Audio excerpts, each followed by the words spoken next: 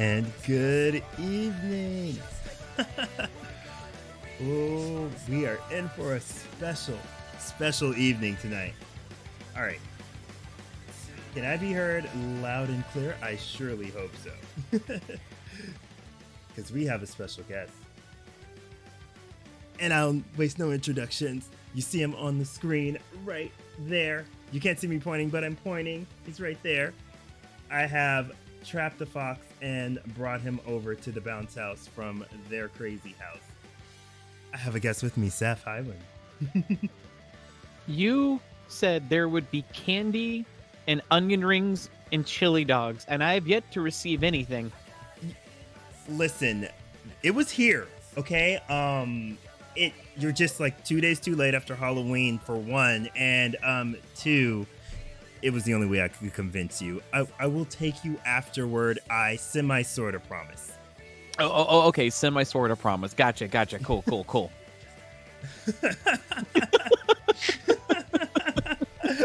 Oh my gosh. We're back at this nonsense again. I know. It's great. I know. Can you believe it's been 10 months since this last happened? Geez, really? I feel like it hasn't been that long, honestly. Yeah, no, it's been 10 months. The last time we did this, it was a cold January, and I had just got this whole thing running off the ground, and now look at us.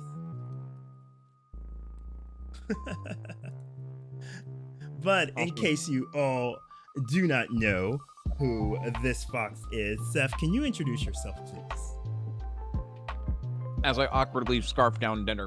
Hello, I'm a Seth. That's it. Well, no, hi, I'm Sefhighwind. I'm another, massive Sonic dork, just like Diggy. I'm a predominantly variety streamer. I do a lot of retro games, game completion stuff, a lot of point-and-click adventure games as of late. It's been really helping me cleanse the palate after playing through every single Mega Man Battle Network game that shuffled between all of the games at, random time intervals. So, everything blended together after, the 4-month mark.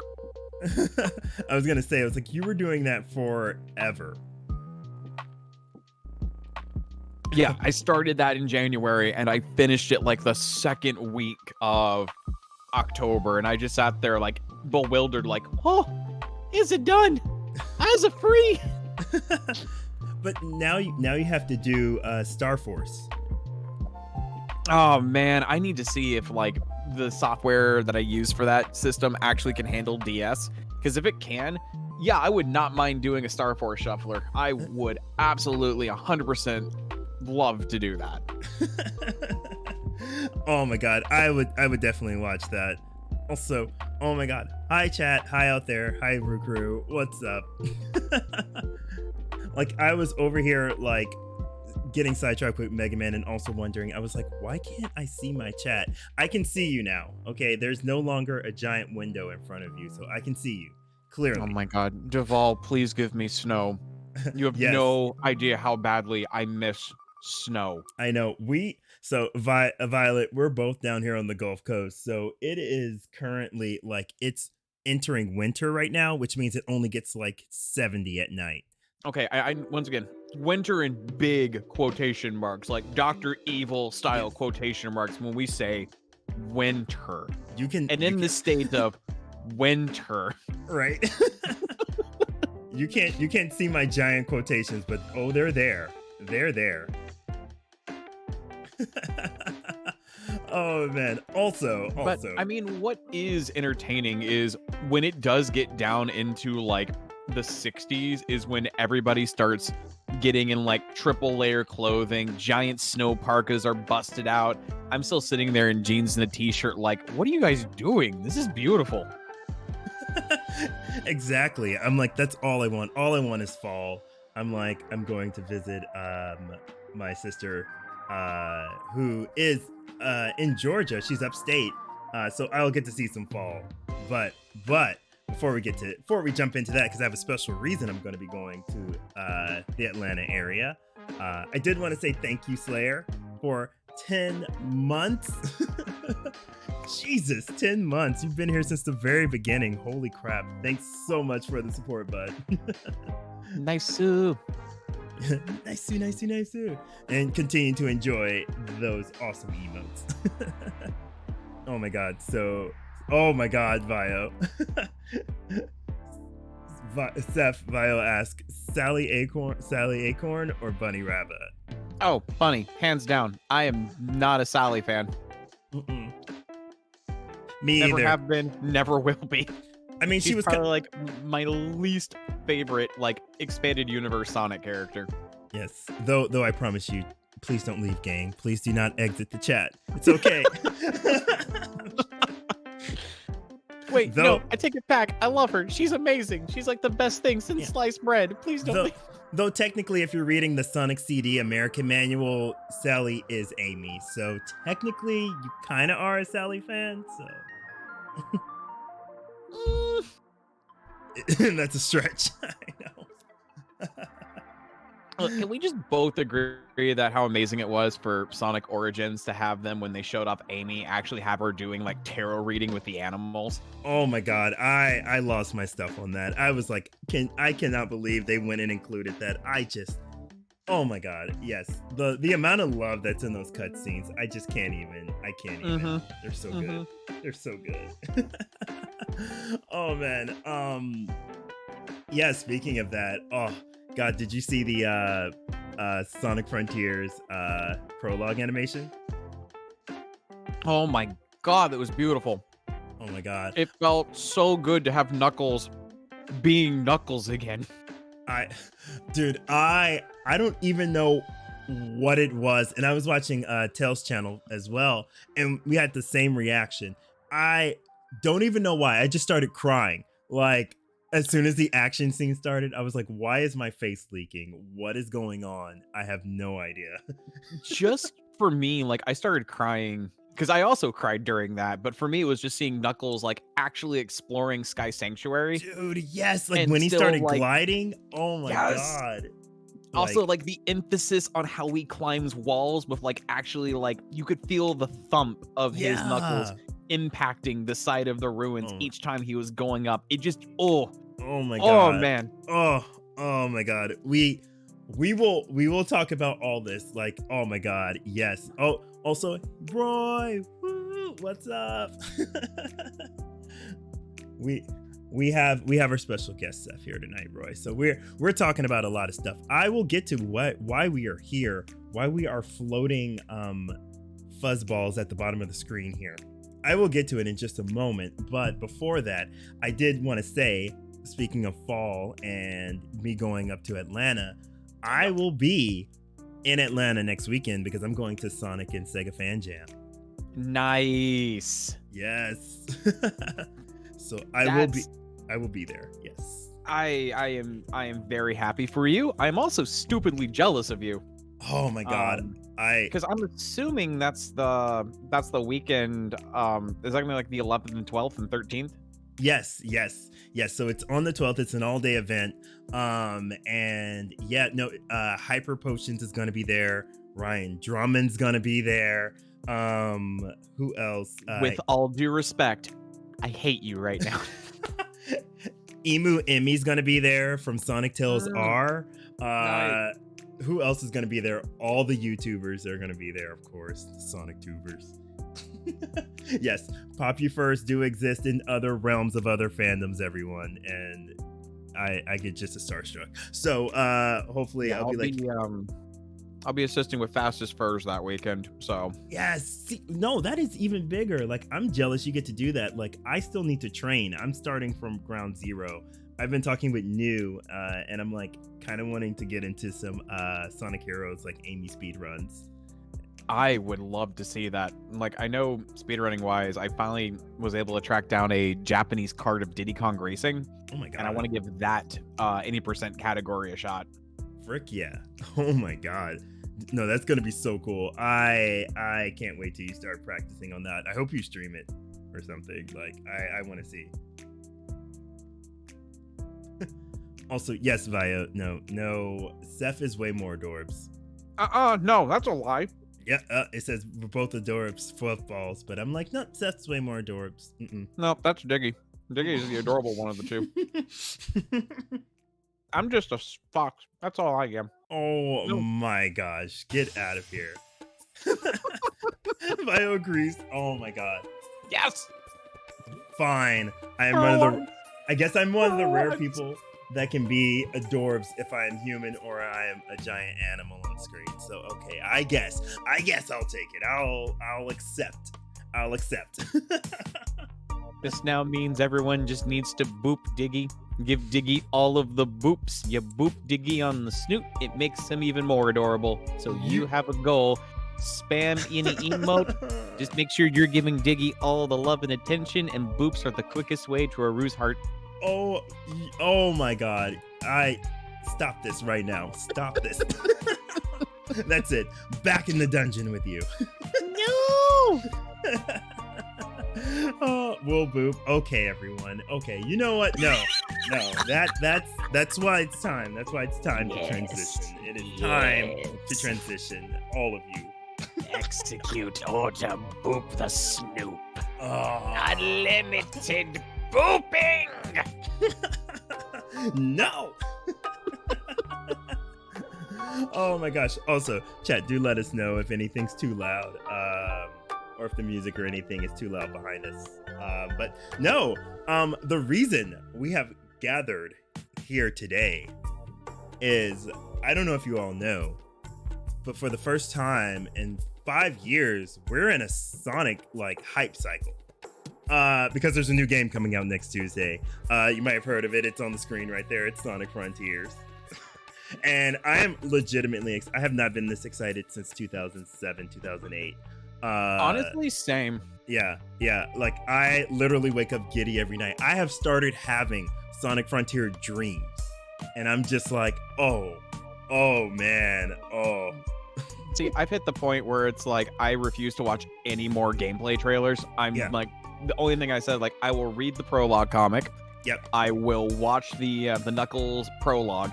Yep. But anything to do with gameplay, nope. Yep.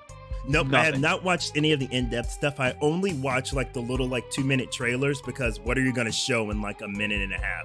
But like the big like 9-10 minute in-depth things, no, I have not touched those at all. None of that. I did watch the trailer today, and I freaking cried at lunch. I was like, are you kidding me? It doesn't really give anything away. It shows more of the same. It's just like the way it's put together is just so, oh my god, like I want to, but I'm gonna hold off. I've got a 4-day weekend ahead of me to avoid everything. Yeah. And then Tuesday's gonna be Yeah, no, I blocked every word. I have blocked every word off of Twitter and everything.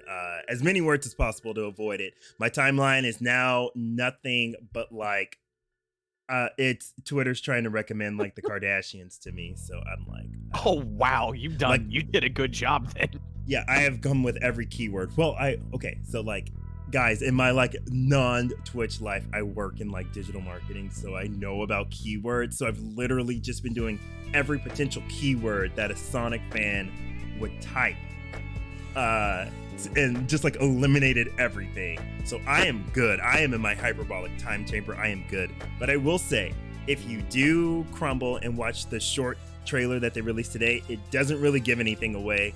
It's just, like I said, it's just so beautiful the way they put it together. It's just so great to see Sonic and like Sonic Team embracing themselves and just embracing the cheese again, and like not trying to listen to too many fans or reviewers. Like, I love it.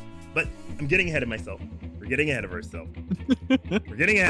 Because the reason, guys, we have come here tonight, and you may see it down there at the bottom of the screen, we're doing, I have called it a Supersonic Retrospective All Eras one.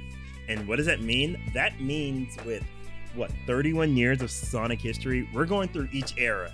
Yes, there are enough eras right now in the Sonic timeline that we can break it down into lots of them. So we're going to be going through each one, discussing the games and our opinions on those times, and just having a nice, good ride. So I think it's going to be fun. I'm looking forward to it. Yes. And so the way we have broken this up has been into different eras, but not the eras that the internet goes by. I'm going by what you would call like a franchise, like the actual eras that they have, like your golden era, your silver era. It's no use. Your renaissance, if you have one, your revivals, and your dark eras. So they're going to be called that because I hate the term meta era, and boost era doesn't really include everything during that time. And I think the dark era is misnamed. So you'll see what I've named it when we get there. But you know what? I'm actually looking forward to seeing how you broke this down, because you are right. Like in the fandom, you know, it's the classic era, the adventure era, the dark era, and then it goes into either modern / boost era. Yeah. And that's where we're currently ending into Uncharted Frontiers era. Oh my god. Into New Frontiers. Into the New Horizon. I mean, you said you'd keep me safe. Now you're tearing me down. Like, am I late to waste now that you're not around? We're such dorks. Okay. I'm gonna choke. Don't choke. I need you for like the next 2 to 3 hours. I need you to not die. Die after that. I'm joking. Don't. Oh, okay, cool. You've given me permission. No. I'm putting a timer. This is the expiration date Diggy has given me. Listen. No, that's not how this works. It's fine. It's fine. But yes, we will get started. We're gonna go through all the eras and just there we go. Okay, our music's nice and chill now. Also, our music is provided by Sonic and Chill Radio 24/7 on YouTube. If you have not checked it out, it's an awesome channel, only next to Hotline Sawani. Great lo-fi music if you ever need some. Listen, Linda. I am looking it up right now. Yes, that is good. And Hotline Swanee is also a good channel. But yeah, this one's good. It has like a pixelated Sonic nodding. It's goodish. Also, what's up, Vimani? Welcome in to the madness as we begin our journey through the history of Sonic. So, are we ready? Are we ready for this all eras run? Yee. All right. I got the stopwatch. I got the splits. I hope everyone has their popcorn and yes, chat, I do have you up, so please feel free to jump in with opinions or anything like that as we talk through everything. It's a group conversation. We're just the big nerds at the top. So all right, let's start our run in 3, 2, 1. All right. I couldn't resist. I could not resist. But here we go. So we will start off with, everyone always calls this the classic era. I am like, let's call this the golden era, okay? This is the golden era of Sonic. When it all started, 91 to 95. We had what, like 4 bangers back to back to back? Like that's how you do it. Come on, Twitch. Also, It's not going forward. I'm frozen on an image of Chester the cheetah. how are you frozen on an image of Chester the cheetah? Also, I love. Man, I wish I could tell you. I don't want to know. I don't want to know. Also, hey, Picori. while we wait for this thing to get its butt in gear. Okay.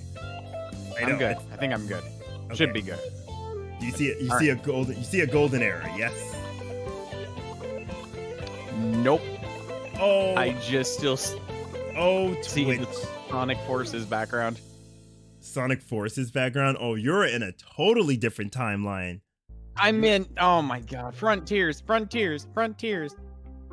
There it is. Yeah. All right. Actually, is there any way you could just share your screen with me? No, I can't Or do that at all. possibly. I will not do that for you. No. That will not happen. Okay. You have to say See please. how it is? You have to say please. Gonna go brood in the corner. Please. Okay. Please. Okay, there you go. I have no idea if my internet can handle all this streaming, but here we go. Okay. There we go. Okay, and thank you, Picori. We will have a awesomely fun time running through all the eras. Don't worry. Don't worry. Cat. Okay. There you go. If I seem like I'm struggling, it's because my cat is just jumping on my desk constantly. Why is As your much cat as I jumping? adore Tango, because it's Tango, he can do whatever he wants. He's a good kitty. I don't know. Also, I know what it might be. Also, my guys, one thing also of living down here on the Gulf Coast is internet sucks. Okay, we do not have good internet down here, so don't worry. It's gonna connect in just a moment. There's just one more thing I have to do. Let me see. Okay. There we go. That should free it up. There we go. Okay. There we go. Oh my god. Also, thank you for the rehydration. Speaking of which, I should probably grab more water real quick. Yes, you definitely should. There we go. Yeah. All right, the connection's back. Connection stable. You just have to, quickly from your phone disconnect like every other television in the house.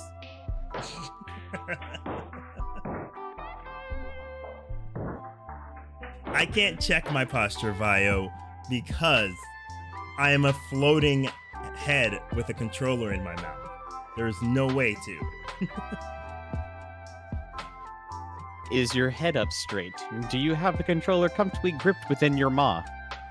Yes, I do. What? Then there's your posture check.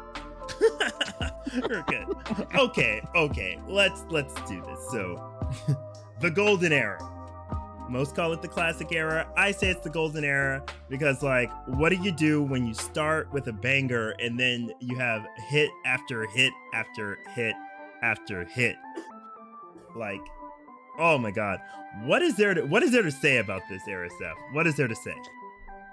I mean, it's just when you think of like just Sonic in general, like this is the thing that a lot of people, myself, kind of go back to, or just, especially if you grew up with Sonic, like just those days of just being in front of your Genesis and just eagerly either awaiting the next release or continuing to play these releases over and over and over again because you just can't get enough of Sonic. It was just such a fun time with like these classic games that even I will always go back and play over and over and over again, despite having Sonic 3 and Knuckles completely mastered. I still get full enjoyment out of it every single time. Same. Like, I was like a super fan like during this time. Like, yes, I'm a super fan now, but like this is where it started. I got in right when Sonic 2 released. I still have in my closet my original Dreamcast, my original Genesis box and all.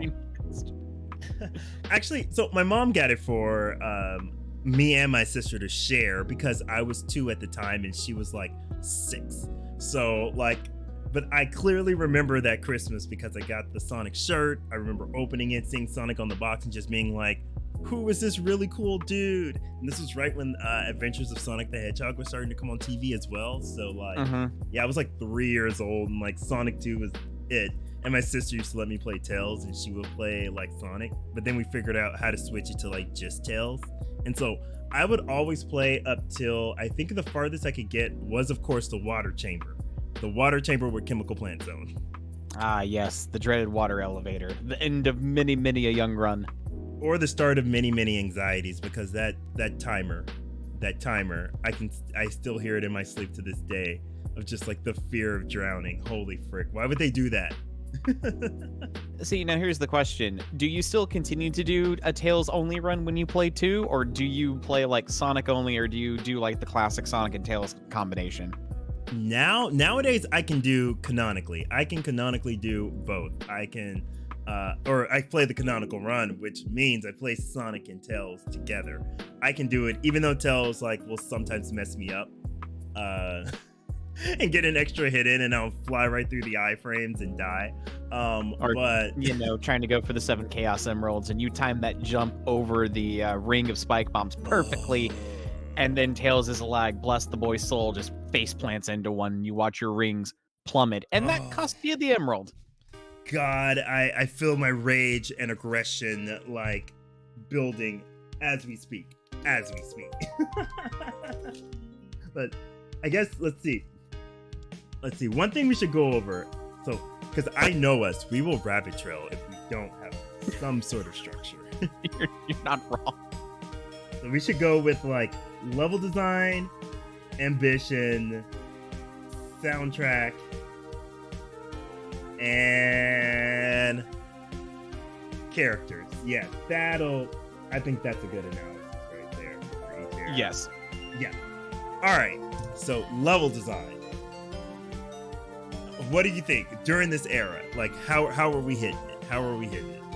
I mean, definitely with like Sonic 1, I think we definitely kind of stumbled out of the gate a little bit, because you go from a very tight-knit flow of speed and platforming with Green Hill, and then you're kind of roadblocked by Marble Zone, which it takes away the speed from you and then forces you into the slow, methodical, side-scrolling, almost auto-scroller nature of the moving block puzzles. Yeah. With some verticality mixed in with like the random shafts of everyone's favorite spike masher and counterweight.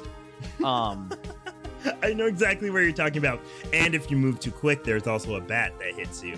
And every single time. And Vio, we're totally mentioning the sound of your childhood trauma because it's shared trauma. But yes, I agree. The pacing in Sonic 1 is like, oh my god, it's all over the place. It's like it's more like a book than a movie, if that makes sense. Like, yeah, it starts off strong and it has a really strong opening, and then it just mellows out way too quick.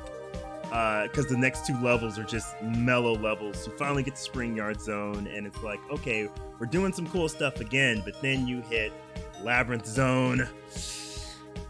Still to this, I still blame Labyrinth Zone for basically giving any water zone in Sonic a bad name. Because of Labyrinth, doesn't matter how good of a water stage you have, people will automatically write it off. Yeah. Because of Labyrinth. It didn't help that, like its name, was a true labyrinth that time, especially when you're playing through it the very first time. Yeah. But there's also the fact that, to me, I felt like the bubbles were very, very, very spaced out, especially going towards like the end of Act 3 before you get to, hands down, the worst Eggman battle in heavy quotation marks as I can in the entire series. Seriously, I cannot stand that battle. One knockback and it's all over. And if you have to restart, you start with like one ring, and I hate that boss. It's hard for no reason.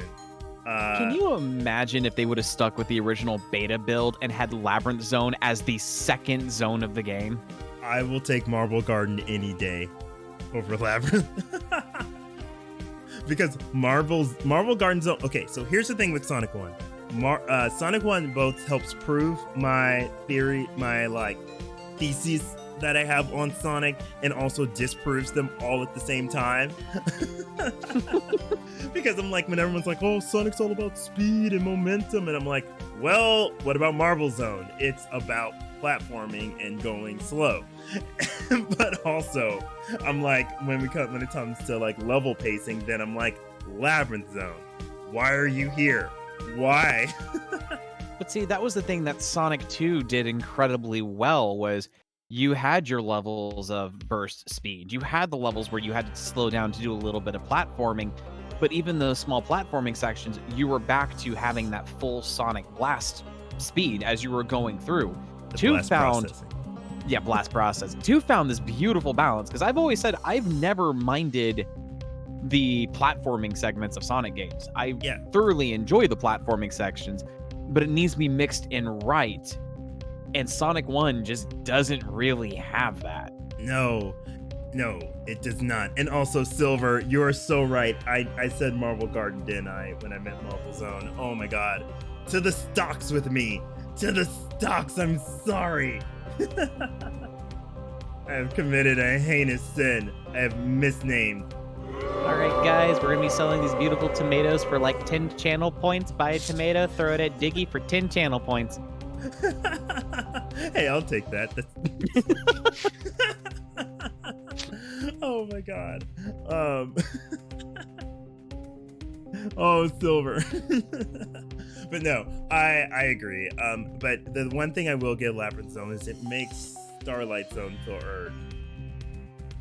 Oh my god, the second you boot up Starlight Zone, you get that just amazing baller of a tune, and you just open up. It feels like the rest of the game just melted away, and this is your reward for going through so much trial and tribulation, so many broken Genesis controllers, nearly tilting your cartridge in frustration from drowning over and over and over again, and just enjoying life again. Yeah, it's such a nice what's the word? Reprieve. Yes. Between Labyrinth Zone and right before right before Scratch Brain Zone. So it's like that perfect like moment of like relief where you can just go and like, you know, life farm and everything, like right before you get back to being serious. It's my favorite zone. I think Green Hill Zone and Starlight Zone are where Sonic 1 peaked the most. Sonic 3 Knuckles is your favorite of the classic era series. Silver, yes, we will be getting to that. Ooh, you just wait. But that makes me I think that brings us to the next point, like the soundtrack, like Sonic 1, like how are you feeling about the soundtrack? It's just like the levels. It's very hit or miss for me. Like I Green Hill, it's classic. Spring Yard, I like how creepy it is. I really like Spring Yard Zone's music. There's just something about that compiled with like the weird quasi sunset atmosphere. Yeah. And the crabs and the blocks. The overall like palette design goes incredibly well with that music. Yes. Yes. I thoroughly enjoy Labyrinth Zone. That's a bop. That's a really fun bop. Starlight speaks for itself. It's probably the best track in the entire OST for Sonic 1. Scrap Brain is very like it's generic. It's a very generic, this is the final world of the game. Yeah. Ooh. But you have, in the context of 1991 though, I think it held a lot more like revolutionary, whatever the word is, than it does like nowadays. And yes, Vio, I will get all these things stuck in your head. Sorry, it's just gonna happen. But I mean, when you compare like from like other songs from that era, like when I think of like final music that actually is really good and fits the overall tone, I think of like the entire Clock Tower stage from Castle of Illusion starring Mickey Mouse. I think of Bowser's Dark World from Super Mario Bros. 3. Those are all games that were released in the same era of Sonic 1, but they actually made a point to have their final level not be generic sounding. You knew you were in for a rough time because it was the final stage, but it didn't come off as generic. It came off as a thing that accurately fit that world. And for me, Scrap Brain just doesn't tickle that fancy. Oh my god. Okay, you make a good point. You make a good point with that, because I always forget that. And even Super Mario World had been out for a year at this point. So yeah, I agree. Where I'll change it up though is I think the compositions, like the actual like writing of the songs, are really solid in Sonic 1. And yeah, for those that don't know, the composer, he actually had to compose the whole game without ever seeing a single screenshot. He just was given some level names and was like, okay, let's make this work. Let's make this work. But it's like that TikTok channel where it's just like, hey, the boss really wants this. Can you make this jazzy? And this is the guy just going ham with all the instruments, like as if he was. That's exactly what I imagine. I imagine like one big, just like jam session is how they did it. But I do appreciate Sonic 1 for its like contemporariness. In using like New Jack Swing, but like Spring Yard Zone, or more like orchestral sounds, supposedly giant air quotes that you can't see right now, with Scrap Brain Zone. But like, man, Green Hill is such a well composed song. Like, god dang. Like, I think that is Sonic 1's biggest crutch, is the fact that it starts off so strong that as far as level design, level theme, and music, that it's hard for the rest of it to match that. Also, kind of same with bosses if you sit down and think about it. Ooh, yeah. Because Green Hill starts off, with the classic, Wrecking Ball, and then you get to Marble Zone. I drop fire. Okay, what about Spring? I'ma fall on you with the spike. Labyrinth, I'm running away. And then you get to Starlight, where it's like, yo, we're using seesaws? This is awesome! Right? It's so all over the place. Like, looking back now, you can definitely tell it's the first, because for me, all I knew was Sonic 2 when I was growing up, and then I would rent Sonic 1. So all I ever used to think of is, oh, Sonic 1 is the one where I can't push down the spin dash. Same, honestly, because Sonic 2 was my first video game to own. It was also like the very first video game I ever played. And whenever I would go to my mom's parents, that they were my sweet grandparents, because that's how I could differentiate between my two sets of grandparents, they had a Genesis Model 1 with Caesar's Palace and Sonic 1. So from a young age, I learned how to gamble and play casino games, completely normal. And then I had the confusion of Sonic 1 where it's like, why can't I spin dash? Where's the cool fox looking character? And then getting roadblocked at Marble Zone because I was just not good at the platforming at the time. Yeah, no, the spikes always killed me. I would game over at Labyrinth Zone all the time, especially Labyrinth Zone Scrap Brain Act 3 was the farthest I used to ever make it. So I didn't beat it till much later when I was like in my teens. Like, that's when I finally beat it on Mega Collection, when you were able to save state. But oh man, yeah, no, Sonic 1 was so good though, which built a lot of good stuff for Sonic 2. So, Sonic 2, what are you thinking when we talk about like level design? Like, Sonic 1 walked so Sonic 2 could run. Oh my gosh. Like, I will tell people till the end of time, like, Sonic 3 and Knuckles is probably my favorite Sonic game from the Genesis era, but like Sonic 2 is a really, really close second. Yeah, every zone is so well designed that it has its moments of challenge. Even bits of Emerald Hill can be challenging, like especially someone like trying to stick to the upper route, or especially in Act 2, the lower route that has a lot of the bottomless pit features that most people are like, there's bottomless pits in Emerald? Yes, there is. Oh yeah, there are. Yes. But it does this really good and fine balance between challenging at times and overall the pace is kept so well throughout all of the stages. Even in Casino Night Zone, which is all about the ooh shiny syndrome of pinball tables, there's still a unique flow to that stage that fits with the rest of the game. The only time that, for me personally, that flow is ever broken is in Metropolis Zone going into Sky Chase with the auto scroll segment. And that hurts to say because Sky Chase has probably one of the most beautiful tracks in the entire OST. Yes. And it's like Sonic 2 is like, what's a classic rock album? It's like the back end of like a freaking like Beatles album. Like, it's like you come for all the hits at the front end, and then the back end just like falters because we have the one song that's like 12 minutes long, and that's Metropolis Zone. Like freaking Sonic 2 starts off so strong. Like it just has such a great flow, all the way until Metropolis Zone, and then you're hit with that Act 3 out of nowhere, and you're like, what the frick? That's like if you want an album, like I can think of like Yes's Fragile album. You have a lot of good hits in the very beginning, including Roundabout, and then you get towards the end with like the 12-minute Heart of the Sunrise song, which is really killer for drums, but it just like slows down the entire pace of the album for like that one track. Yes. Perfect example, because yes, and you're just like, it almost makes you not want to get through, but if you push through it, there's great stuff on the other end.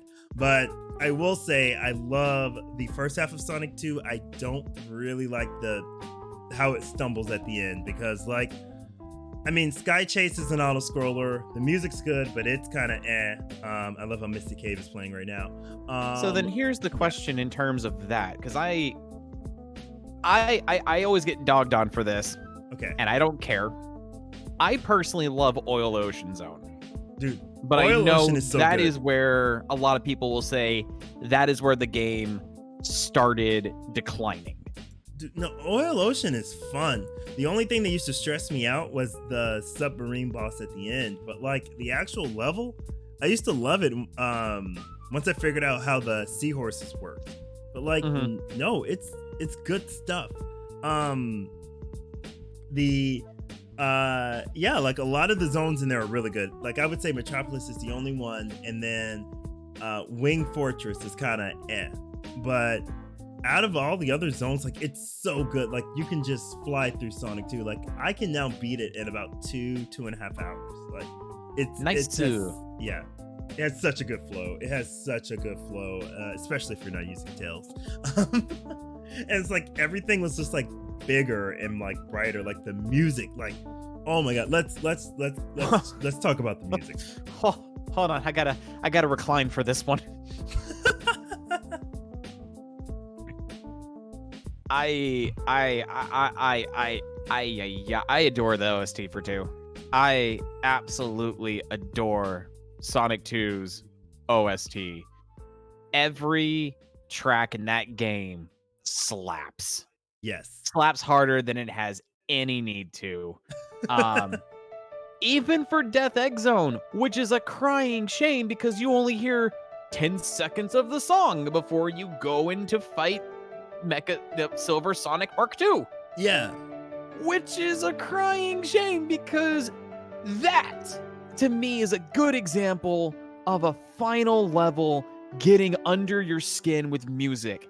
It's haunting. It's beautiful. It hits that like space bass theme incredibly well, and you can only hear the full length if you go into sound test. Yep. It's so like it's so good, especially when it hits you that, oh, I'm here with 0 rings. Oh shoot. It's one of my favorites. For me, Sonic 2, I think part of it's nostalgia. But also it's just every song it's all over the place in terms of style. Uses a lot of really more upbeat like tunes. Like you can tell they were trying to emulate more like slap bass and 808s in that game, and the opening riff of each song is just memorable right before the beat drops. It's so good. Like I mean, if you want to talk about like songs with like an amazing like backbeat, especially like bass heavy, Hilltop. Dude, like, Hilltop bass just slaps that entire song. Yes.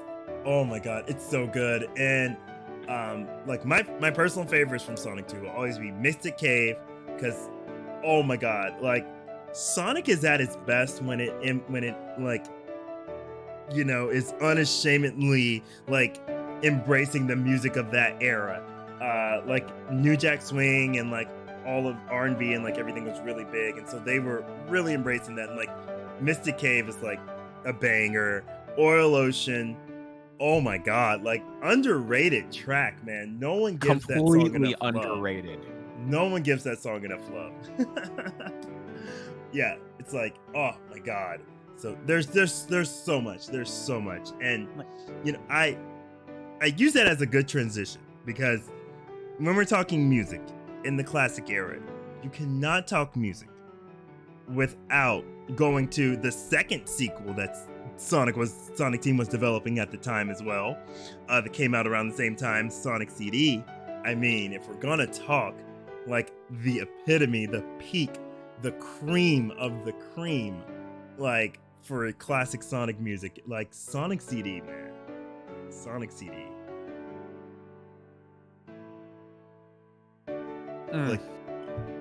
Like So, I'm torn with CD. Like, I'm really torn with CD. Because, yes, nowadays I will always play with, like, the European soundtrack. It is by far the best soundtrack. But, like, even then, there's a lot of tunes in that just don't hit me for some reason. what? I know. It's... Well, so here's what I found. It has a lot to do with like people's like musical taste from the era that they were in. Like I grew up with a lot of house, New Jack Swing, R&B. So like for me, every single song on the Japanese soundtrack like hits. Like I don't think there's a miss at all on that soundtrack for me. But I'm very familiar with that style. Meanwhile, the US soundtrack, I hate it. I can't get behind it. I can't. The only thing I will say is I prefer Sonic Boom over the opening and closing for the Japanese soundtrack. Oh man, it depends on the day of the week for me. Like some days I'm really rocking with Sonic Boom, and then some days I'm just like, you can do anything in Cosmic Eternity. I'm like cranking up to 11 driving down the street. So like it really depends on the day. I feel like yeah. I prefer the acoustic ending over the opening of Sonic Boom because I love acoustic tracks. There was personally for me nothing better than like being with my dad at the time because I grew up with a lot of classic rock. That was the sound of my childhood. I didn't get into house and techno and like subgenres of that until my teenage years, when I really started listening to game soundtracks more, but also started getting into the Japanese music rhythm game scene. But there's just something special just about hearing a very chill 2-instrument most cover of an already banger song that is just a really good way to mellow out and savor the victory at the very end. Yes. Personally. I wish the rest of the soundtrack was up to stuff. No disrespect to Spencer Nielsen. He has his music is phenomenal. He's done a lot of great work. I will still say, like, out of all of his works, the OSTs for the Sega CD versions, even the Mega Drive versions of Echo the Dolphin, are top tier. They are. But something about his rendition for Sonic C, it wasn't good. No, it's because he does more atmosphere. Like he does more like atmospheric music, which works for Echo because that's what you want, like that atmospheric sound. But like Sonic's all about like the vibe. Yeah. And it just wasn't hitting. But it's amazing that we got Sonic Boom out of all of that. But like, I will say though, like American Title Tempest is pretty good. Oh, the little like doo-wop. Yes, the doo-wop aquatic theme. Yes, I have a guilty pleasure like soft spot for that song. Yes. So see, and this is jumping ahead a little bit, but I played Sonic CD first in Jim's collection, and so I had to deal with the U.S. soundtrack. But then, like, one day, I think I was in, like, college, I was finally able to play the game with the Japanese soundtrack, and I was just like, whoa. I finally took the blue pill. I was like, it was complete night and day, because I didn't get a chance to play with the Japanese soundtrack until Christian Whitehead did the mobile port of Sonic CD. Yeah. And that was the main reason why I bought it, was so I could finally play the game with that soundtrack, because my first time playing Sonic CD was the Windows 98 version of the game. that came packed in with the Sonic and Knuckles PC port too. Oh no, not that one. Oh. So I had Sonic 3 and Knuckles on my Genesis, and then I also had the PC port, which was really confusing getting into Carnival Night and Ice Cap and going, what the hell's this? What is this? Oh God, I'm cringing so hard. Origins. Yeah. Oh my God. But you know, as good as the music Sonic CD is, like, the one thing I can never get behind, for me personally, a lot of people, so for those who don't know, Sonic CD is very divisive still in the community. Like, it's not seen as like the crown jewel that it once was, because you used to not be able to be able to play it readily. I think that's more so going to titles like Unleashed and things, but we'll get there. But yeah, one thing everyone was like, oh, you gotta play this, it's super explorative, all this stuff, and this, that, and the other. And I, for one, am just not one to get down or behind like the verticality of Sonic CD's like level design. Those levels were way too vertical. I feel you can definitely tell the level designer and programmer of Sonic 1 did Sonic CD. You can definitely tell. But like the worst part, like the thing about Sonic CD that ruins it for me is it's the time travel mechanic. Yeah. I want to get behind it, but the game doesn't give you too many opportunities to successfully pull off time travel. Yeah. Shock surprise, going fast for 5 seconds is a long time in a game. It is. Oh, and then not to mention, even when you do go back in time, if you had a shield, that shield is gone. Yeah. Yep. I forgot about that. That's the one thing that doesn't load in. Yep. Like, your shield doesn't load in. Granted, if you're cheesing for like the Chaos Emerald, Time Stones. Holy heck, Time Stones. At least you have a whole new level set of rings to go collect. Yeah. But trying to pull off time travel, especially in like later stage, like Quartz Quadrant, Wacky Workbench, forget it. You're not doing it. You are physically not doing it. Metallic Madness to this day still screws with me. Oh my God. Oh my God. Did you also fall for that trap where I believe you could go back into the past and you were literally locked in a room? You couldn't do anything about that room unless you had the forethought to backtrack, grab the future goalpost, and then go to that infinite loop in that locked room to get out of it. Yeah. Yep. I at least fall for it at least once every like time I play it, like every other few times I play the game. I've been there. I've been there, and it's the worst. And that's the stuff I don't like. Like, Sonic CD is the original like open world Sonic, like we'll call it. Like, there's so many different ways to beat it, but also depending on your preferred method of beating it determines like the enjoyment you get out of it. I don't like the special stages, so I'll tend to do the past route and do the good future route that way. I love the UFO stages. It was rough because I will fully admit this, because I got my hands on a Genesis Mini 2, and I was super excited to boot up Sonic CD because they actually give you the option of picking your soundtrack. Bonus win right there. I play it, I get to a special stage, and I failed it because of the frame rate. And I just sat there and I'm like, oh wow, the original frame rate was trash. Yep. Thanks, Christian White, for making these stages actually playable. No one understands how good the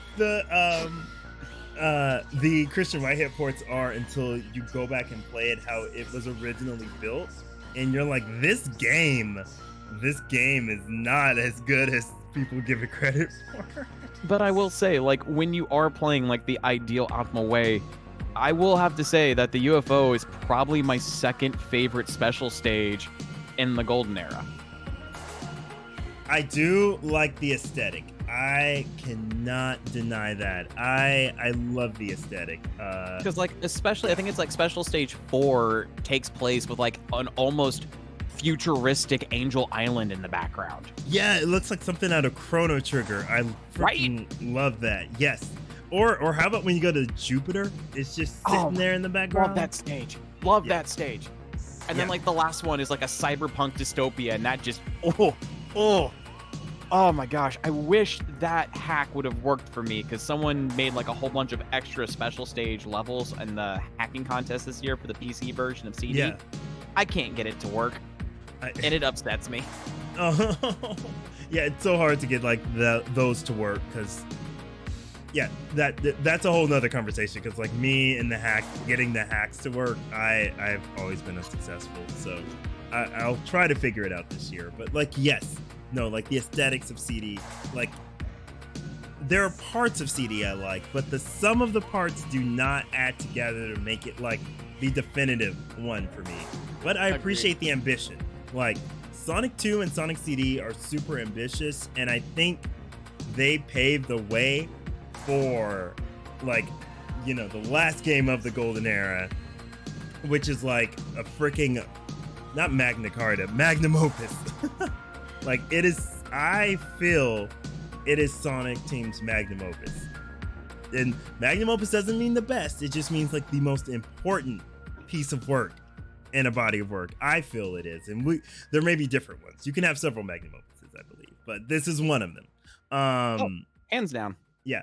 It's so good. Like, it was such a weird thing, because everything that went wrong is what made this go right. Like Yuji Naka once again being a diva, threatening to leave Sega, the team completely being ripped away from Japan, and only being in the US, that stupid McDonald's deal causing the game to be split.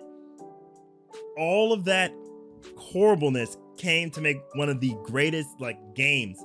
I always put this in the same conversation as Mega Man X and Donkey Kong Country 2, in terms of like games that were just so smartly designed and just fun. Like not only like smartly designed, but also like if you think about defined a generation. Yeah. Like there's so many people I know, like myself. I got Sonic and Knuckles first, and I used to have to rent Sonic 3. But I was a dumb 5 or 6 year old, and didn't realize to connect those two together to make one game. I would play them separately, because I thought it was, this is part 3 and part 4. See, I was the opposite. I owned a copy of Sonic 3. I had to go out to Blockbuster to rent a copy of Sonic and Knuckles. Shout outs to my old Blockbuster. Those guys were champs. They actually included notes in the box that you know, the classic Blockbuster box that said, if you own Sonic 3, you can attach the cartridge to this one. Nice. Yeah. See, I would attach Sonic 2 all the time, but I don't know why. My dumb kid brain just couldn't figure it out. So I didn't get to play Sonic 3 and Knuckles connected together until I think like I was 15, and I finally I got Sonic 3 for my birthday, my own like copy, and then I sat in my room and I remember playing it that whole weekend, and I was just floored once I finally played it the way it was meant to. I was just like, this is one of the best games ever.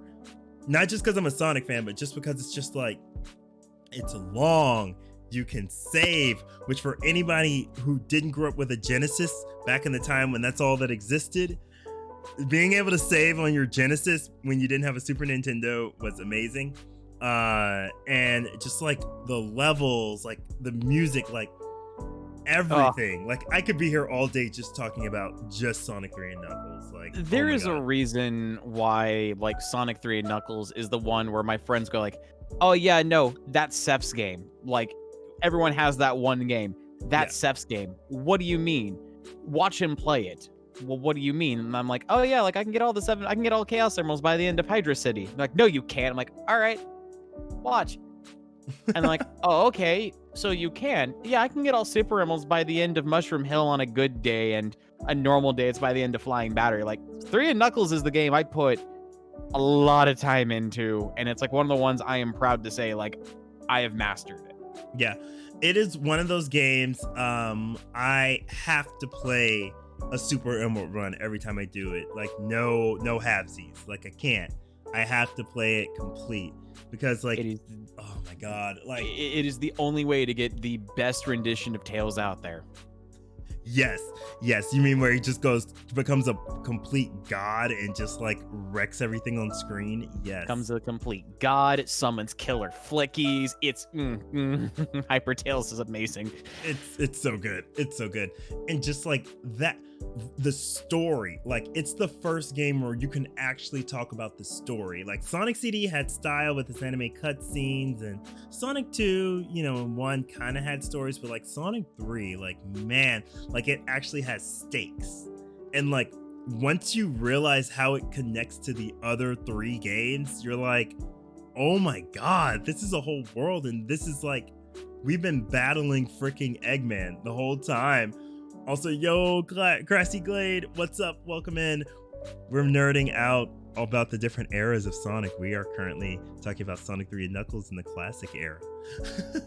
But yeah, I just enjoy that game. The flow is just so perfect. It feels like one big adventure. And the island just seems endless to what it can offer. You can also just tell they really put level design in the forefront by creating all of those different paths that you have your Sonic, you have your, you know, everyone can take the same Sonic path, but then you have like paths that are designed for Tails to access. You have all the challenging Knuckles routes. Level design, they knocked it out of the park. With one exception. Oh, I have to ask you. Okay. How old were you when you learned how to actually get past the barrel in Carnival Night Act 2? Oh my god. So, okay. So, here's the thing. When I played Sonic 3, I could never get to Carnival Night because I was dying so much in Marvel Gardens. Because I kept getting time overs. Yo! Dark, thank you so much for 10 months. I appreciate you. Aw, thank you so much for the support. Continue to enjoy those awesome emotes and being a part of the Roo Crew. And enjoying me and our guest Seth tonight, nerding out about all the eras of Sonic. Buckle in, it's going to be a long chill stream. We're only at Sonic 3 and Knuckles, and we've already been talking for like an hour. So, but yeah, like there's so much, right? There's so much that's just like to love about that game. But I would always die at Marble Garden Zone. And then because I only owned Sonic and Knuckles, and because anybody that knows me, yo, Jess, what's up? Welcome on in. We're having a vibe chill stream tonight. Because I'm such a scaredy cat, like scaredy pants. Like I would always only play up until Sandopolis Act 2, and I would turn it off the minute I got there because I hated the ghost. And so I would just, I would beat the golem, go inside the temple, and as soon as the music started, I would just hit the power button and be like, nope, I'm done. So I didn't even see the end of the game for years. So like, I never knew about the barrel thing about Carnival Night Zone until like, by the time I played it when I was 15, I had already been on Sonic Stadium for a while. So I'd heard all the jokes, and I was like, oh, you just have to push up and down. Okay. And plus, Sonic Shorts collection was out by then on Newgrounds. Yeah, like I remember, I think it was like 13 or 12 when I discovered game FAQs. And the very first game I looked up was Sonic 3 because there was always that nagging feeling like, what am I doing wrong with this barrel? This thing has haunted me my entire life. How do I get... And I read that, I was like, are you joking? It's that simple. Went straight to my Genesis, booted it up, and I just jaw fell to the floor, and I was beside myself because at that point I was using like the level select code just to see the other stages past Carnival Night because of that damn barrel. Yes. Also, I am going to give you a nice big old cheer, Jesse, because I too love some chocolate cake and ice cream,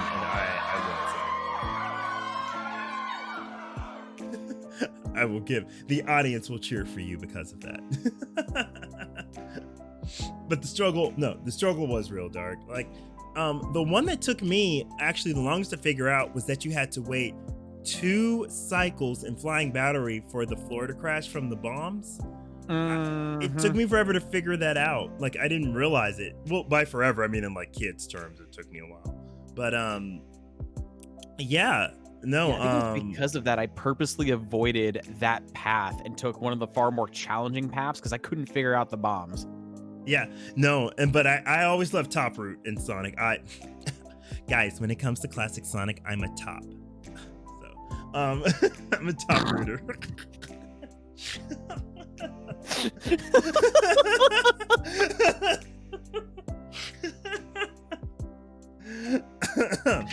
Oh my god. All right. Oh god, I'm gonna choke. Okay.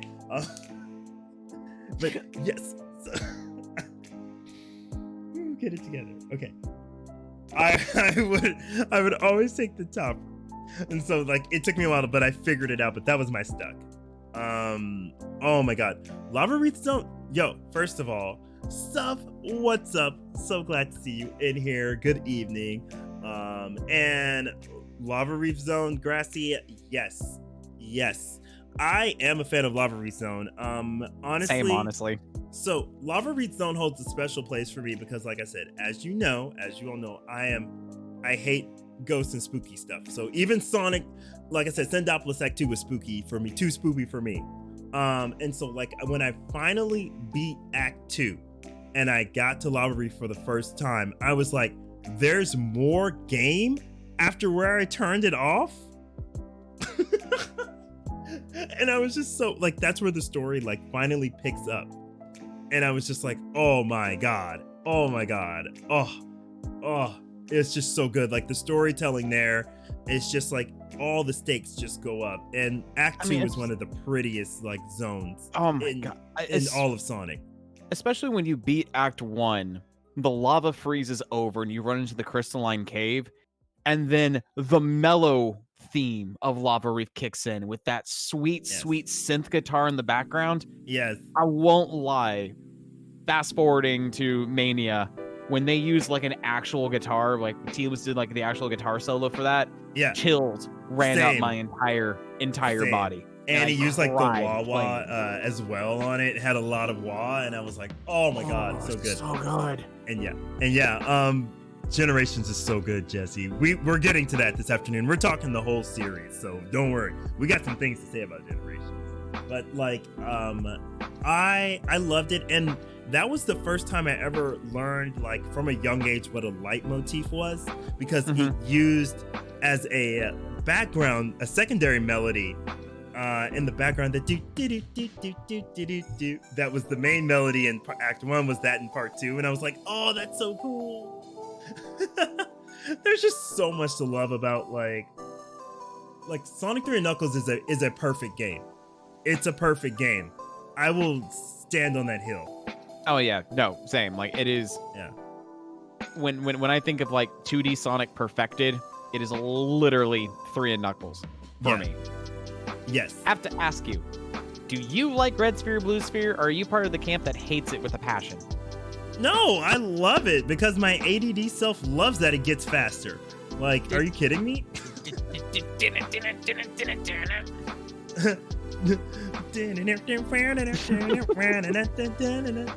Yes. I will always go on record and say that Red Sphere, Blue Sphere is my favorite special stage design in Sonic history.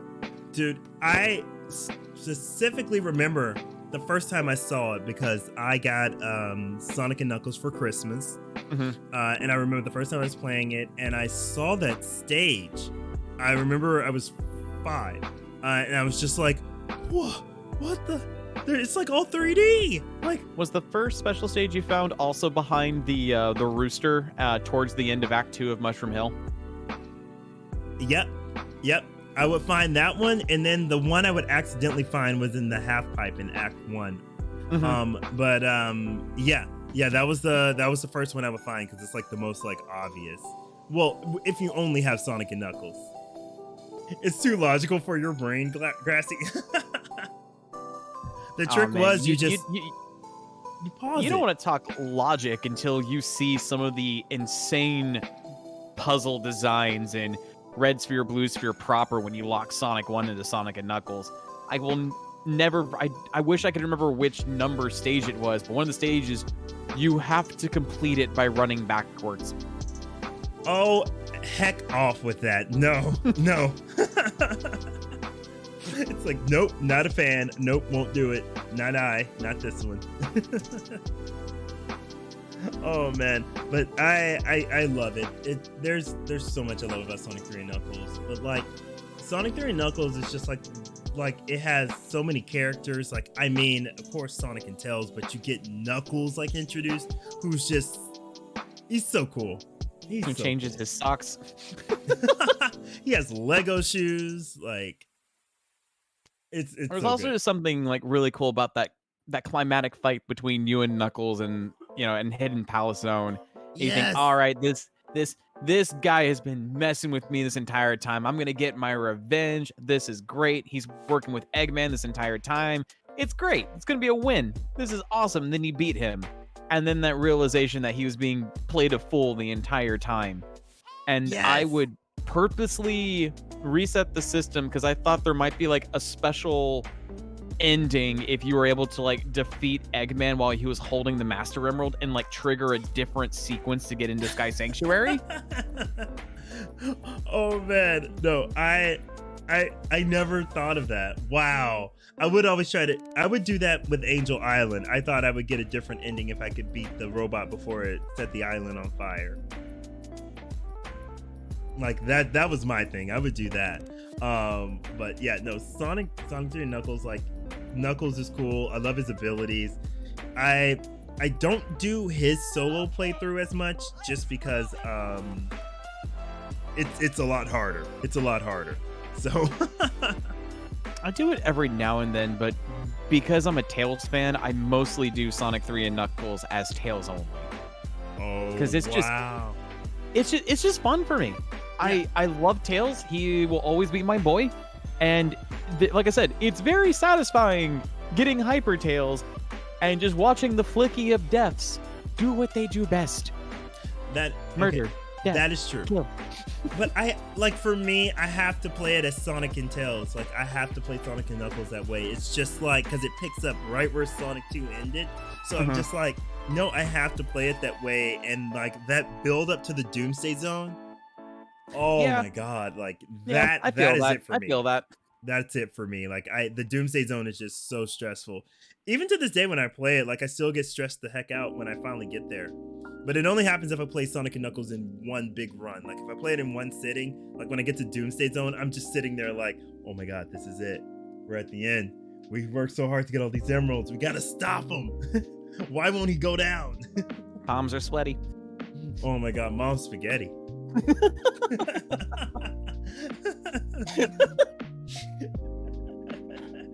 Oh my God. Oh God, yes, the animated short, yes. Yeah, I want to see Knuckles. Yeah, I want to do Knuckles again. I'm seeing that glide animation. Yeah, no, Knuckles is always cool. I always liked how they animated a turning animation for him. So he'll like turn my towards gosh, the camera and then yes. away. I thought that was the coolest thing. Like the clever use of So 3D ingenious. in that. Again, it was that perfect storm. Like allowing them to, the game having to be split into 2 cartridges allowed them to do so many more cool graphical things with the game that weren't being done on other like Genesis games. Like, I mean, until DKC came around, like Sonic was doing the most like advanced like 3D stuff that you could do.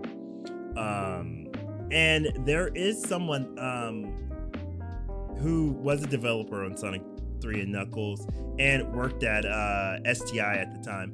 I think they have a developer's log of how they got Blue Spheres to work. And once you see how it works, you're like, this shouldn't have been possible with the amount of memory they had. The tech behind it alone just blows my mind. It is quite literally witchcraft on the Genesis. Yeah.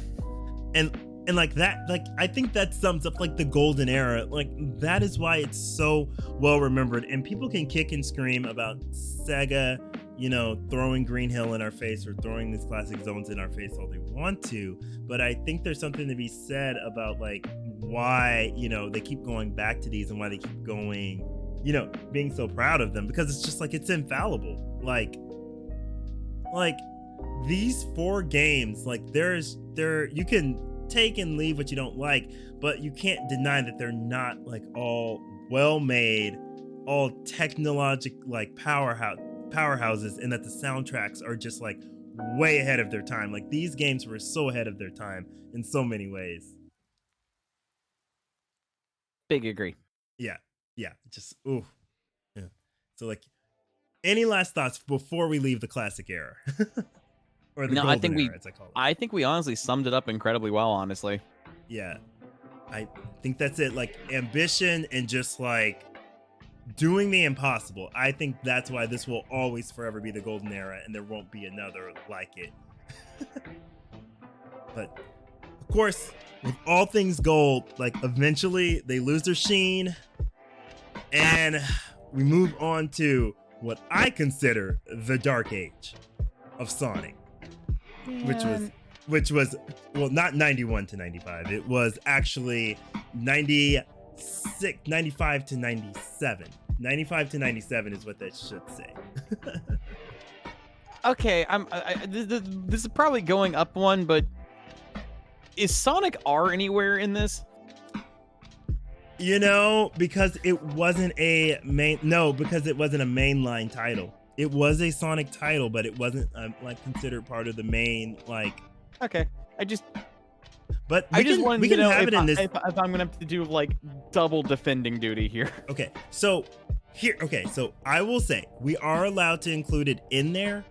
The reason I call this the Dark Age, because by definition, Dark Age is when something is going through like a time of stagnation, low development, there's nothing really going on with it, and it's in like just a quiet slump, which is what I would perfectly define the mid 90s for Sonic. After the success of Sonic 3 and Knuckles, like they just could not get their stuff off the ground. Sonic Extreme fell through, so you had Knuckles Chaotix, which was pushed onto the 32X, which was 32X in itself was a cash grab, and then you had 3D Blast, which was really meant as a last hurrah for the Genesis, being shoved onto, you know, the Saturn to help save it. And even though, yes, I personally know one of the developers on the game for the Saturn, it's just like you can't deny that it was kind of a last-ditch save. So like there just wasn't a lot going on with Sonic at this time. There were so many misfires. There weren't really any cartoons out because like Sonic Underground wouldn't come to like almost 90, like, you know, end of 97, I think. So like there was just not a lot going on at this time. But yes, please, let me hear what you would have to say on it, Seth. So I mean, here's the thing. I everything you point to, I definitely agree with. It was a time of stagnation. This was during the time that I switched gears over to the N64. Because Saturn was, I didn't even know about the console. The only console I knew about at the time was the N64, and I heard about the PlayStation the year after its release. But I heard nothing about the Saturn, so I didn't really know of anything going on that realm until like the internet, and I started to see what I was missing. As a person who's a proud owner of all like these three games, because I'm including both versions of 3D Blast, I personally, I don't know.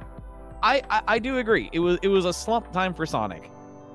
Yeah. But I feel like I'm a proud defender of 3D Blast, and I also really enjoy Knuckles Chaotix. Well, first off, it's Knuckles' Chaotix. Oh, okay. The apostrophe is after the S. Okay, Knuckles is Chaotix. I'm being pedantic, but like I know. These games, like they were good in their own right, but they didn't really add anything to like the Sonic like zeitgeist, I guess you could call it at the time. Like they were all, and history will repeat itself, we will see, but they were all shoved onto low selling systems, so they didn't get the recognition, you know, that they would. And there wasn't a lot of, what do you call it, like faith put into like the marketing or anything for these games. So even though 3D Blast, like I enjoyed 3D Blast up until Volcano Valley. I enjoyed 3D Blast, but oh man, It's not one I come back to often, unless I'm doing like a gaming marathon. It's not one I come back to. But I like coming back to it just because to me it's a fun puzzle platformer for me, and I really enjoy puzzle platformers. Just because you have to like sit there and actually think about the different routes you want to take in order to successfully grab all the flickies, and also hit all the flickies so you get that sweet satisfaction bonus of getting them all into the bonus rings. It was also a lot of fun for me personally, hunting for Tails and Knuckles to access the special stages, which, I'll be fair, they were very lackluster. I'm like the Genesis special stages, you could be blindfolded and still get all the Chaos Emeralds, no problem. 3D Yeah. Blast suffers from being an updated version of the half pipe from Sonic 2, but being laughably easy with no challenge whatsoever. I'm honestly upset we never got the pool table special stage that was originally designed for Saturn 3D Blast, and then they axed it because I think they were like, yeah, no one's gonna give two F's about pool. Quickly, half pipe, half pipe, half Yeah, pipe. Let's do but- this. I mean, is it, if they're gonna do the half pipe again, like it is one of the best half pipes. Also, Grassy, I see your comment about Supersonic Racing. We're gonna get to music during this era in a minute. I have something to say on that. But like the half pipe in 3D Blast Saturn is so good. It's so No, it good. is. It is so good. It's just not challenging, unfortunately. No, it's not. It's not. But like, yeah, this was such a quirky era, but like the games for me vary. Like Chaotix, I haven't gotten the chance to play. I still want to play it, but if you try to emulate it, it's a nightmare. All right, bet that when we meet up, I will bring my 32X with my copy of Chaotix, and we will do a proper 2-player playthrough. Because that is stupid amounts of fun. I did a full playthrough of Chaotix with one of my best friends in high school. Yeah. When I acquired my 32X, the only reason why I bought a 32X secondhand off eBay, it was stupid amounts of fun. Oh my I will God. also say that Chaotix has a really, really damn good soundtrack. Oh my God. If That game has no right to have as good of a soundtrack as it does, and it slaps. Midnight Greenhouse, Door into Summer, freaking the elevator. I forget the elevator level. But they use it as a sample for the Cyan Wisp later on in Colors. But the music in that game is so good. So good. Like, that's one thing I have to give this era. The games may have been kind of like, not the best quality really, but like the music, oh my God, the music in all of these games were like so good. So good. Like 3D Blast, even though it had two different soundtracks, and even though most of the Genesis soundtrack got redone in the Dreamcast era, but like both of them were equally good. Yes. There is, personally for me, not a single bad track in 3D Blast. No, both versions. Like, I find myself, so here's the thing, if I'm playing the game, I like, I don't know, it depends on the day. Like, it depends on the day of the week. Which one I find more attractive. Like, I love Jun Sonoi's like renditions, but then I also love Richard Jakes' renditions, especially for Gene Gadget Act 1. One of the best house tracks to ever be made, and it's just like, in this Sonic game. I know for me personally, one of the best like ambient themes ever composed is Rusty Ruin Act 2 from the Saturn version. Oh my God. However, oh my God, yes. We don't talk about the complete 180 whiplash that is going from Spring Stadium Act 1 of classic contemporary piano jazz into Here Come the Bloody Clowns. Oh my God, the whistle. The freaking slide whistle just goes crazy. Do, do, do, do, do, do, do, do. Oh my God. I don't know what he was thinking there. It is such a whiplash. It is. I had fun messing with my friends. Like, hey, do you want to hear some good jazz? I would throw on Spring Stadium Act 1 from the Saturn version of 3D Blast. They had no idea it was video game music. Yeah. And like, oh, that's really good. I'm like, yeah, that came from a Sonic game, by the way. And also, Grassy, yes. No, luckily, fortunately, a lot of the Saturn and Dreamcast games are ported to PC and on Steam right now. So if you have access, you can go and experience a lot of those. It is a crying shame that we still have not gotten like any modern port of Chaotix. I for some reason I heard that the base code is just too hard to emulate, and so that's like a big thing with it. Because I feel like if more people could get their hands on Chaotix, I really do think that game would have a massive turnaround like we've seen with like other games in the Sonic series. Yeah, I honestly do. Yeah, I mean it's not a great game, but it's so unique. I think it deserves like preservation, just for like what it is. Like I hands down agree on that. So I would be all for that, and I still push for that all the time. Just watch, give the Sonic community like 10 more years. They'll find a way to build it from the ground up. Don't worry. Man, I still remember, I think it was the Hackman contest last year. Someone did like a Sonic 2 Chaotix mod where it had like the ring. Well, they attempted the ring band physics. I played it and I sat there. I'm like, this isn't Chaotix physics. I can't break the game the way I wanted to, and I was immediately turned off because there's something special about how they did the rubber ring band mechanics. The physics, it's hard to explain. Yeah. Because it just, once it clicks, it feels so right. It's so janky, and you can also so horrendously break the game if you know what you're doing, but that's beside the point. It has so much jank. Oh my god.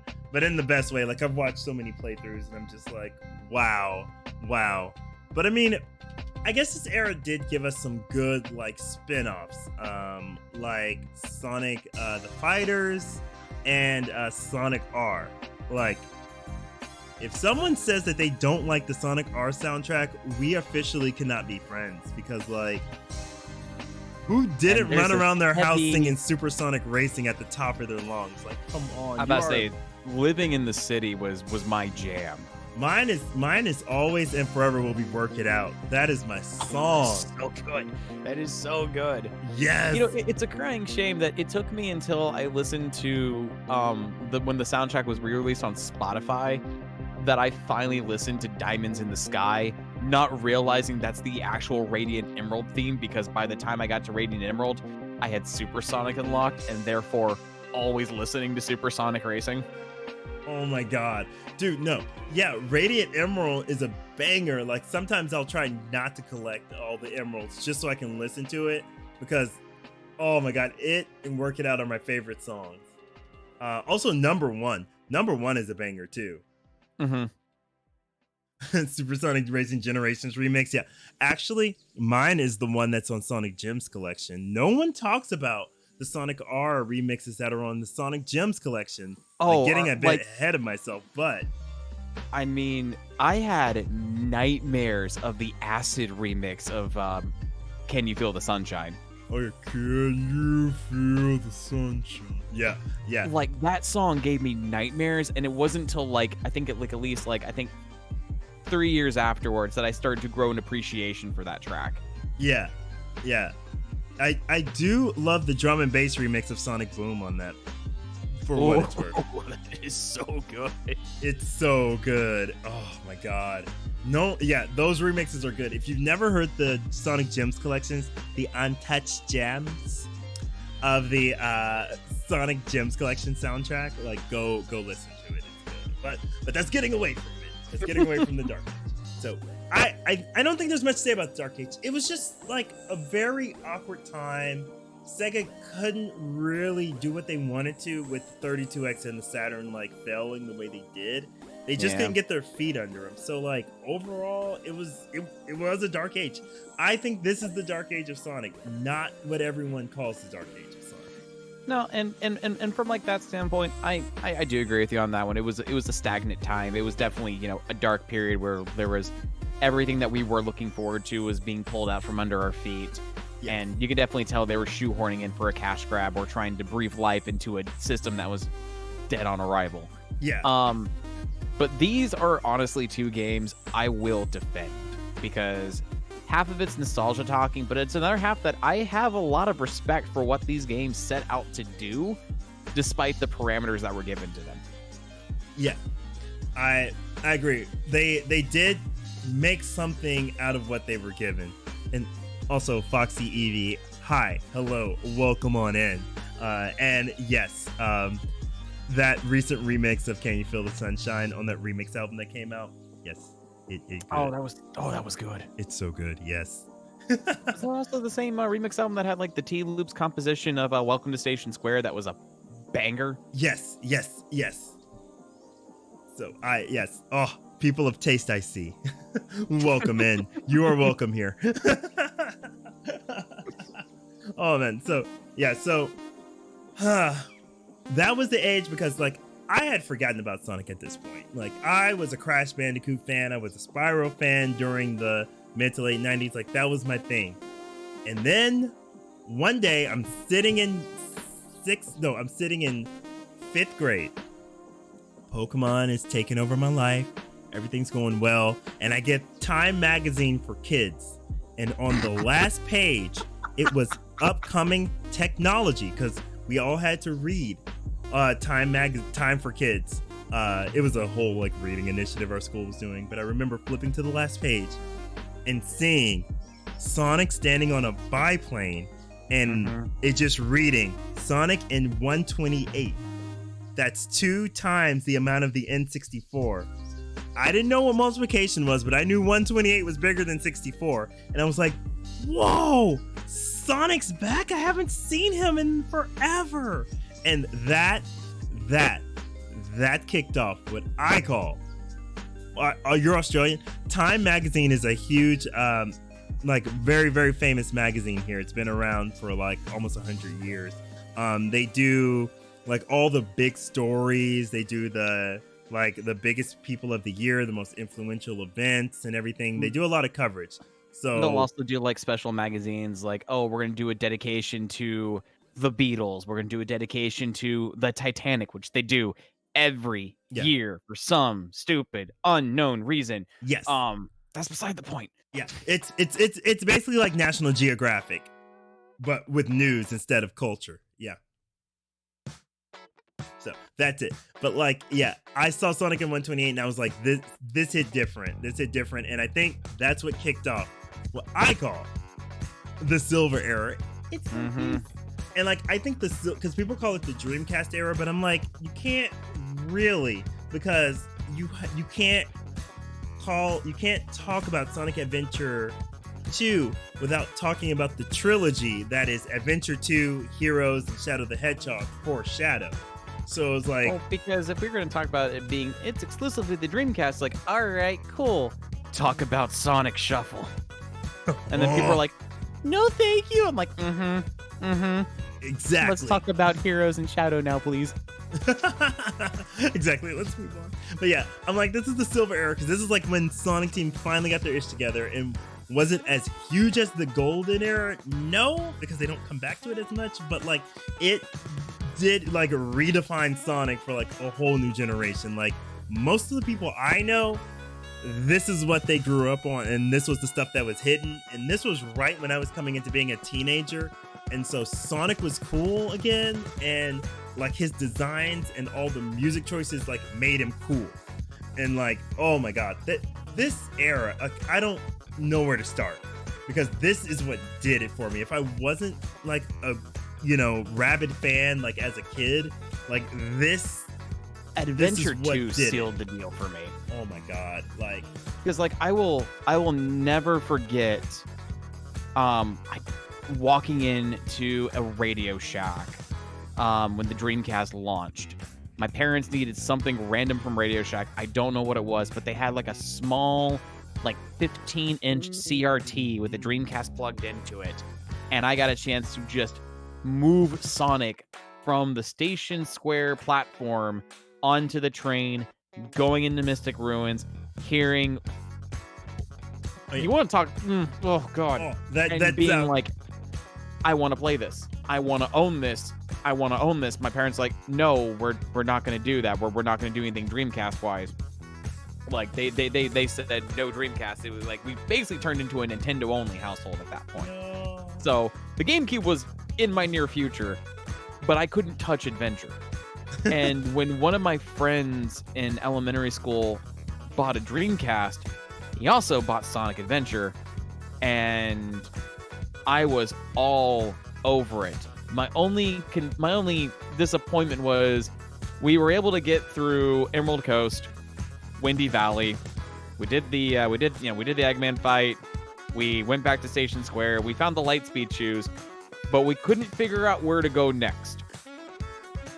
And my friend, in disgust, shut off the Dreamcast, pulled out Adventure, and then put in like Tony Hawk or something, and would never bring up Sonic Adventure again. So I was always in the dark of how to advance to Casinopolis.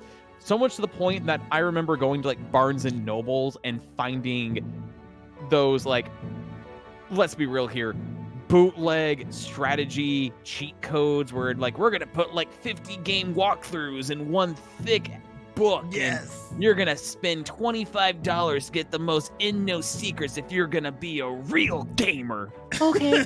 Okay.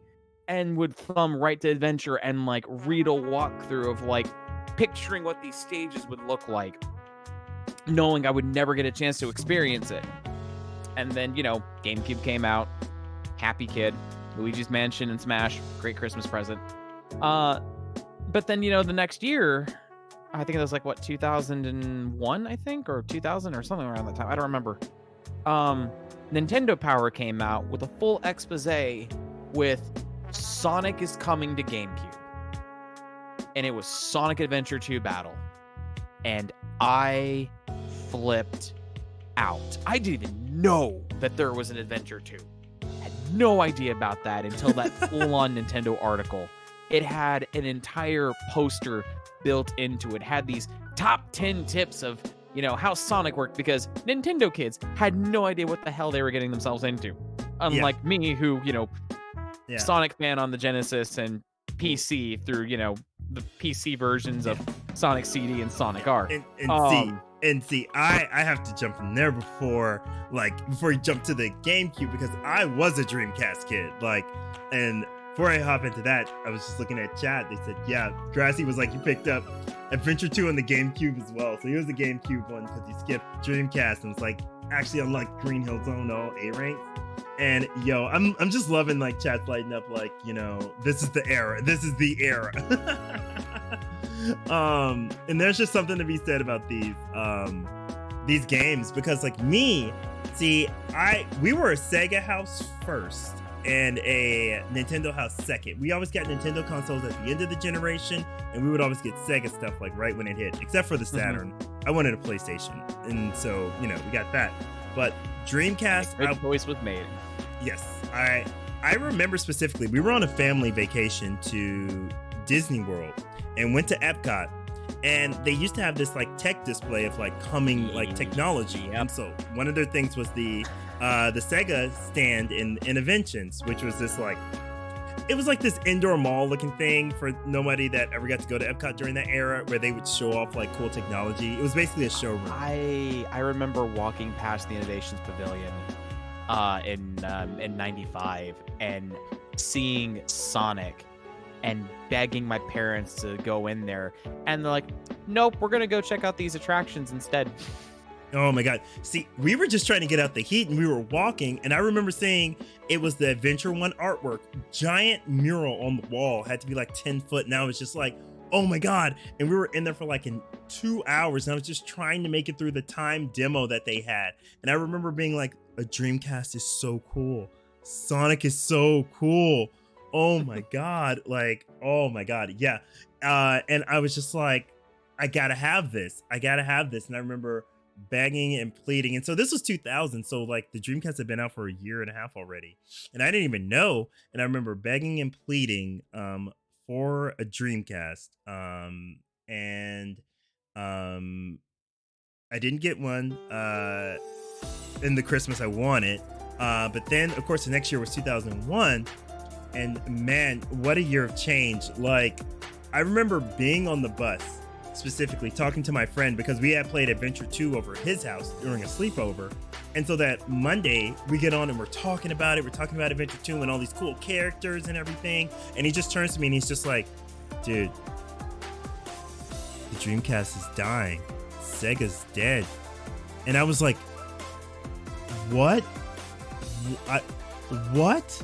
Like it blew my mind. Like I was like, Sega is dead. Like what? Like what is going on? And like I remember like just begging my parents. I was like, can Santa please give me a it was like a Christmas story. Like I was asking Santa at the mall. I was like, I have to have a Dreamcast. It's going away, because I didn't realize how that worked. All I heard was this is going away, so that means it wasn't going to be in the stores anymore. So I wanted that in Adventure 2, and it was literally like a Christmas story, because I got all of my gifts for Christmas, and then I remember being like, my family was like, "Did you like what you got?" And I was like, "Yeah, I'm really happy. I didn't get the one thing I wanted, but it's been good." And they were like, "Well, there's one other one over there beside the couch," and I was like, "Huh?" And so I pull out this long box, and it's a box that says like Alaskan whitefish, like when I tear the wrapper off, and I'm like, "Huh? Is this socks or something? Like, is this supposed to be you're maturing now sort of thing?" And I open it, and in there is a Dreamcast with a brand new the translucent blue controller, Sonic Adventure 2, and like Sonic Adventure 1, and like everything. And I was just like, oh my god, it's here. Oh my god, I can play it. And like, awesome. That is why the adventure games mean like so much to me, just because they came like right at a time of like such change in my life. And I was like, oh man.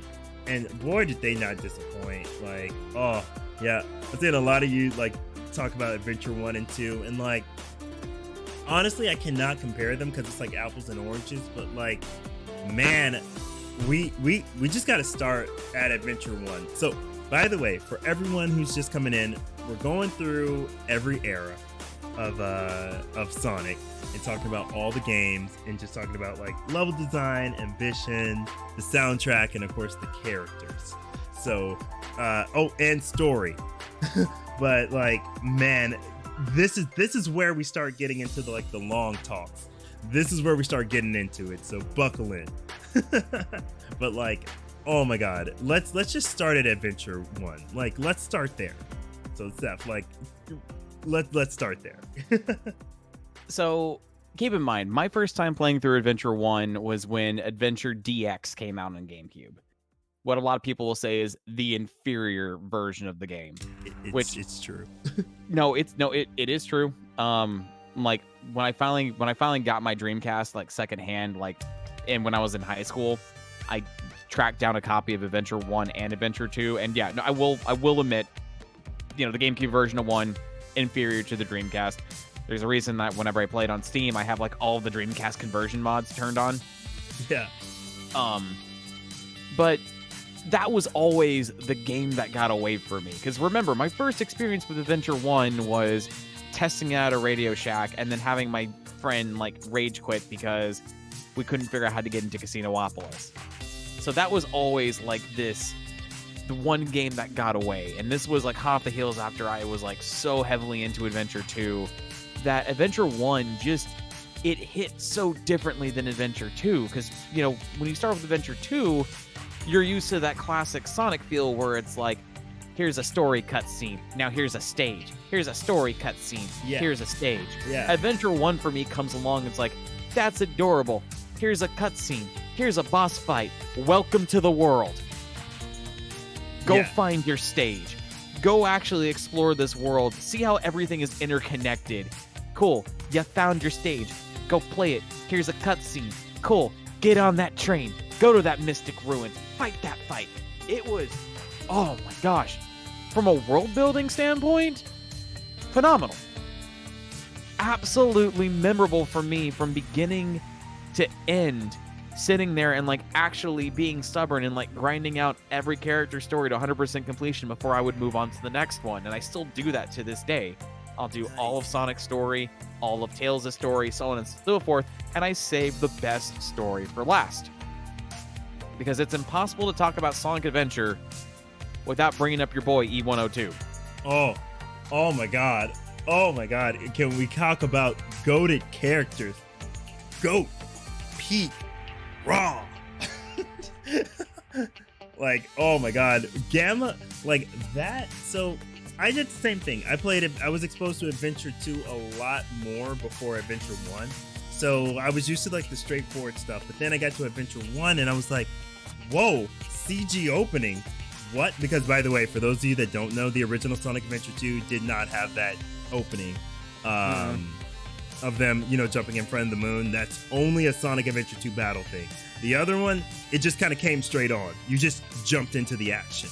But yeah, to see that opening cutscene and hear Open Your Heart, and then yeah, I was like, whoa, what are these worlds? Like, I have to go through things to get to the stage?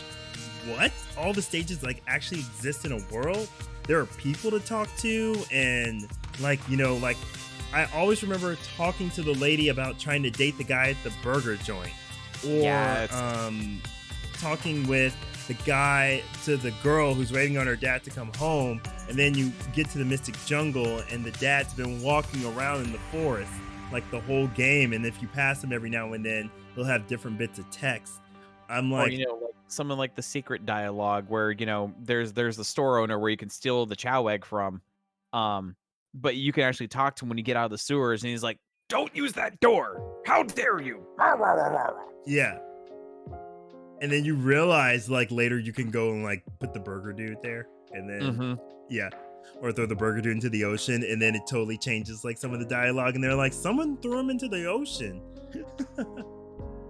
I love it. I love it. Like, there's just so much about adventure. Like, oh my god, like it does so much right. Like, is it my favorite of the two? I won't say it's my favorite, but it's the most like, I don't see, it's so hard. Like, I cannot compare them because I love them both for different reasons. Like, I think when I'm actually in that like adventure mindset, yeah, I will always default to Adventure 1. If I'm in a let's complete these stages and just go ham, Adventure 2 falls into that category. Yeah. Personally for me. Yeah. When I want to just spend hours and hours with Chow, it will always be Adventure 2 over Adventure 1 because Adventure 2's Chow system was leaps and bounds better than the original. Yeah, it for the little bit that I did play, because guys don't I know I'm not really big on the, I'm not big on the Chow Garden. I'm sorry. It's okay. Just my Chow plushes have started crying on their own. I'm going to console them later. It's okay. I'll do it. I'll just do it for you. You will do nothing, Miles. It's okay. My fiance doesn't like the Chow stuff. So. There we go.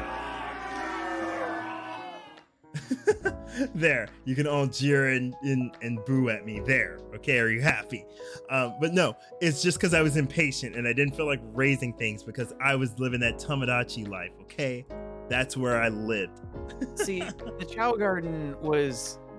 It was something that was fun. It was a really fun side content. And it was just really fun, like raising like these cute little critters to do your bidding and have the strongest Chow you can to like slap the other children around to prove that they were better at Chow karate. But it also just brought a lot of fond memories because when Thanksgiving rolled around, that was when my relatives from Florida would fly over to Texas because I grew up in Texas at the time. And we would do sleepovers at my house, and that's all we would do. We would do nothing but Chow Garden for the extent of their tiny stay, and that's kind of how my cousins and I bonded. Wow. Yeah, there was so much I wanted to do with Chow. I just couldn't figure out how to make a hero Chow. But there were times, like after I beat Adventure 2, I will say I played it more in Adventure 2 than Adventure 1. Just because I love like chilling out in there because, you know, it was some actual like downtime because Adventure 2 just goes like, you know, boom, boom, boom, boom, boom. Like once you start, you're just on the ride. So I did enjoy that. I just could never get into, you know, doing that where I was like a whole day of just doing Chow. I will say though, in the grand scheme of things, I think I do prefer Adventure 1's Chow Gardens over Adventure 2's. Because granted, 2 has the nice motif of, this is neutral Chow, this is hero Chow, This is the spawn of hell, and you're banishing your children here for all of eternity. You should feel bad about this, except for the two dark ones on the corner. They're A-okay with this. They're happy.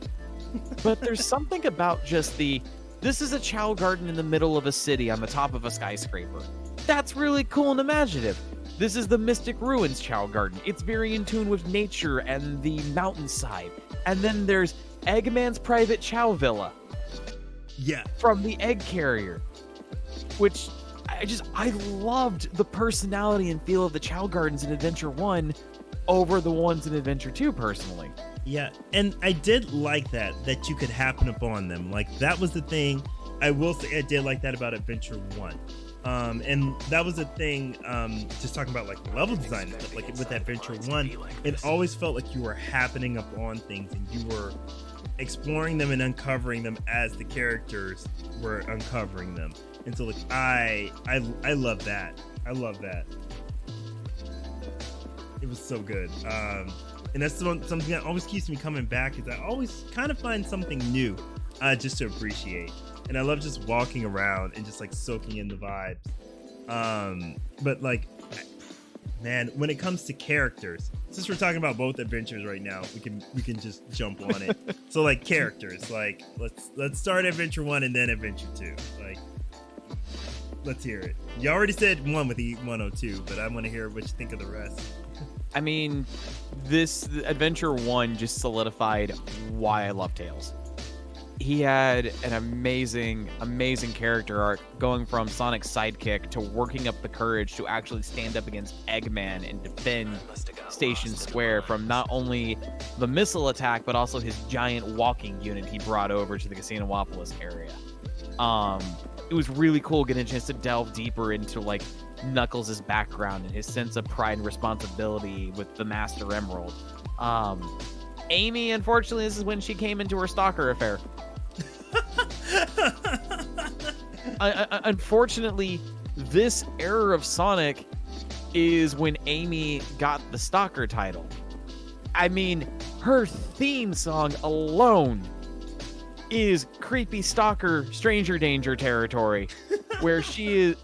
Oh my! I think it's like. Oh my! I think it's like his quills remind me of fresh parsley, and I just want to eat it up, and it's like, girl, calm down. Miles, down. yes, Miles was like, Amy was a freak in the 2000s. Yes, like she was all the way up to 10. I think that's kind of where she got the like lovesick Sonic trope that she got. Crassy. I'm gonna bonk you. Jokes aside, Team Rose's theme is probably the best theme in Sonic Heroes. We haven't gotten there yet. Oh, we will. When we get there, we will talk about that, because I have some things to say about Team Rose's theme. But like, yeah. And but like the character, yeah, we were talking about the characters. So you said Amy, and then Big. God, I love that cat. He is just so simple. My boy. Yeah, as a my kid, frog. As a kid, I didn't get it. I was like, what is this dude's deal? Is he okay? And then like as an adult, I'm like, no, Big has it figured out.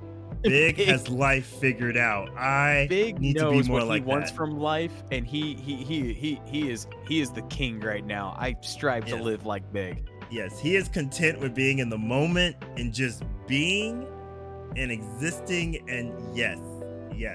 I also just appreciate that the only reason for Big's inclusion was to advertise Sega Bass Fishing. I know.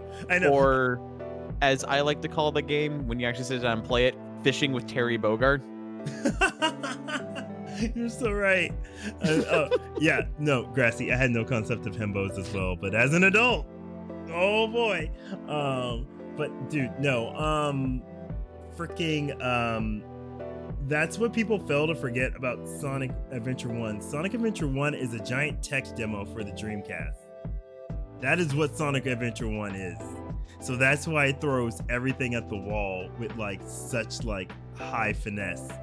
Like, here's the thing, because a lot of people discovered Sonic Adventure 1 through DX. So I think a lot of the appreciation for it, of like this game existing, is lost. because when you go back and play the Dreamcast version and you put yourself in 1998. So remember, in 1998, Crash 2 was still coming out. In 1998, you know, you were still dealing with PS1 N64. So along comes the Dreamcast, and Sonic Adventure 1 has this whole lighting engine. It has a water engine. Like, to this day, the water in the Dreamcast version still looks good. Like, it did has magic. an artificial day and night cycle. Yes. Like, and like shadows and everything, and that totally got lost in the freaking port. But Yeah. whatever. I have my original. I'm happy. Same. No, But- same. I have an original copy, and I have my modded to all hell and back version on Steam. The better DX version. But yeah. But I appreciate what they did with the characters. Like, every character had their own motive. Like, again, Sonic, like, you know, he was finally back after like all this time, and he was kind of this like force that was like a force of change in everyone else. Like, he was a constant that was a force of change in everyone else, and like his story was just about like just exhilarating speed. Like, it just felt so fun to be free and do stuff. And if I wanted to spin dash halfway across the level, I had the freedom to do that, and it was just amazing. Like, I had such a good time with that. And then even like some of the minor side characters, like, I do appreciate how all of their stuff added to this like bigger narrative. There was a reason for everything being there. Like, it wasn't just, you know, like Big was there. Shoehorned in. Like, every character had their purpose to this grand overarching story that you got a chance to see it play out through so many different perspectives, and ultimately how everything tied together for the Supersonic finale. Exactly. Like, even Big, when I saw how Big tied into everything, I was like, so this isn't just a throwaway character? Oh my god, okay, I actually rock with you. And it wasn't afraid to tackle, like, explore deeper themes with the characters, which, I mean, All of Gamma's storyline. yeah. And the reason I, like, even though Adventure 2 is probably the one that had the bigger impact on me, the reason Adventure 1 is like what made me fall in love with like Sonic as like the whole of Sonic like franchise and everything is just because like they were doing stuff that other people weren't doing. Like, they actually took these characters and like made them react to the world around them, made them react to each other, made them grow. Like, by the end of the adventure, everyone is a different person than how they started. Like, Tails is more independent. Sonic is like more like aware of and carefree and like protective of his friends. Even Amy, she has an arc, and you get to see like she has her morals, even if she's like some lovesick, like she's kind of ditzy at times, but like she has her morals and like not just like, you know, she has a brain. Like, she's a fully fleshed out character, and I love that.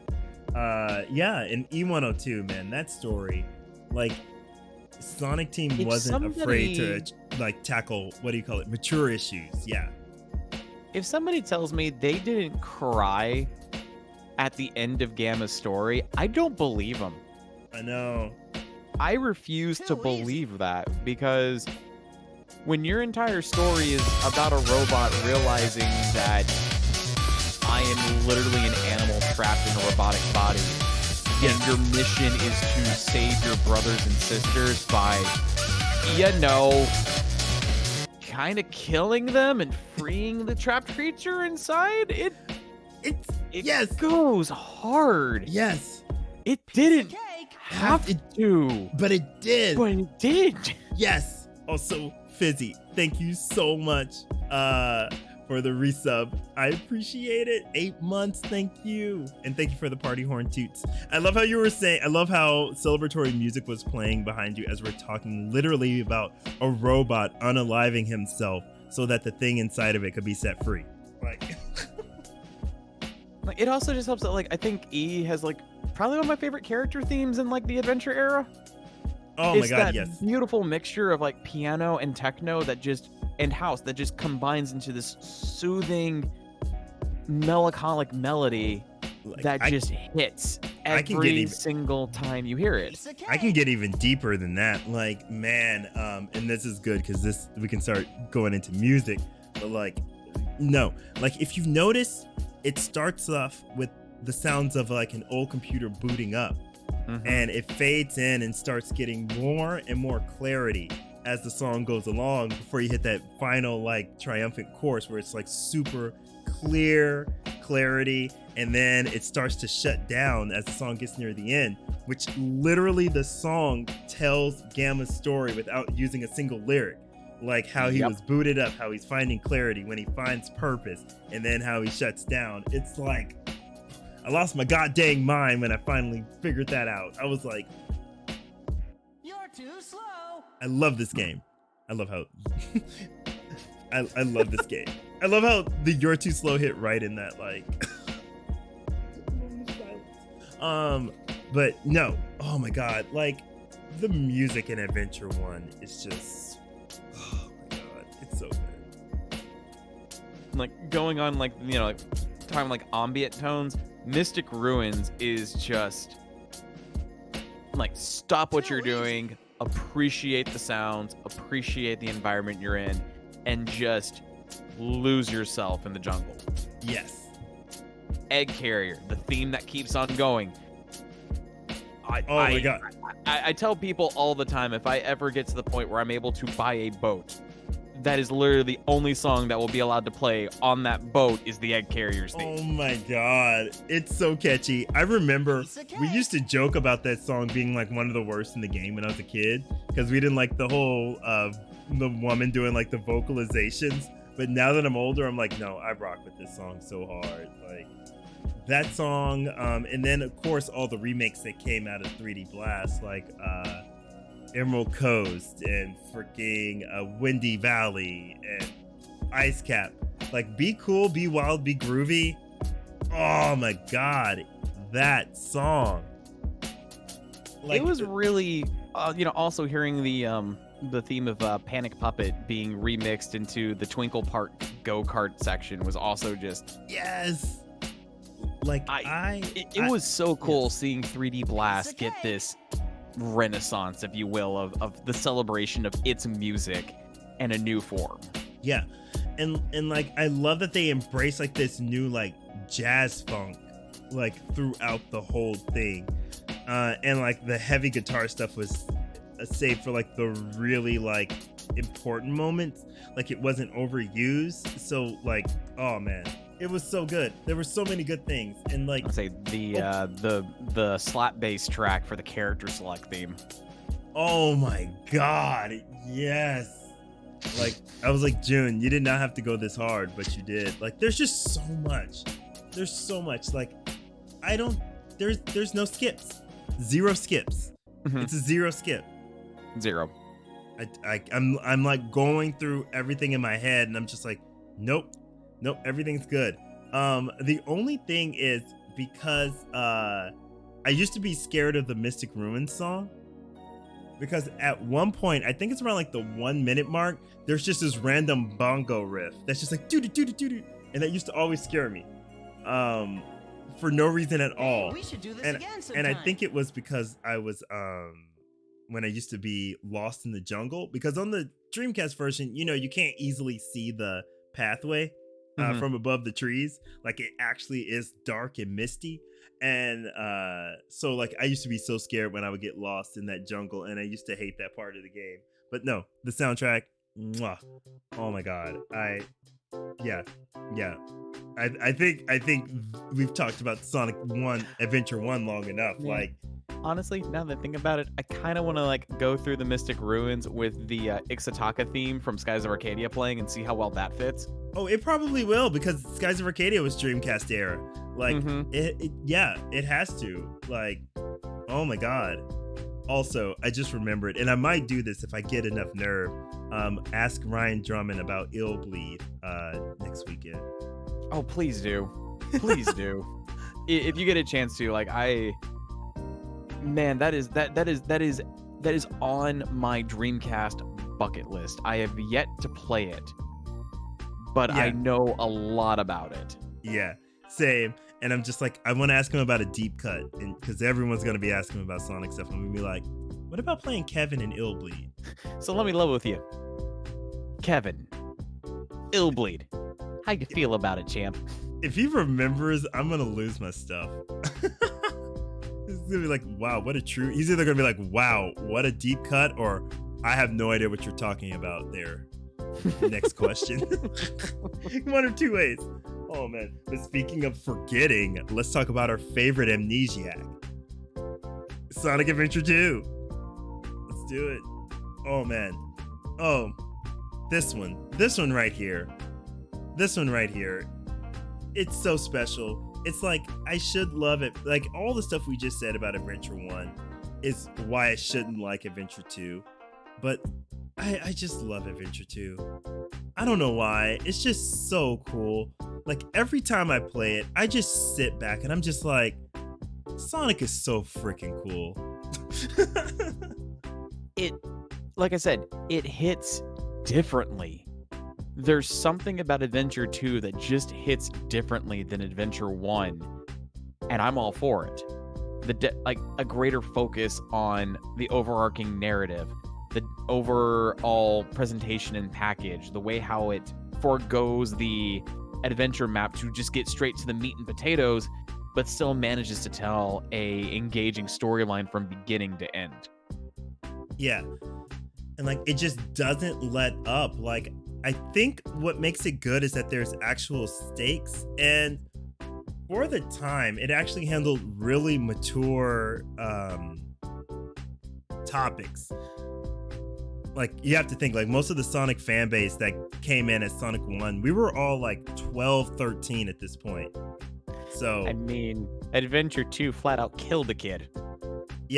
yeah, and you also have to put in context. So let me put in context, guys, because Adventure 2 came out in 2001, and if you played it before you get to the GameCube era, like, now going back and playing it, it doesn't hold as much gravity. Like, it's still, like, the ending will still hit you, but it hit a lot heavier because we didn't know at the time that Sonic was getting picked up to go to the GameCube.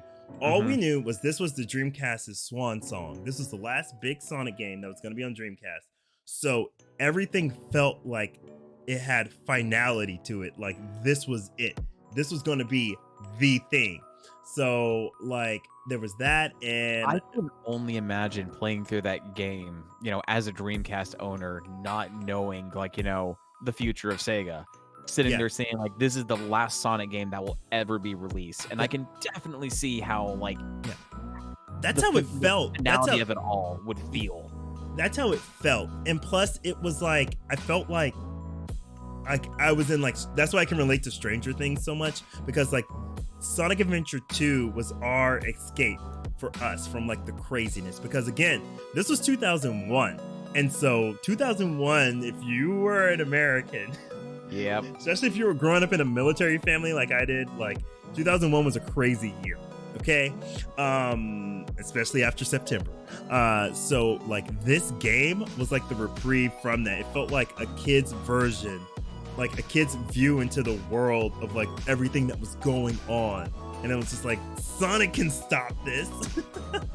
But it was just like, I don't know, like, yeah, not knowing what was coming next, because Heroes wouldn't be announced for another 2 years. So this felt like it. And I just remember, I think that's why Adventure 2 hit so well, because I was like, if this is how Sonic is going to end, this is the best way it could end. Like, by that point, like, every character had their own personality to the music and everything. Like, you got to play as Dr. Eggman, like, he was finally joining it.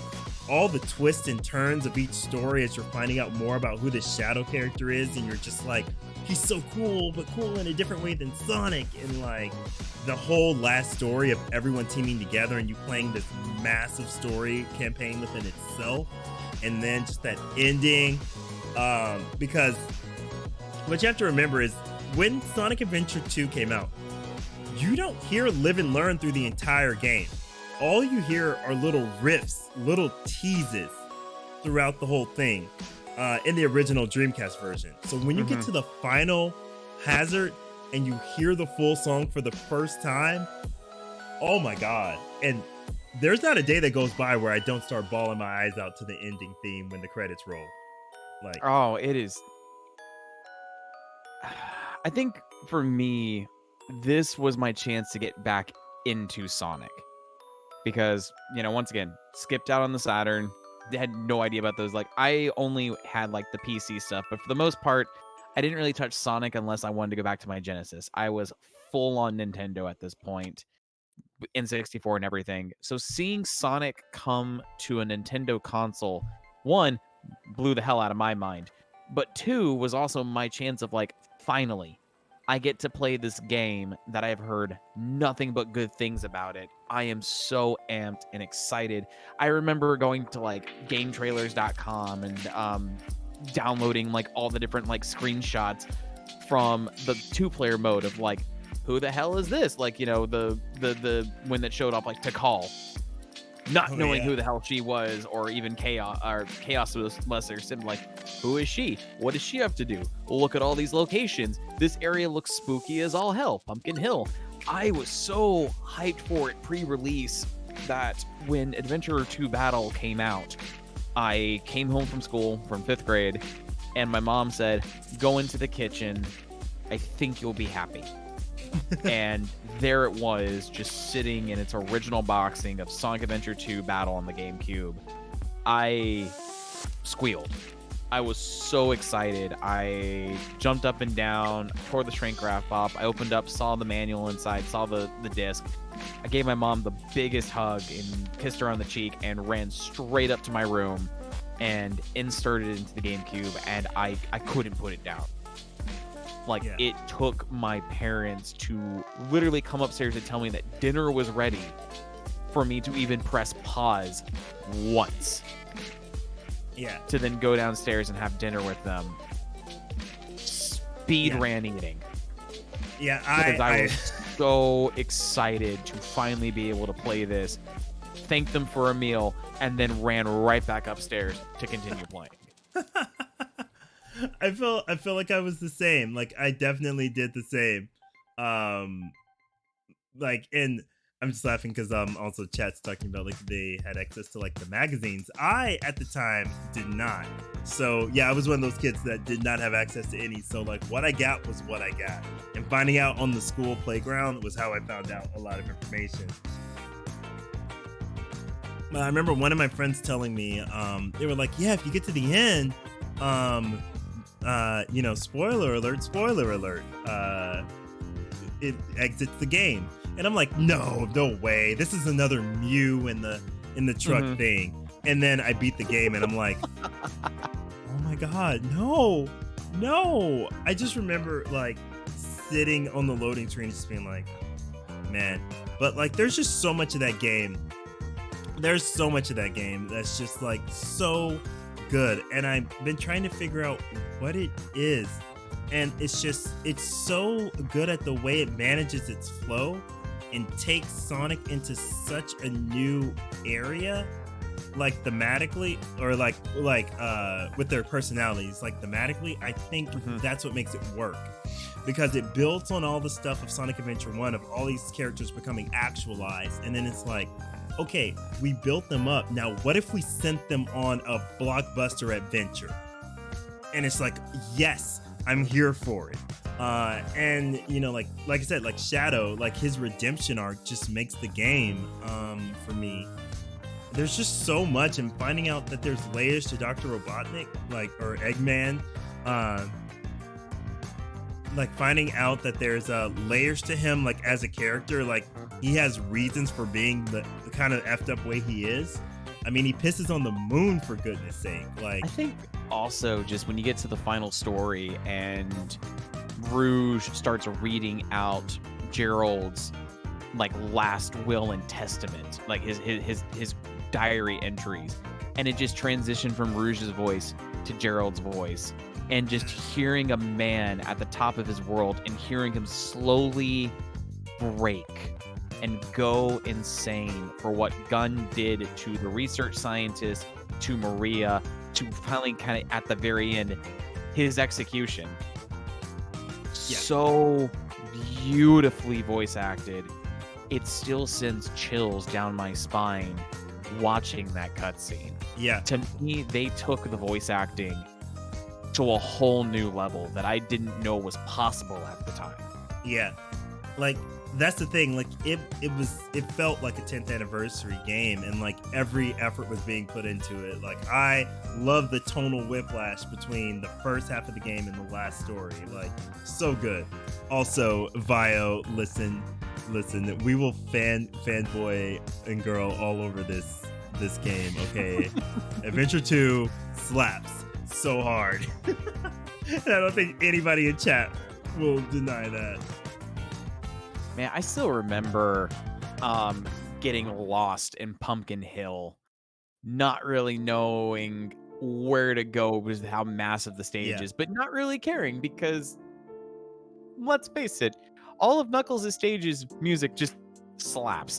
It did. So good. here's why Sonic Adventure 2 for me was very like such an important game, because like it was the first time I felt like my culture was represented with Sonic, and I could see myself in a Sonic game via the music, because I was just like, yo, like this is it. Like there's rap and stuff I vibe with in a Sonic game. Like literally Sonic can be for everybody.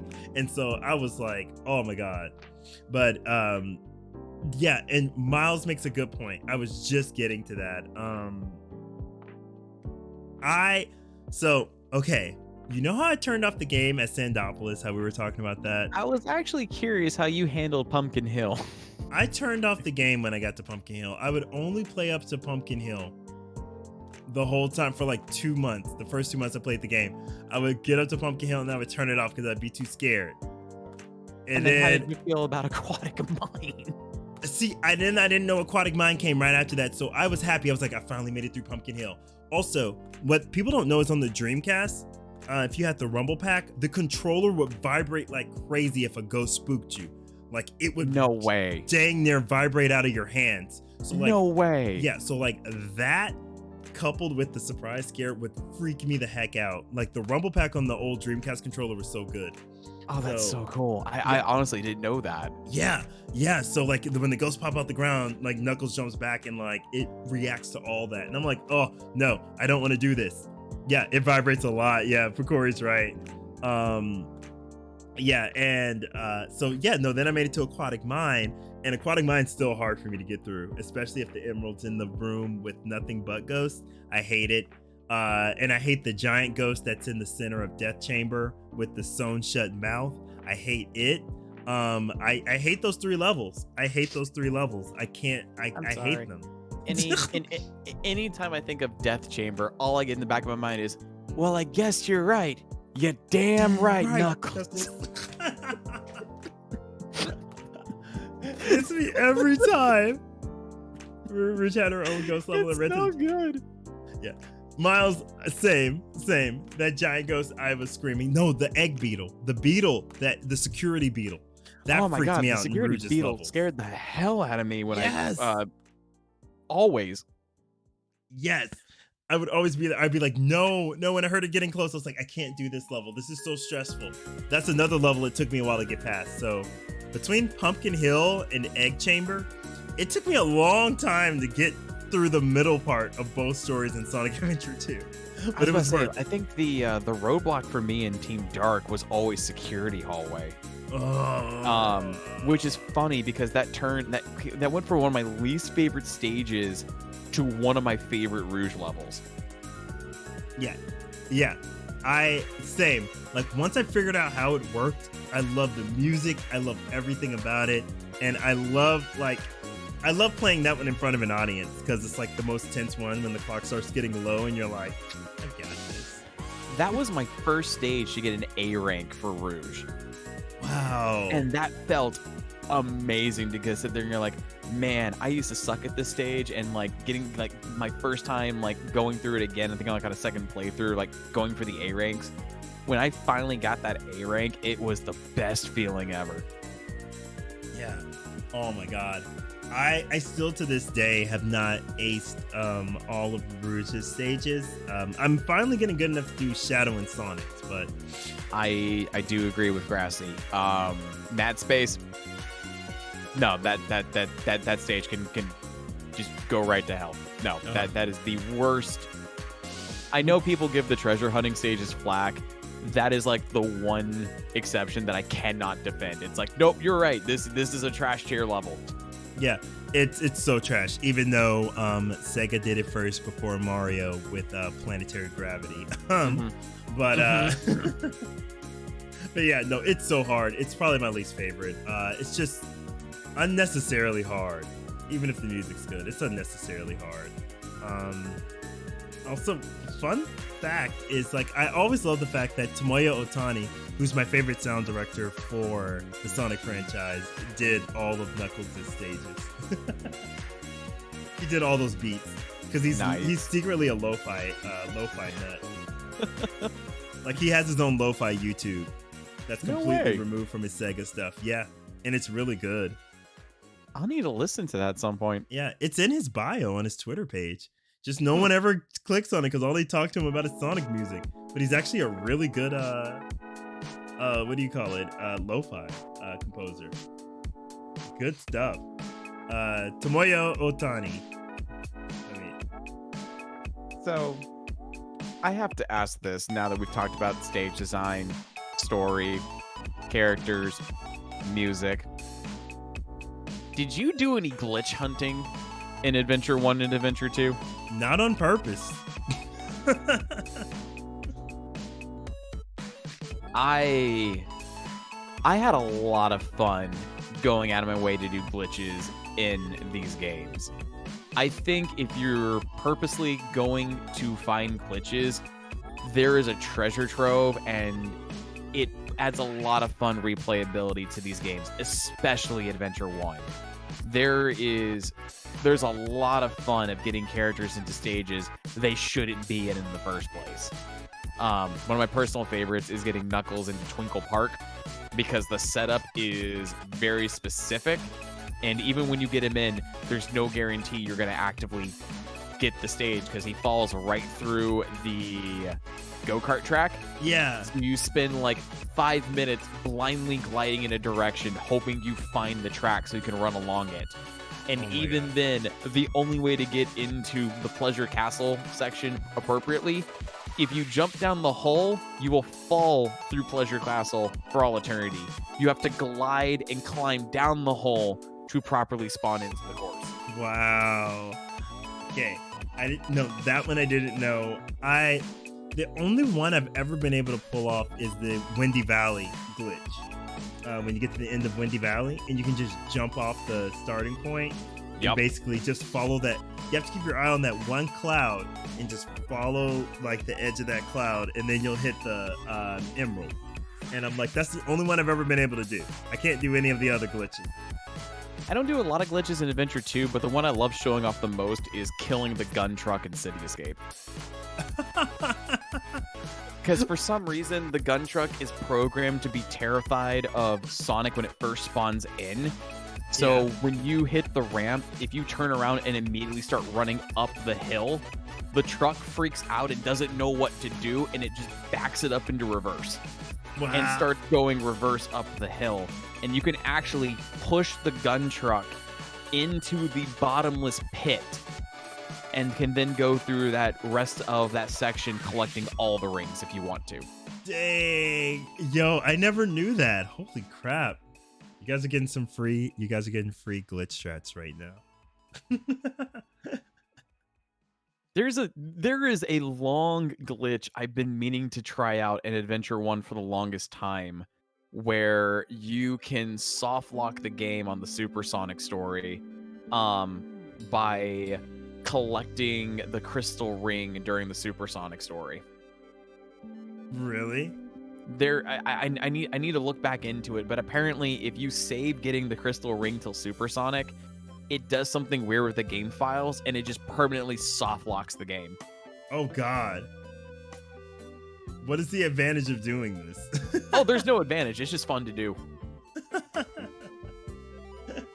Oh my god. All right, that's when you show off like at the end of the speed run. Holy frick.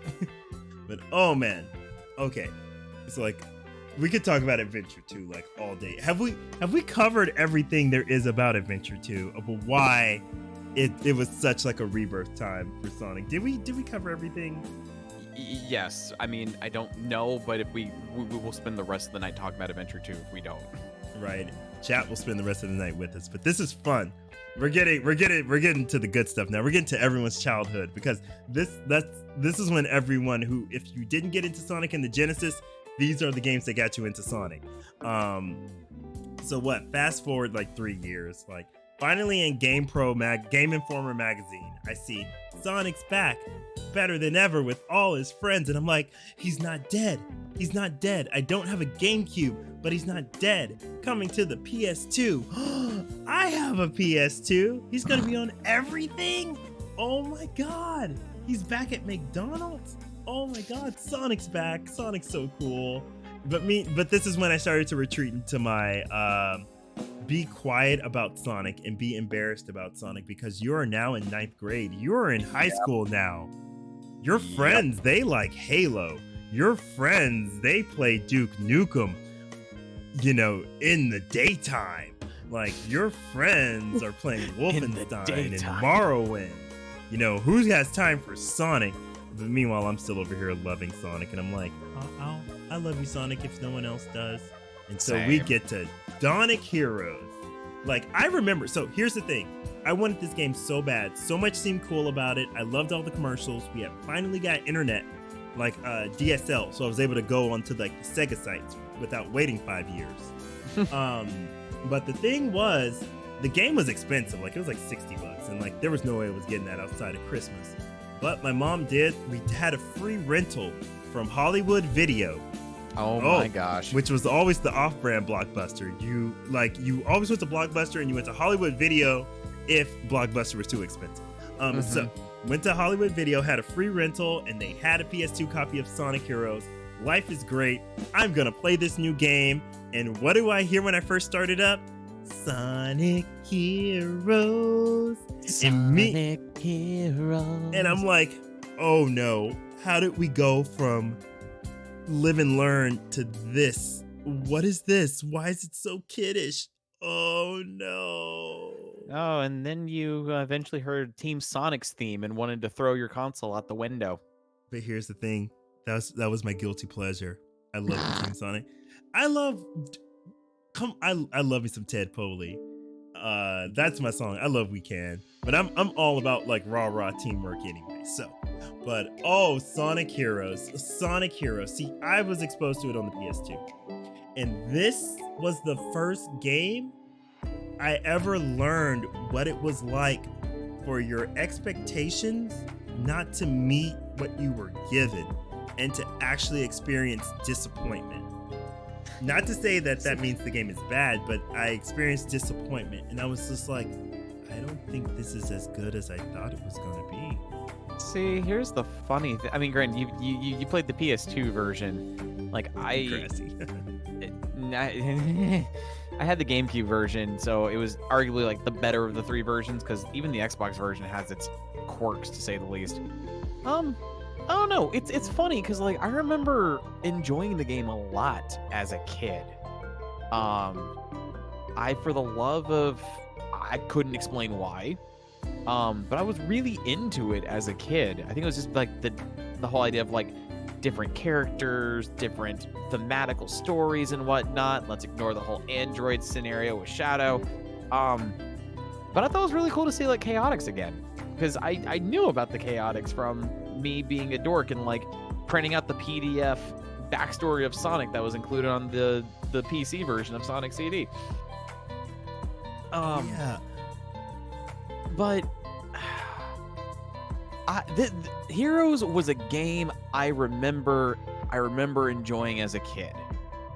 And then I think it was like 2-3 years ago when because you know on June 23rd I play through the Sonic games on stream, and I've been doing all the mainline games. And that was the year that I was going to play through Sonic Heroes and Shadow the Hedgehog. And it clicked with me that I actually can't stand Heroes. Heroes is like Heroes is a weird time. Like, there's so, for every defining trait that it gives us, like Seaside Hill, the aesthetic, the team mechanic, it gives us things not to like. The slippery controls, the repetition, The boss fights. oh my god, and they turned Shadow into Zero. They brought him back when they should have just let him die. Yeah. I resented Heroes for a long time solely for that. Things just felt off. Not to mention, this is also when they brought back, we're going to do special stages again. And they were bad. The music was good, at least, though. Oh, no, the music slapped. Yeah. The music was good. Yeah. The special stage, terrible. Yeah. And honestly, I think a lot of that was because I'm like reading chat as we were talking as well. And I'm like, yeah. I think a lot of that had to do with me being in my teen years. Like, I probably was cringing at things because I was trying to like grow up, but still wasn't like mature enough to realize it's okay to like the things you like. So I think a lot of me was pushing Heroes away. Also, I had the PS2 version, so it was glitched out. Like, I remember getting soft locked in Mystic Mansion on almost every story. There was just it's not good. The PS2 version sucks. I will agree with you, Grassy. Hang Castle and Mystic Manor, best stages in that entire game, honestly. Yeah. Yes. They are so good. The music is so good. I love them. I love those two stages. Also, Tomoyo Otani did the music for both of those too. Huh. I'm seeing a trend here. Because remember, he's not yet taken over for the franchise yet. He's still a B-level producer at this point. So yeah, but like, man, I had the opposite reaction. I used to not like Heroes. I hated the fact that I had to play through it 4 times to get the ending. Team Rose felt like insultingly easy, and I just didn't like all the glitches. It wasn't until during COVID, when we got a good retro store near my apartment and they had a copy of the GameCube version that wasn't $1 million, that I was finally able to play the GameCube version. And I literally felt like I was 12 or 13 again, like experiencing the game for the first time.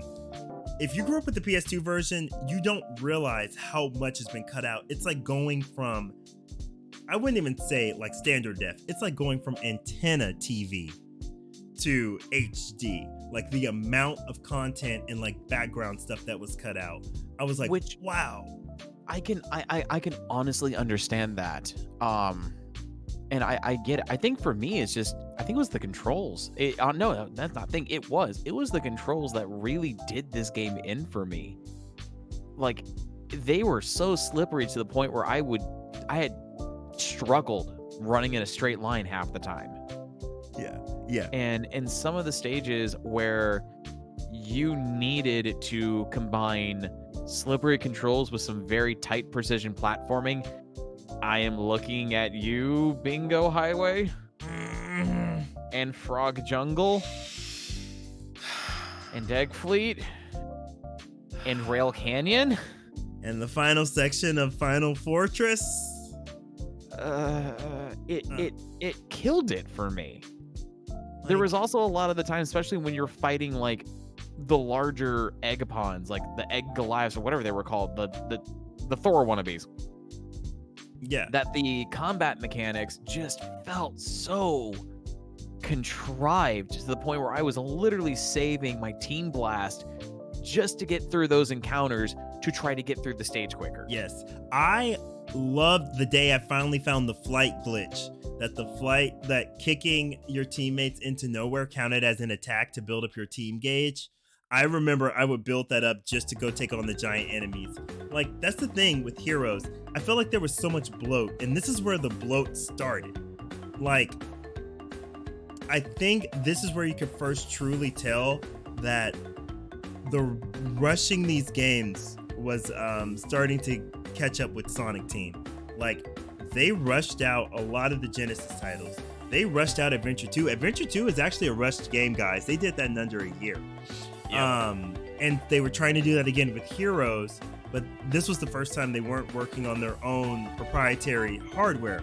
So they didn't know what the heck they were doing. So it finally caught up to them, and like it feels like a rushed game. It needs more time in the oven.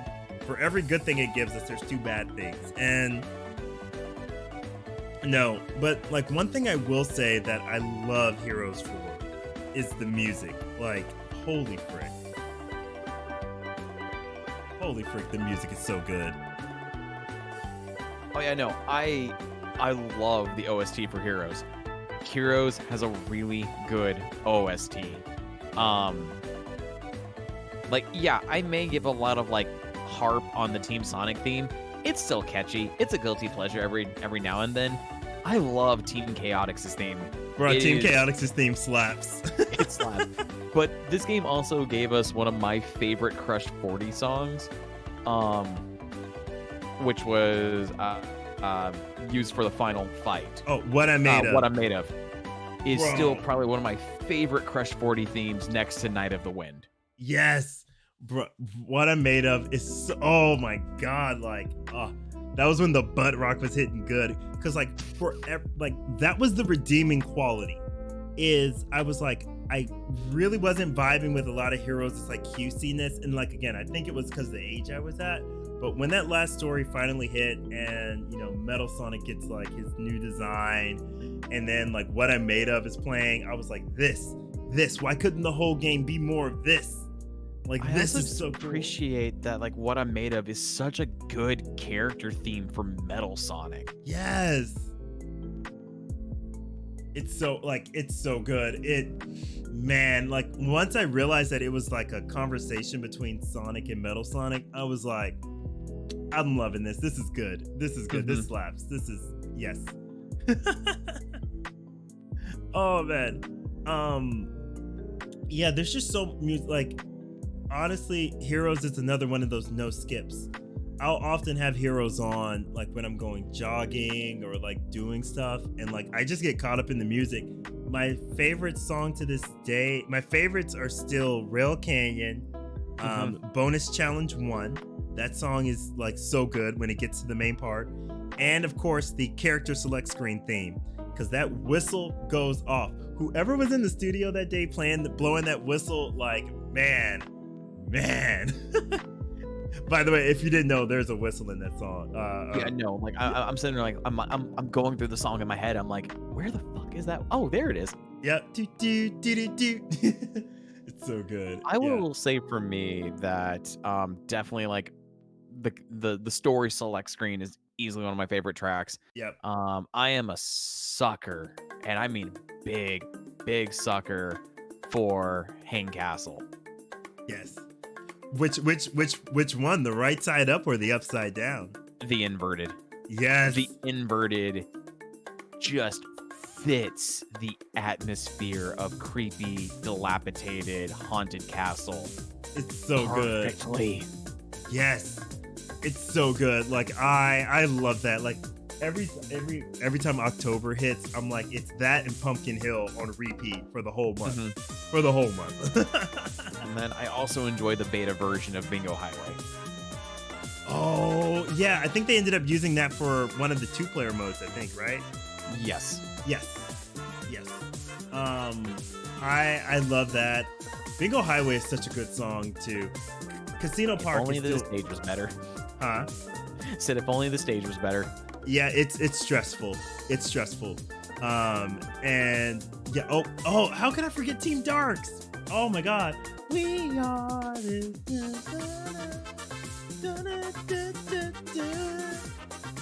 That's my jam. Oh my God, I forgot about that.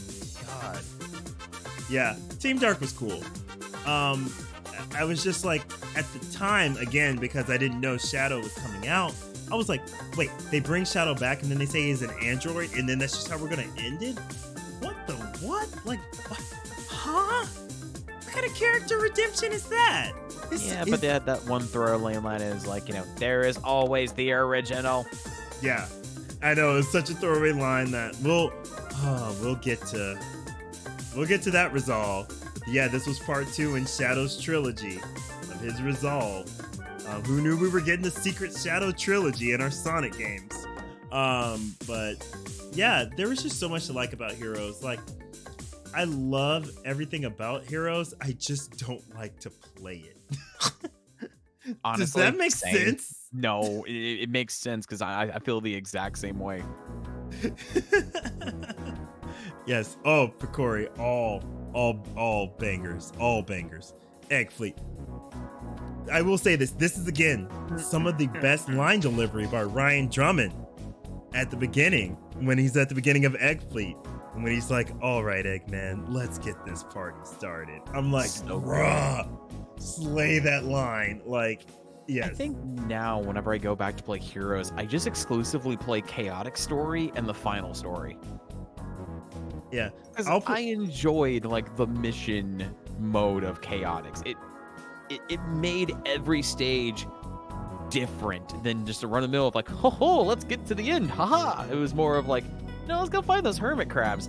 I don't know why or what Eggman needs with hermit crabs, but man, let's go get those hermit crabs. Yeah, I usually do Team Sonic and then right on to the final story is how I'll usually play it. Just because I kind of want to like breeze through it. But yeah, no, God, I just wish Sonic Heroes played a bit better. But I mean, Sonic at this time though, like Sonic was still doing good. Like people loved Heroes. Like all the kids, we loved Heroes. All the people that were, I would say, around 8 or 9 when the Sonic 2 came out, weren't vibing with Heroes. They were like, Sonic is dead, and I'm like, is it though? Because this is pretty cool. I mean, it's frustrating to play and it gives me anxiety, but it's still good. I still find myself coming back to Heroes.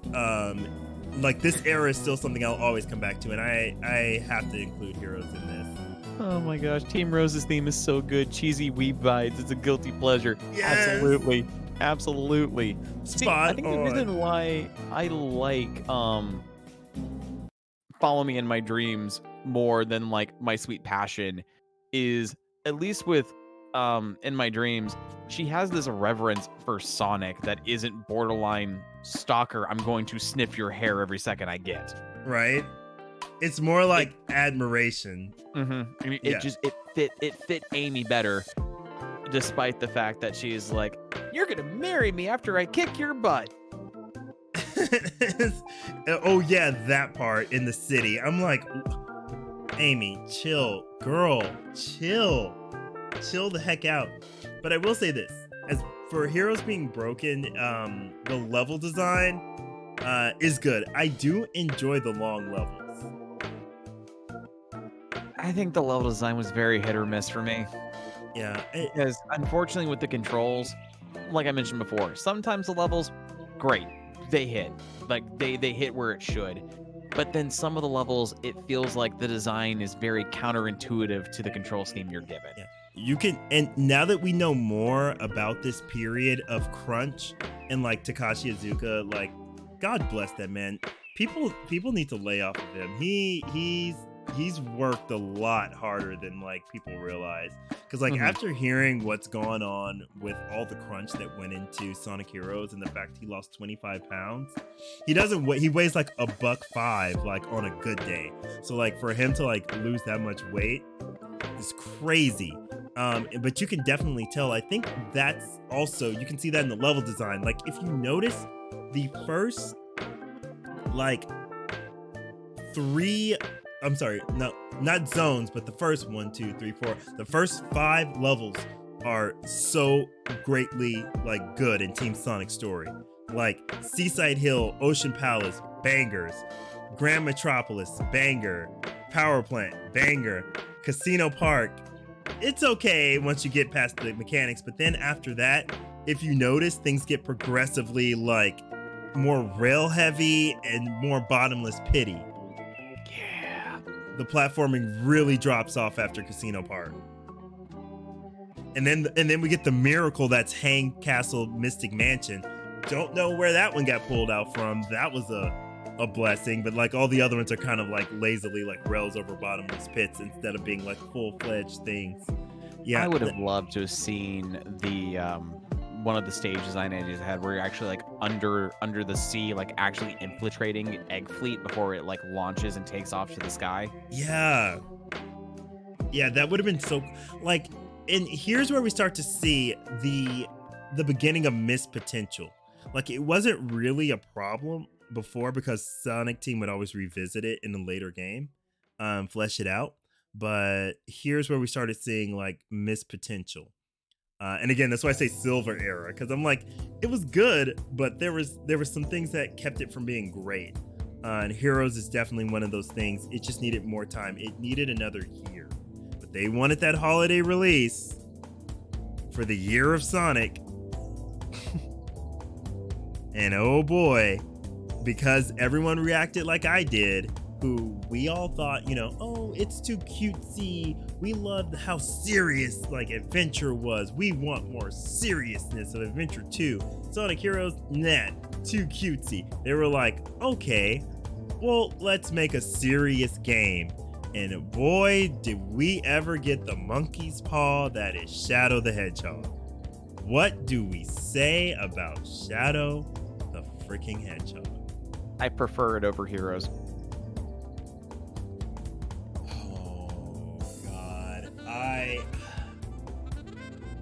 So once again, I seem to have done like a complete 180. Later, Picori, 'cause thanks for hanging out. When this game came out, I bought it the day after Christmas with Christmas money. And I remember not really enjoying it. There was something about it that just felt weird and off to me. It was Sonic's emo phase. Let's be real here. All of our video game franchises went through their emo phase during this time period because that was the thing to do. Yes. Dark, edgy, and trendy. Jack was doing it with Jak 2. Ratchet and Clank had come into the picture, which made everything want to be more kind of grimy. Like, oh, But yeah. But once again, like, playing it off the back of Heroes when I did, it was a breath of fresh air for me. For some reason, Edgy the Hedgy just felt right. Ignoring the gunplay, ignoring that mechanic. I thought stage design was overall solid throughout the majority of Shadow the Hedgehog. Yeah. So, The controls, while still a little slippery, were a little bit more refined and actually played how I wanted it to play. That's more I could say than Heroes. And I actually enjoy the diverging story lines that you can get. Now, I'm not the type of insane fox that people take me for, where I would want to go and get every single ending of the game.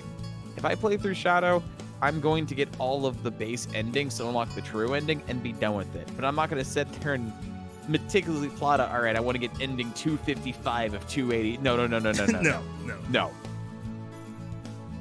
But I honestly do enjoy the story of Shadow, especially a lot of the more darker, divergent paths that Shadow can take on. Yeah. Ignoring the true neutral path where he's an android the entire time and he and Omega cap Eggman by karate chopping him in the neck and killing him right then and there. Beside that whole plot thread. You mean the 5 or 6 times he does it?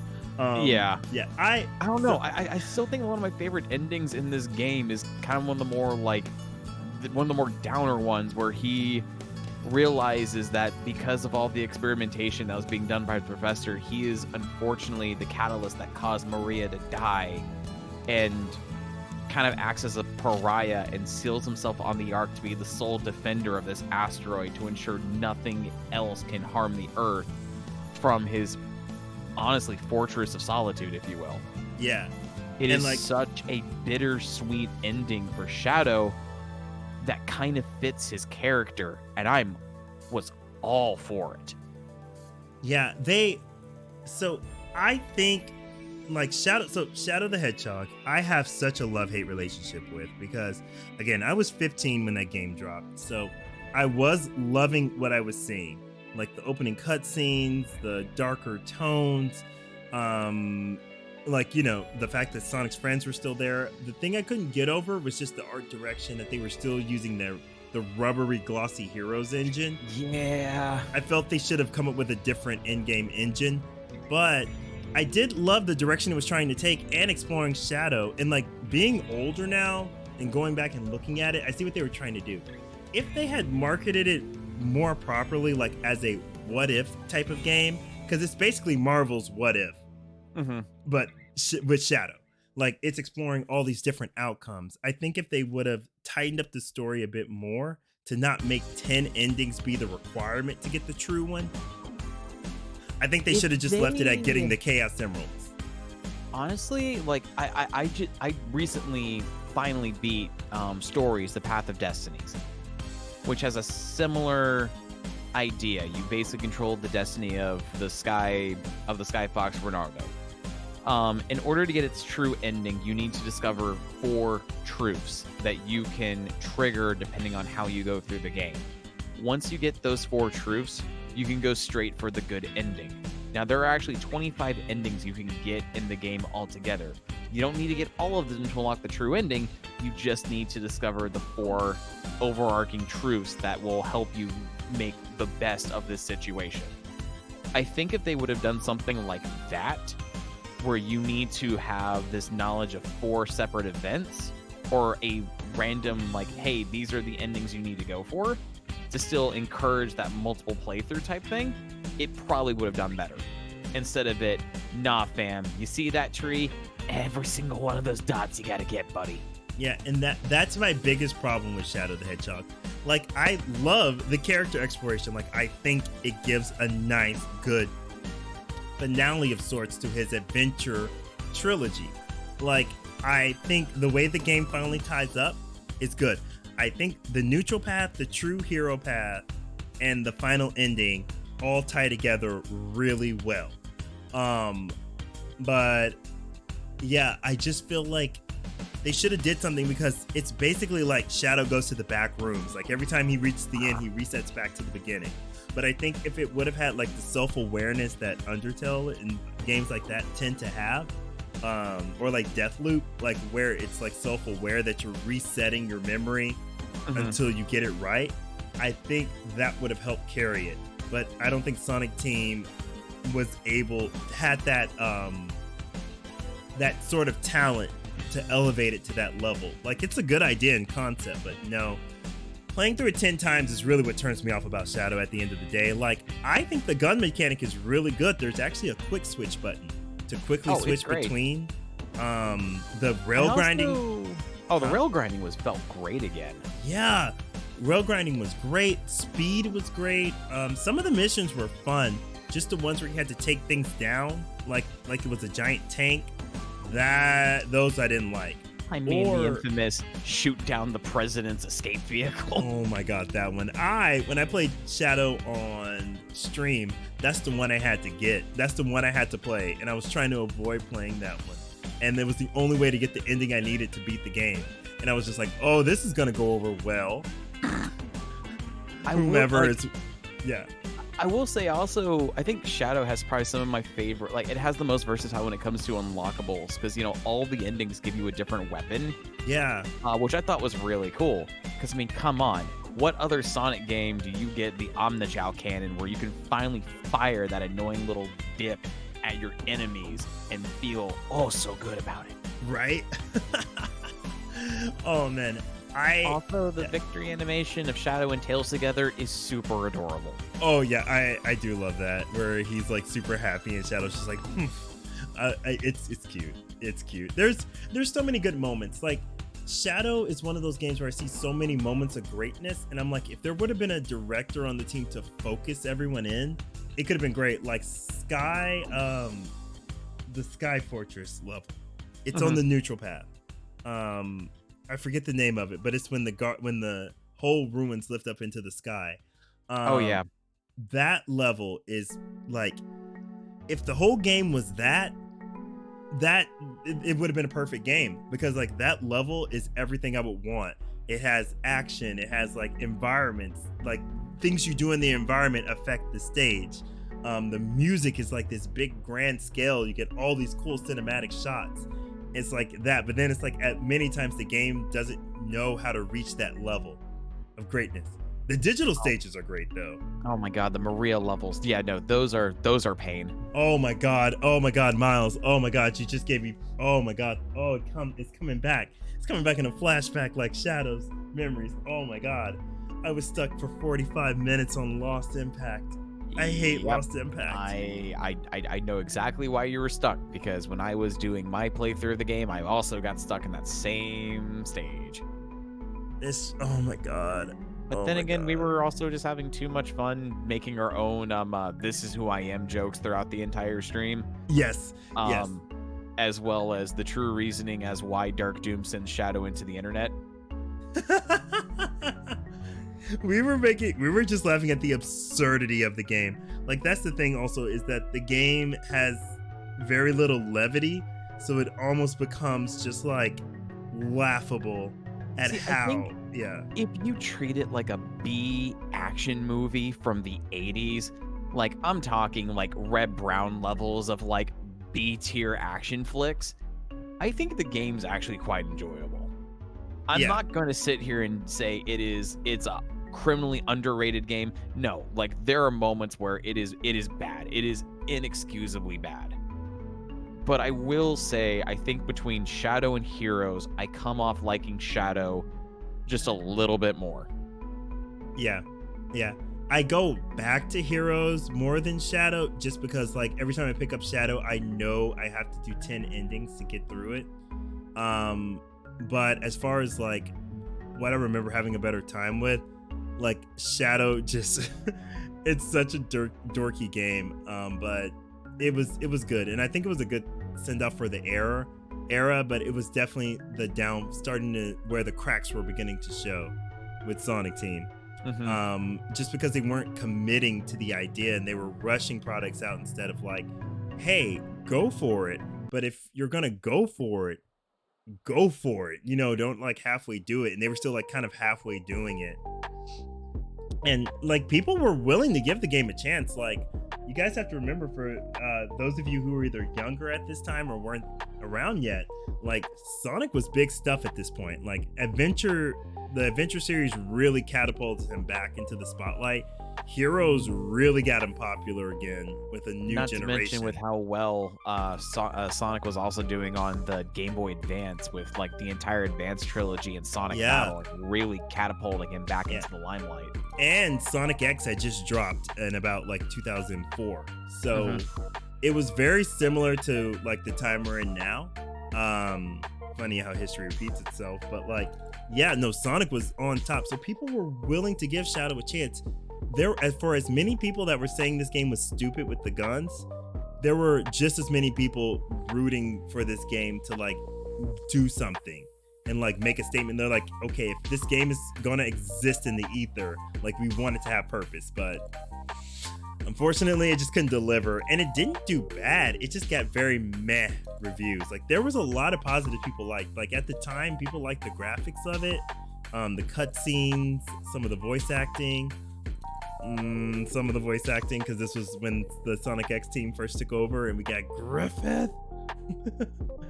But yeah, it was definitely the end of an era. This is definitely a defining mark where I end like the more like stable times where Sonic Team knew what it wanted to do, and it kind of became this thing of, well, now we have to find our footing with 500 other platformers and 500 other different game types that are now getting popular, because now gaming is coming more mainstream. So shoot, platformers aren't popular anymore. How do we keep Sonic popular? Just throw more characters at the screen.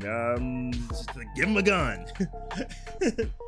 And this is when they really became afraid of things not working, because this is really when they started getting a lot of like 5s and 6s. Yeah, Miles, like that. Yeah.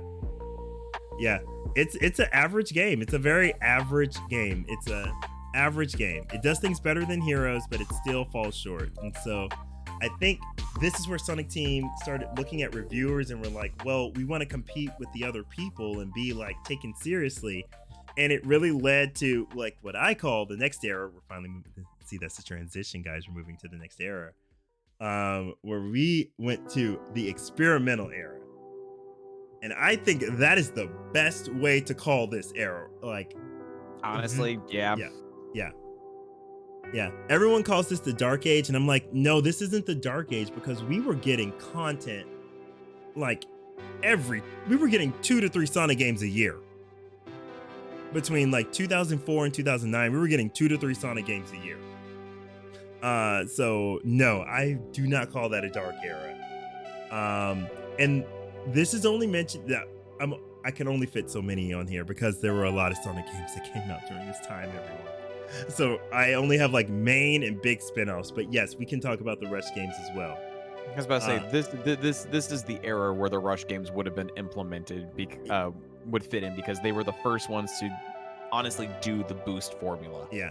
Because while Advance 2 and to a certain extent Advance 3 had the, if you go fast at a certain point, you'll break the sound barrier, Rush was the first one to implement the, no, hold X to boost when your gauge is at this point. Yeah. And like, that's the thing, like I couldn't fit every game on here. So we're talking about like the eras as a whole. It's just hard to get like fit everything into one screen. And have it actually show up on screen. Yeah, no, this era, like experimental era, like they were just trying everything at this point, for better or for worse. Or whether it was being overly ambitious, like, with Sonic the Hedgehog, or, expanding into new territory with the Wii games. Unleashed was an experiment in and of itself. And so was Riders. Like, they were trying to put Sonic into more things. They were like, oh, this is a popular trend in gaming. Let's attach Sonic to that and see how he does. And if it does well, we'll give that a sequel. It's kind of what the thoughts were. What do you think about this era, Seth? This era, it's so polarizing for me. Because I think out of everything that came out of this era, I think I probably attached to the Rider series the most. Because I'm not gonna lie, I'm a sucker for like some type of like kart racing thing, but even if it's not full on kart racing, Sonic Riders to me was basically, let's take Kirby's Air Ride and put Sonic on it instead, and throw in some Sega cameos, and it worked. The Riders game introduced one of my favorite spin-off teams with the Babylon Rogues. Jet's awesome. I love Jet. Yes, Jet same. is great. The storybook series, yeah, it's. I can't say a lot about Secret Rings because they tried something, it failed miserably. They went back to the drawing board. They made Black Knight. Weird control scheme. Had no right to have that good of a story. Seriously. Yeah, no. Secret Wings, oh boy. Yeah. Yeah, the storybook series is definitely like an outlier. Yeah, because I think if they would have done a third storybook game, that would have been the one to do it. Yeah. Because they took their mistakes from Secret Rings and improved upon it slightly. Unfortunately, Black Knight is a good example of like 2 steps forward, 3 steps back. Yes. But if they would have done a third storybook game, I really think they would have had something good on their hands. I really do. They would. I mean, and it's funny that so here's what's funny. Morio Hashimoto did both the storybook games. Morio Hashimoto is also the lead director on he also did the Colors games, and he's the lead on Sonic Frontiers. So there's probably a reason that key art looks the way it does. He seems to have a thing for Sonic running at things. But oh man, yeah, before we get into the 2 big elephants in the room at the top of the page there, yeah. Yeah.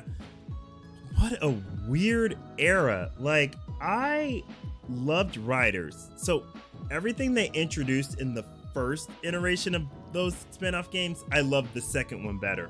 Riders was good, but my goodness, is the difficulty curve really hard. Like once you get into Riders is fun. That's why there's still such a huge community for it, even nowadays. Like Riders is fun. Like you can put Riders on your stream and like your Twitch will light up. Oh, you are going to attract people from all over because people are like, oh yeah, this game kicks ass. It's like everyone loves it. Yes. I just do not like playing Riders for like 3-4 hours. Riders is a pick up, put down game. Riders is not a play on stream for 4 hours game. But I know some people that can do that. Yeah, I could do Riders 1 and 2 together for like 4+ hours. I just really enjoy the mechanics of those games because very similar to Kirby's Air Ride. It's a simple concept, but it is hard to master. Yes. And when it clicks with you, it is so nice. So much fun. It is. It really is. And I enjoy it. Was just such a breath of fresh air because we were coming out of Shadow, and I didn't have a next gen console at this time because this is the era when the next gen was starting.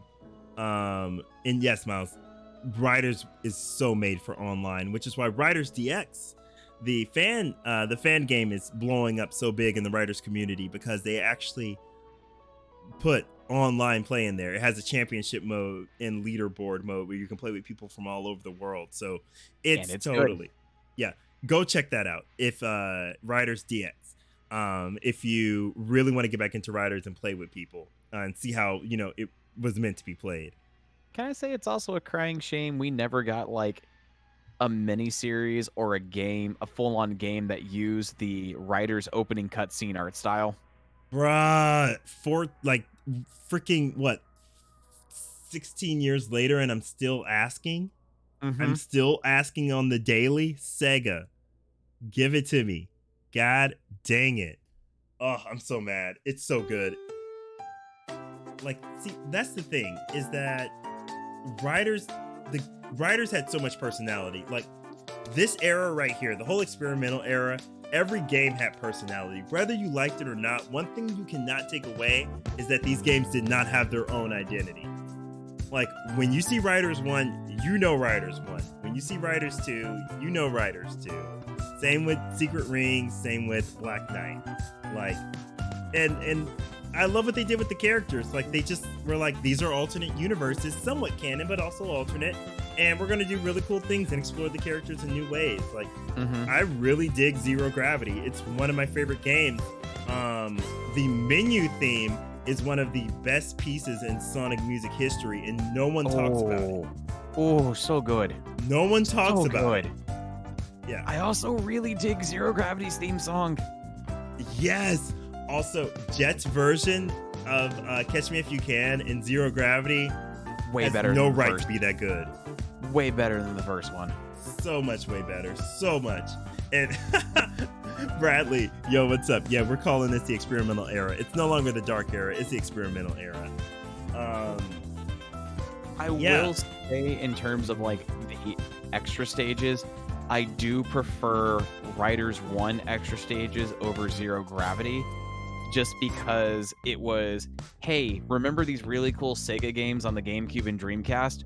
We're going to take you back to those worlds and actually race through a hodgepodge melody of those courses. Yes, that that was kind of laid the groundwork for what would eventually become Sega and All-Stars Racing.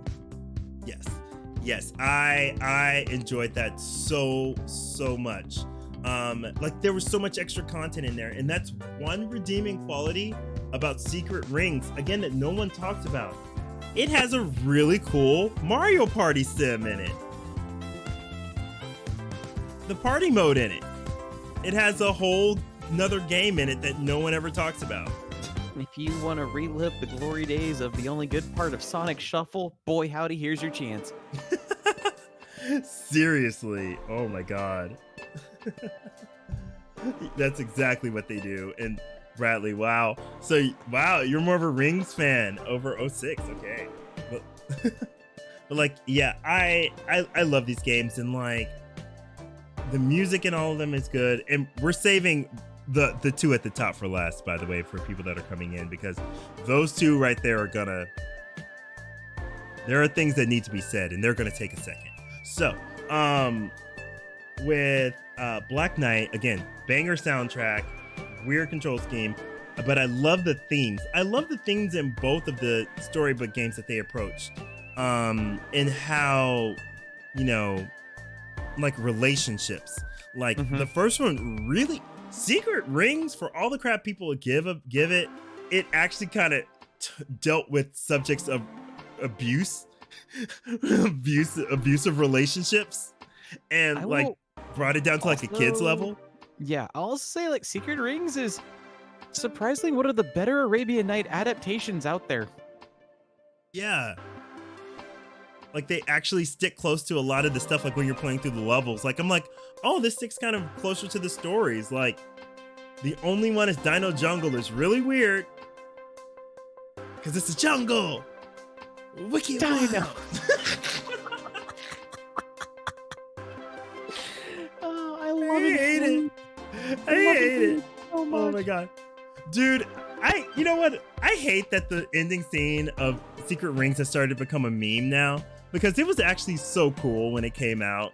And it's actually kind of sweet. But now, looking back, it's like, okay, out of context, Sonic looks like a dick. Here, have some handkerchiefs so you can cry your eyes out, little punk. No, that's what it comes across as. But yeah, but no. I love that it dealt with like those abusive relationships and like how to, you know, like about that. Someone's trapped in that sort of relationship. And then Black Knight dealt with like death and like living your life and like all this stuff. And I'm like, dang, like Black Knight is just, it's so peak. It's so peak. It's so peak Sonic character wise. I love it. It just has a really bad, really bad Link's crossbow training sim built into it, but the story is good.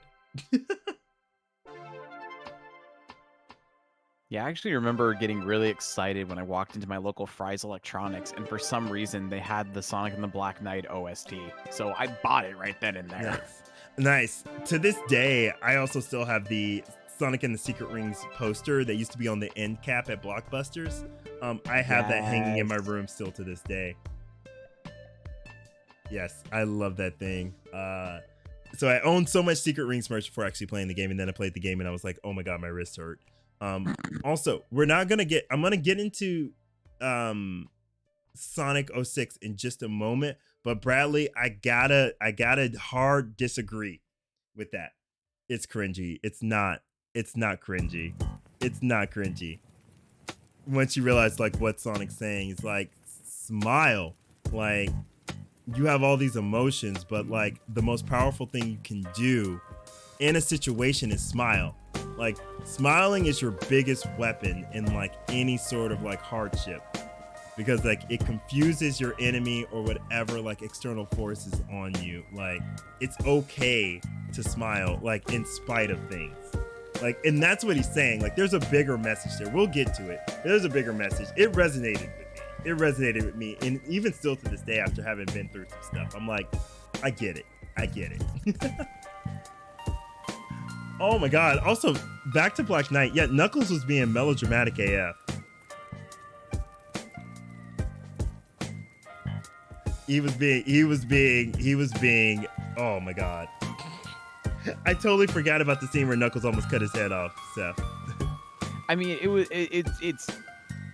it's his character, and B, like, once again, like it kind of stuck with the whole idea of like, you know, honor before disgrace with like the whole Arthurian like legacy. Yeah.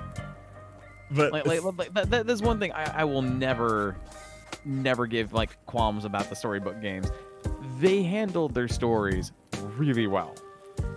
They did. Black Knight being like possibly like one of the best examples of a story in a Sonic game in like recent memory. Right? Like, oh, it's been so long, Seth. It's been 84 years. like I said, like, this era to me, Sonic was just,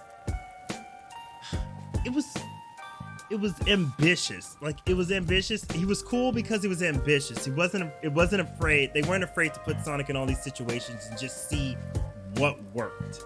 It was literally the example of, we're gonna throw science to the wall and see what sticks. Exactly.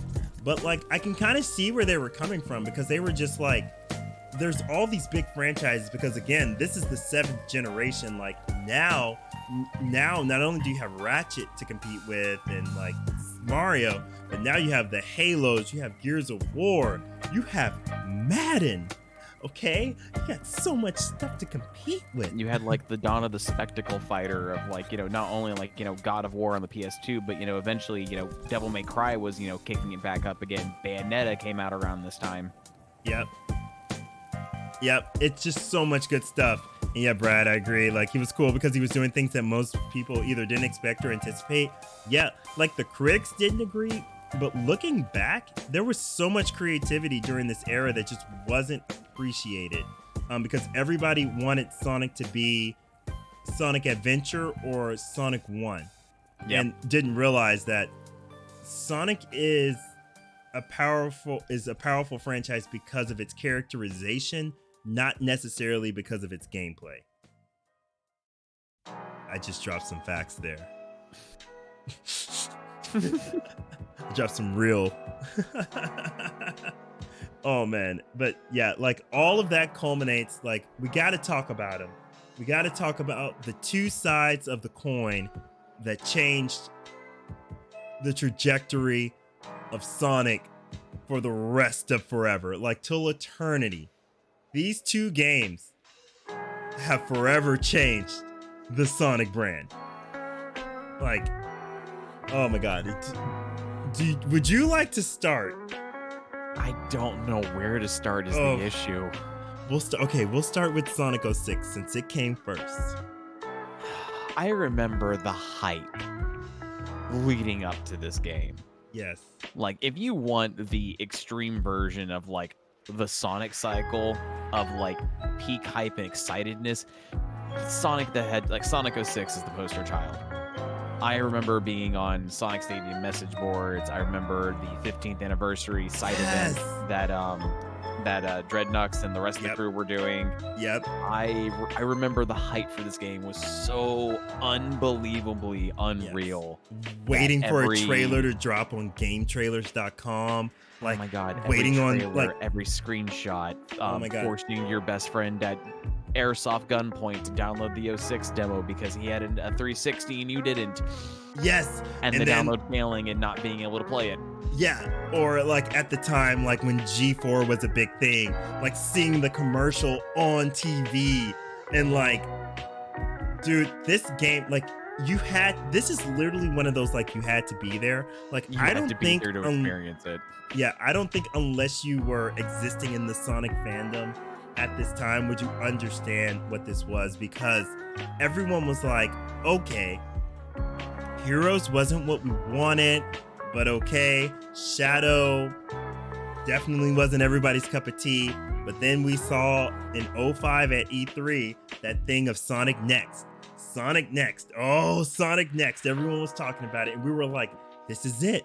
This is gonna be the game. Like, look at what they're doing. And then at E3, when that orchestral version of what do you call it? His World dropped, we were all losing our mind. Do you also remember like when like someone got a screenshot of like the treads on Sonic's shoe and someone's like, they put the Dreamcast logo there? Yes. Oh, like it's like, oh my. There was so much hype. Like, I remember, yes. And like, dude, like, credit where credit is due. The marketing team and the box art for this game are iconic. Like, yeah. Oh my god. And it was just like, how could so much feel so right about this game and so much go so wrong? Like, oh my god. Like, yeah, Brad, like you said, the snowboard level. Like, oh my god. Like, I didn't get to play Sonic 06 until I think 2007. And by that time I had heard it all, but I was defending the game. I was like, nope, people are just being whiny Sonic fans. I've been in the fandom for 15 years at this point. Everyone whines. It can't be that bad. I pay $11 for it at GameStop. I take it home. I fire it up. And it took me until dying in the first Mach speed zone of Wave Ocean and realizing that it doesn't autosave. Yeah. Everything to click. And I was like, we have a whole game to play.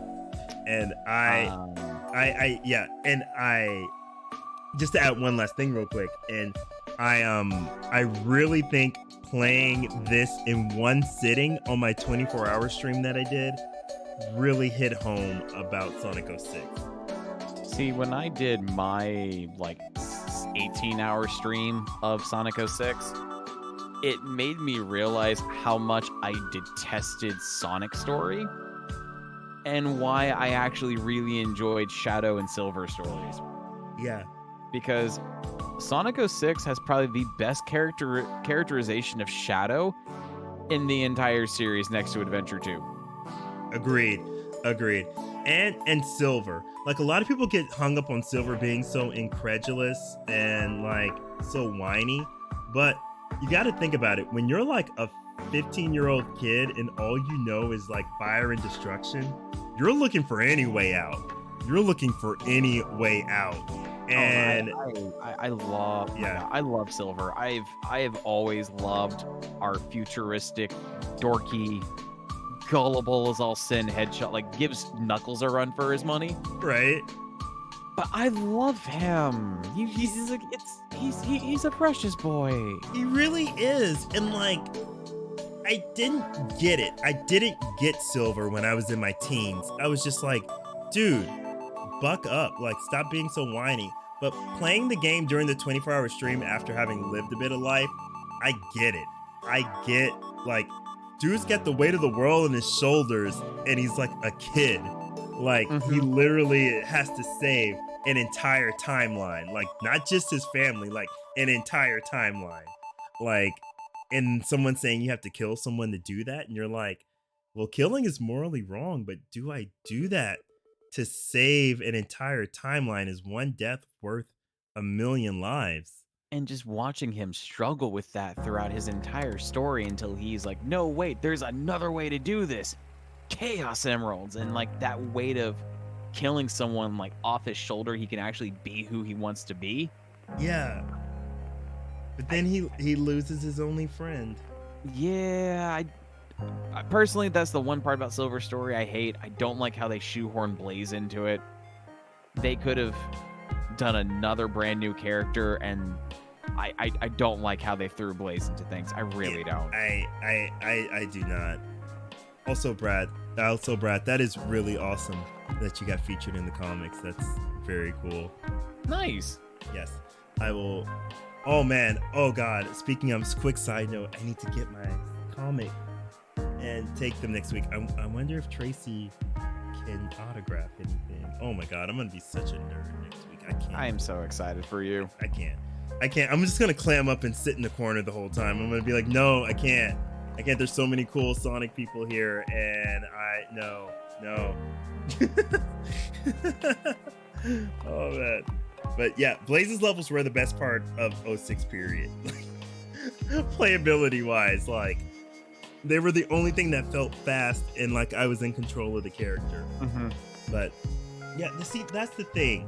And that's the thing people don't understand about this what we're calling the experimental era versus the next era that we're gonna get to, is that Sonic Team shot for the moon and missed it, and we're heading towards like Mars. Like, they missed by a long shot, but the intentions were good.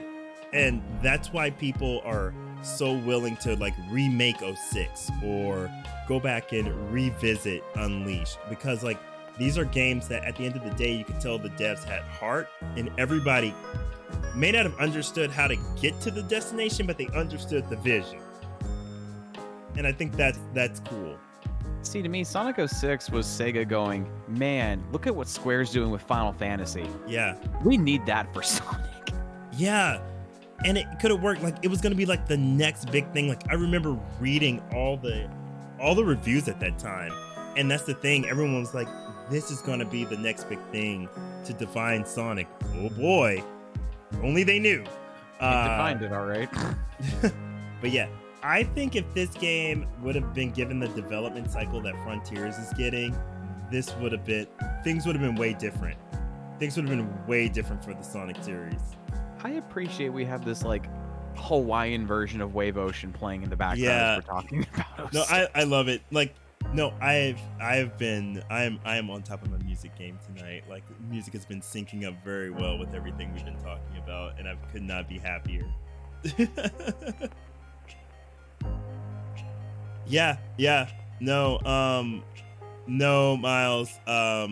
Can highly confirm Sonic 06 is what changed the trajectory of the entire series forever, for everything. Seth, do you want to elaborate on this? It's because of 06 that everyone was tired of Sonic's friends, that they just wanted a more grounded, we just want Sonic only. No one enjoyed how the pacing was broken by being forced to switch to the side characters who were, for some unknown reason, slower than they had any right to be. You remember how painfully slow Tails was. Tails of all characters. The gliding with Knuckles was derpy, to say the least. Having him like stick like glue to walls, and you couldn't jump off them no matter how hard you tried. Yeah.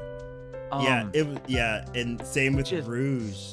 Oh my god, Rude. It's just because of all of the secondary characters and everything they threw in there with like the different play styles of Shadow and Silver, the backlash was felt that people did not want to have playable characters, period. They just wanted Sonic and Sonic alone, which is kind of the route that they have taken since. And even though the community has like one, like, no, we want to like play as like at least the main trio again, like let us play as Tails and Knuckles.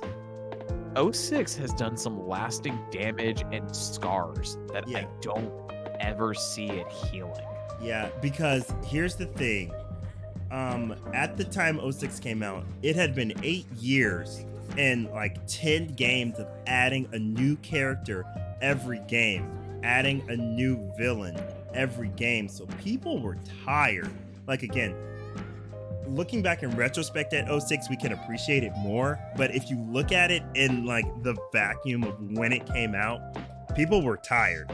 People were tired. And a lot of people felt egg on their face because people still liked Sonic despite Heroes. Heroes, everyone was like, okay, one misstep's fine in your great legacy. Shadow, they were like, okay, everyone's allowed to have one big failure. Like, it happens. But 06 failed in such a way, such a massive way, because it was incomplete. Like, Shadow just wasn't everyone's cup of tea, but it was a complete game.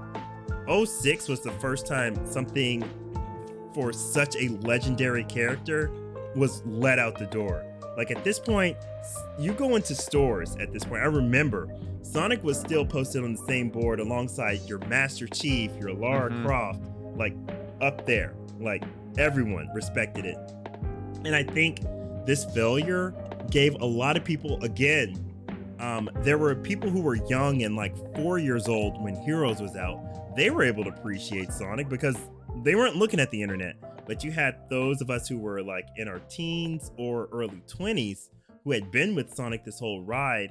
And everyone also felt that this was a good excuse to like exit because they were just like, wow, Sonic sucks now. Yeah. This was also the start of the, and I hate saying this, but the unfortunately quintessential review of Sonic's had a rough transition into 3D. Yeah. This like 06 is when that really started to pop up everywhere. Yeah, and oh my god, like if Heroes was an awkward time to be a Sonic fan, 06 hurt. 06 hurt. It took me a long time to get over the hurt from 06. And it's the game making, like the game being bad, just bad. And then just all the backlash, like the entire gaming industry. And then like, of course, all your like casuals who don't get it are just like coming at you. And you can't defend it. Like, you can't defend this crap. Like, 06 is objectively a bad game. I cannot defend it. I can defend the ideas in it. I cannot defend the game itself. It is dookie. Like, it is. Usually when I talk about 06, like I said, like the only things I will ever like say positive things about are Silver and Shadow stories, because I will still stand by. This is probably the strongest characterization Shadow has had in the series, next to Yeah. Adventure 2. Agreed. Mephiles is one of the best villains, period, in all of Sonic. Memphis, But there's Tennessee a lot is about this amazing. game I cannot in good faith defend. I really cannot. No, I can't defend any of Sonic's like actual mechanics in his campaign. I cannot defend that.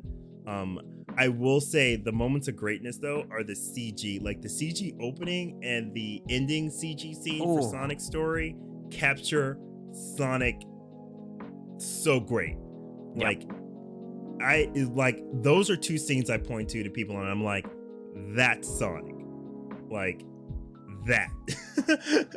And they're so good. And like again, that's what frustrates me is they put so much into this game, like the CGI, the soundtrack. You can tell they were trying to build a big game. They just did not have the team to execute it. And what a lot of people don't realize unless you're really into Sonic is Sega and Sonic Team are two different entities.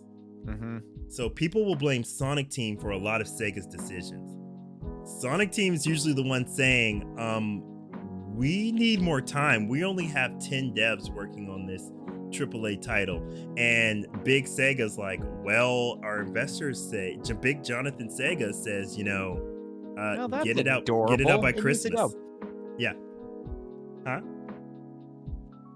I don't know. It's like you were saying. Is just like, hey, like we need more time, and Sega's like, that's cute. Yeah. It ships today.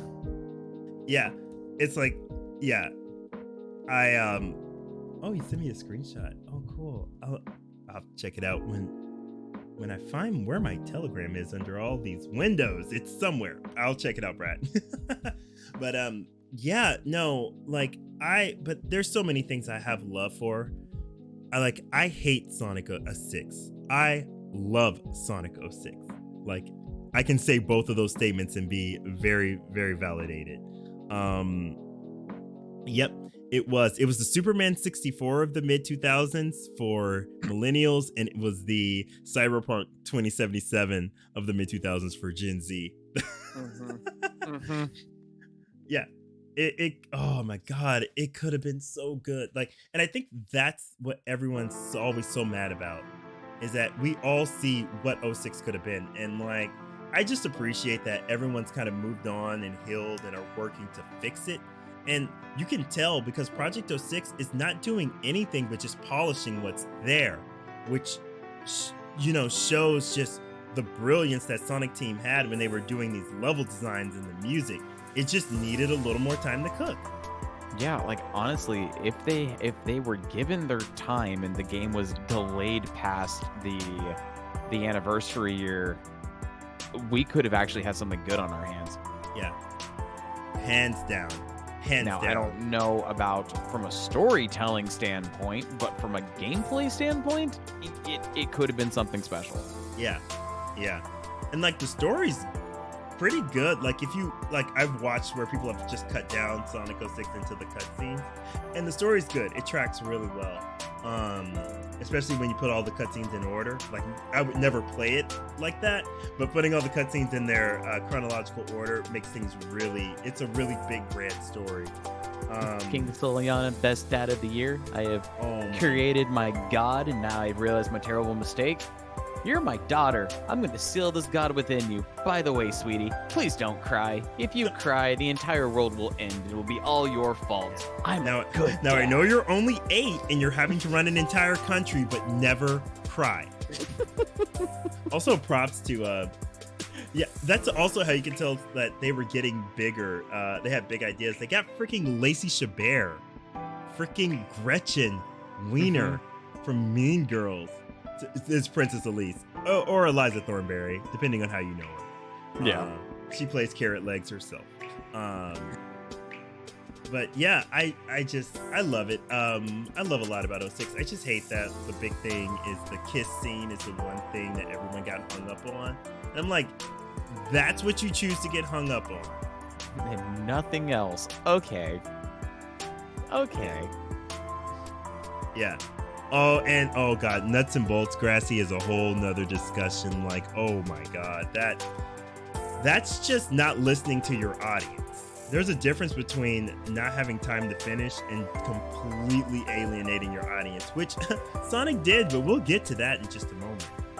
So 06, like, to keep it short, because I could easily do a whole podcast on this, and we may revisit this. Seth. Yes. Just 06 exclusively, because there's so much to unpack in that.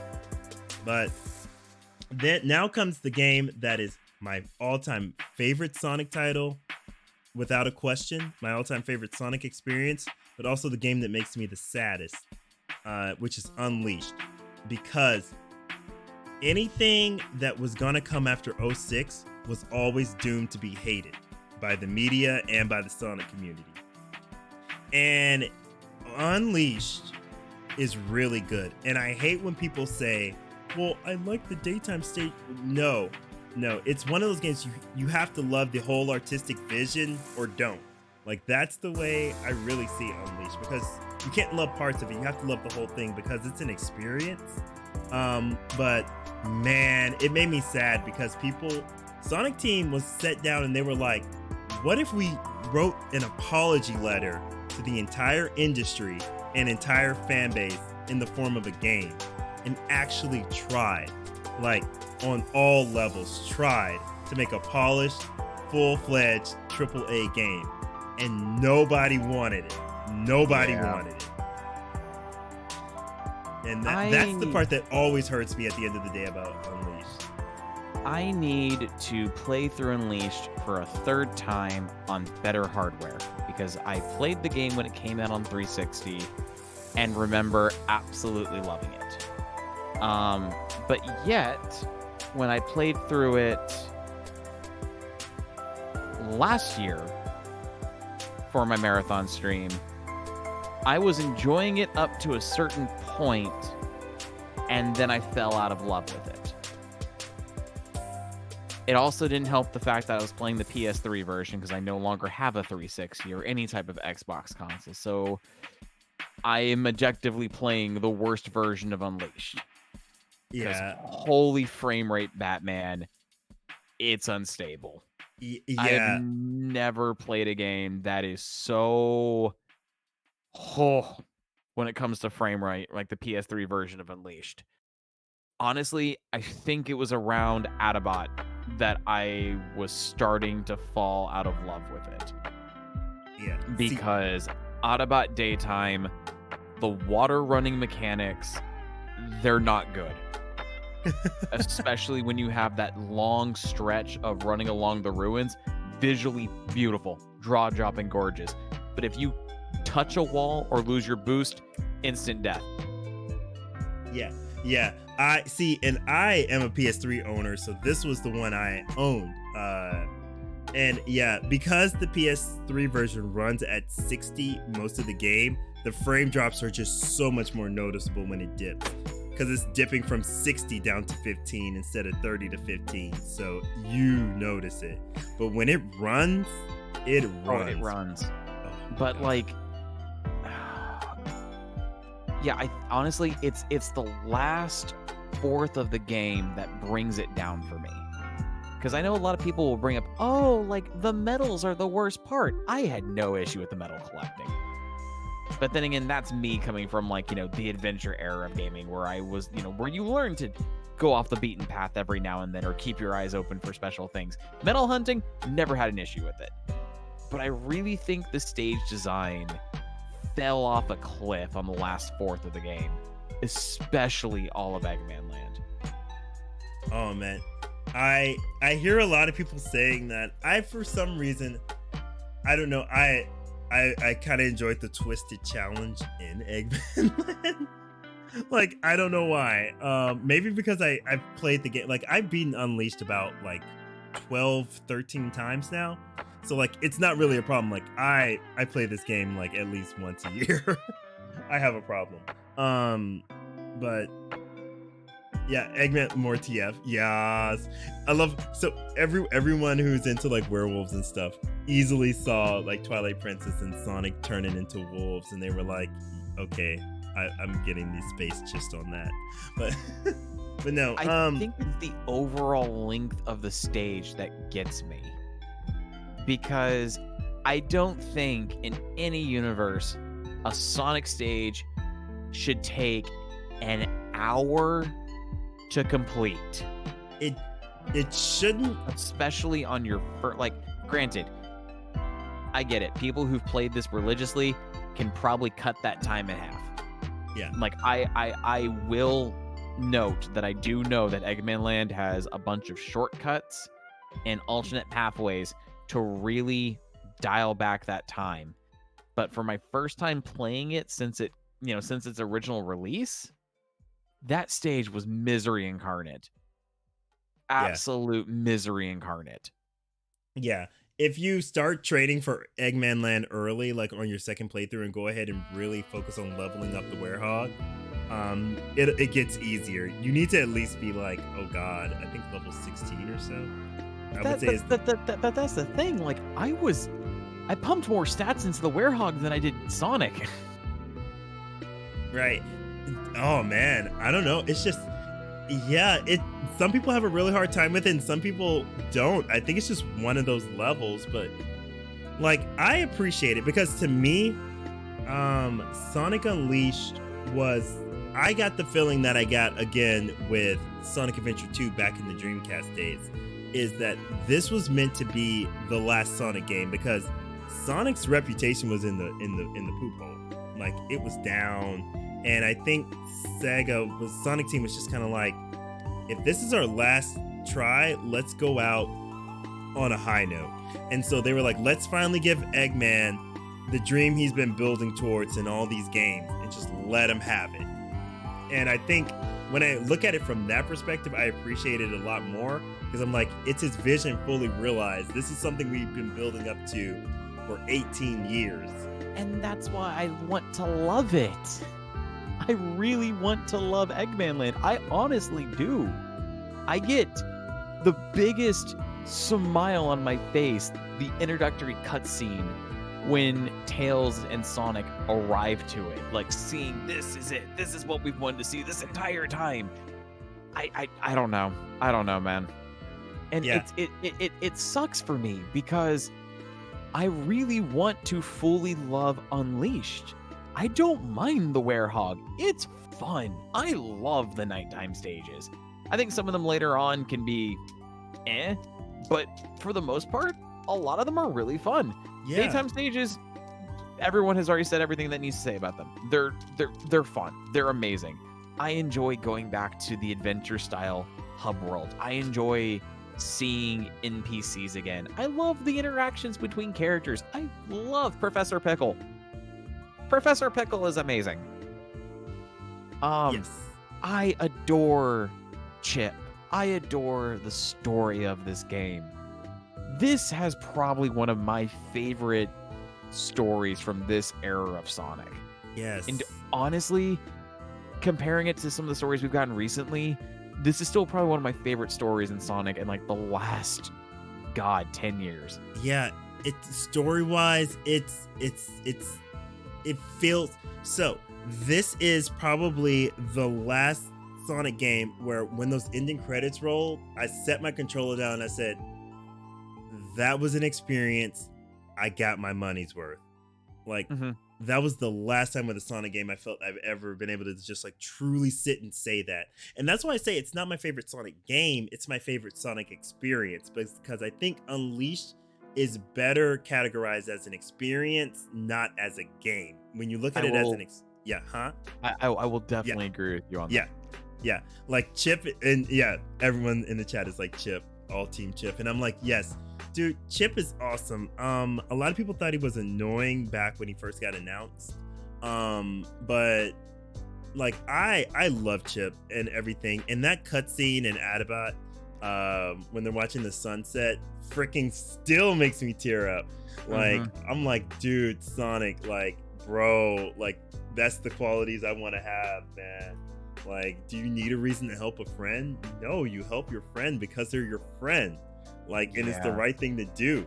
Like, oh my god, like, Sonic's so cool in this game. And like, I think I forgive a lot of Unleashed, because at this point, where Sonic Team was, they couldn't afford to mess up, and against all odds, they redefined Sonic. Like, I find it's really hard for people to love like Sonic now and hate Unleashed when Unleashed is the thing that essentially saves Sonic. It didn't need to be perfect, it just needed to be a solid experience. And it gave us that. And like there's just so much more to love, like I can forgive. Like there's so many vibe moments where you're just like trying new food from all over the world, where you're going to all these locations. The graphics, amazing. It took 10 years for the hardware to catch up with the graphics. Like, are you kidding me? I want to pick up like, and I'm not much of an Xbox person anymore, but I kind of want to buy a Series S just to get a digital version of Unleashed with the 60 FPS patch on it. Yeah. Like, I don't know why Sega in the right mind thought, you know what really needs a remake? Colors. Colors needs a redefining experience, when honestly I think Unleashed needs it more. Yeah.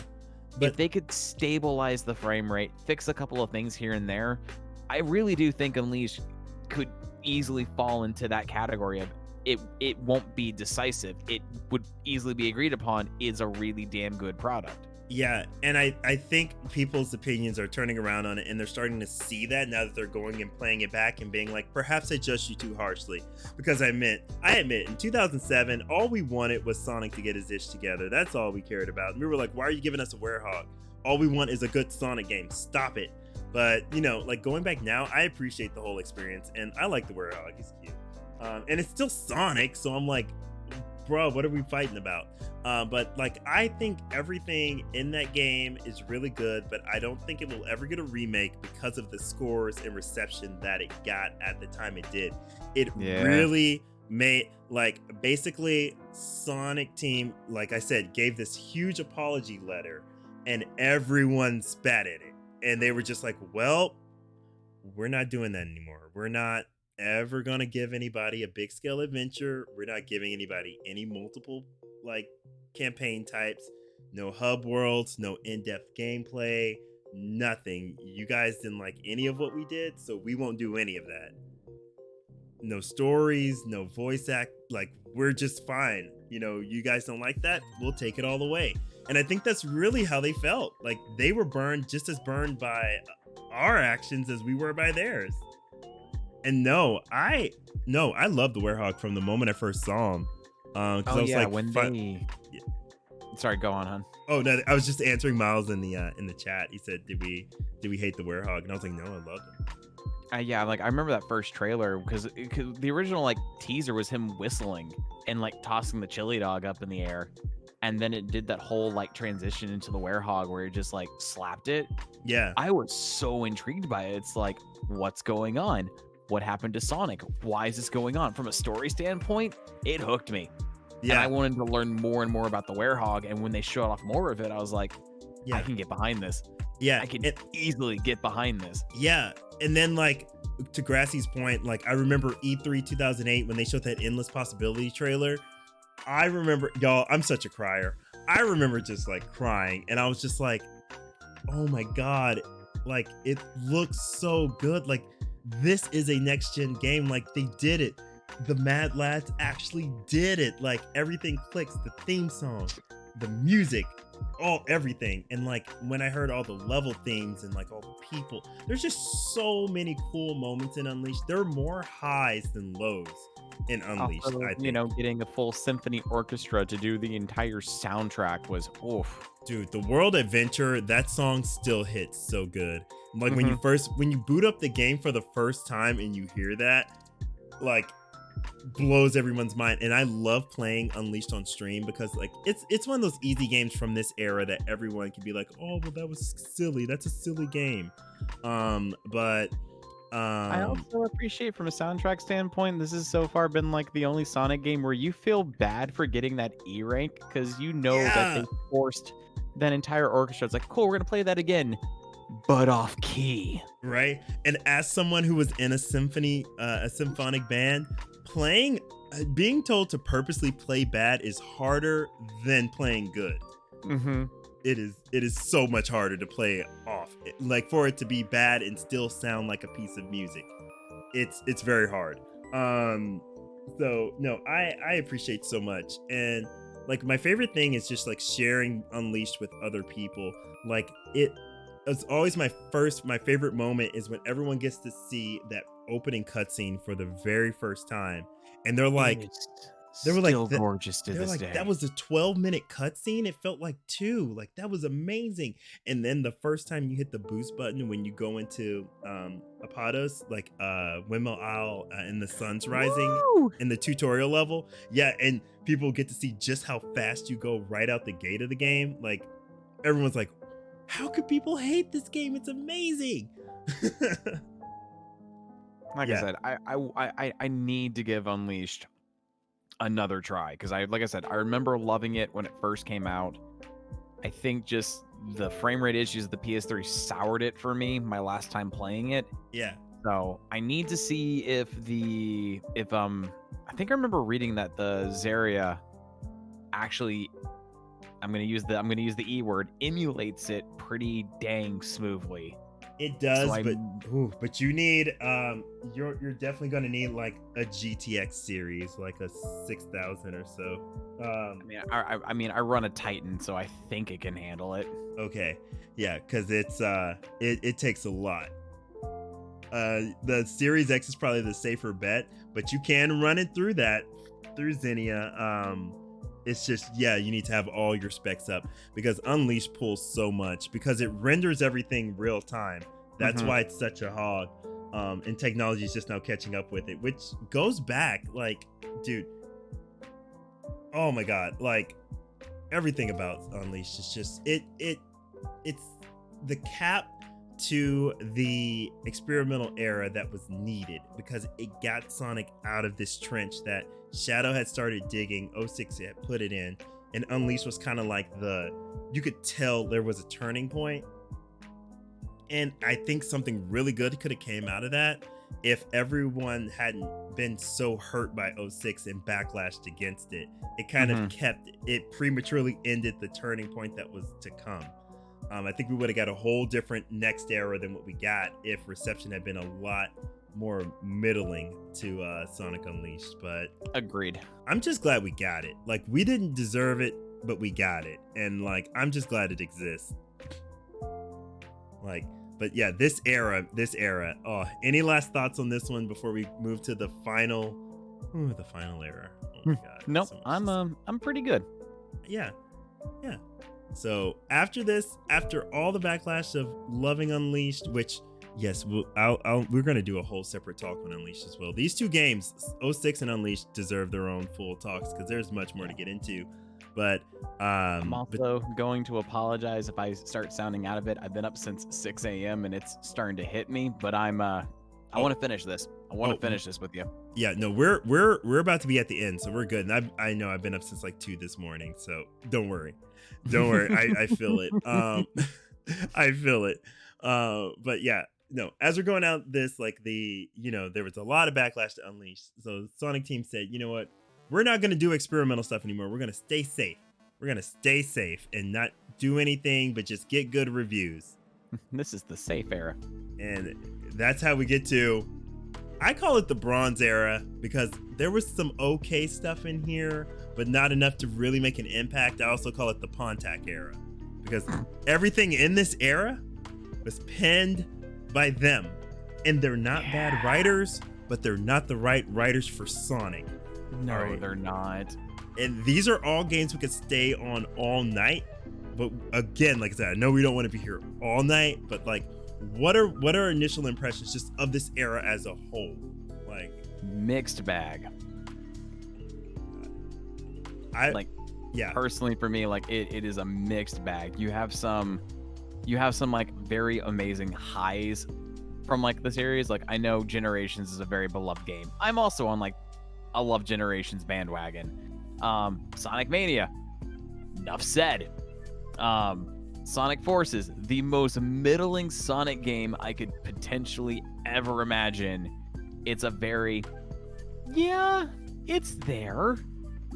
Lost World is very polarizing. and Colors is a yo-yo at the moment. Oh my god. So like Colors is what we needed when it came out, but it wasn't a long-term fix.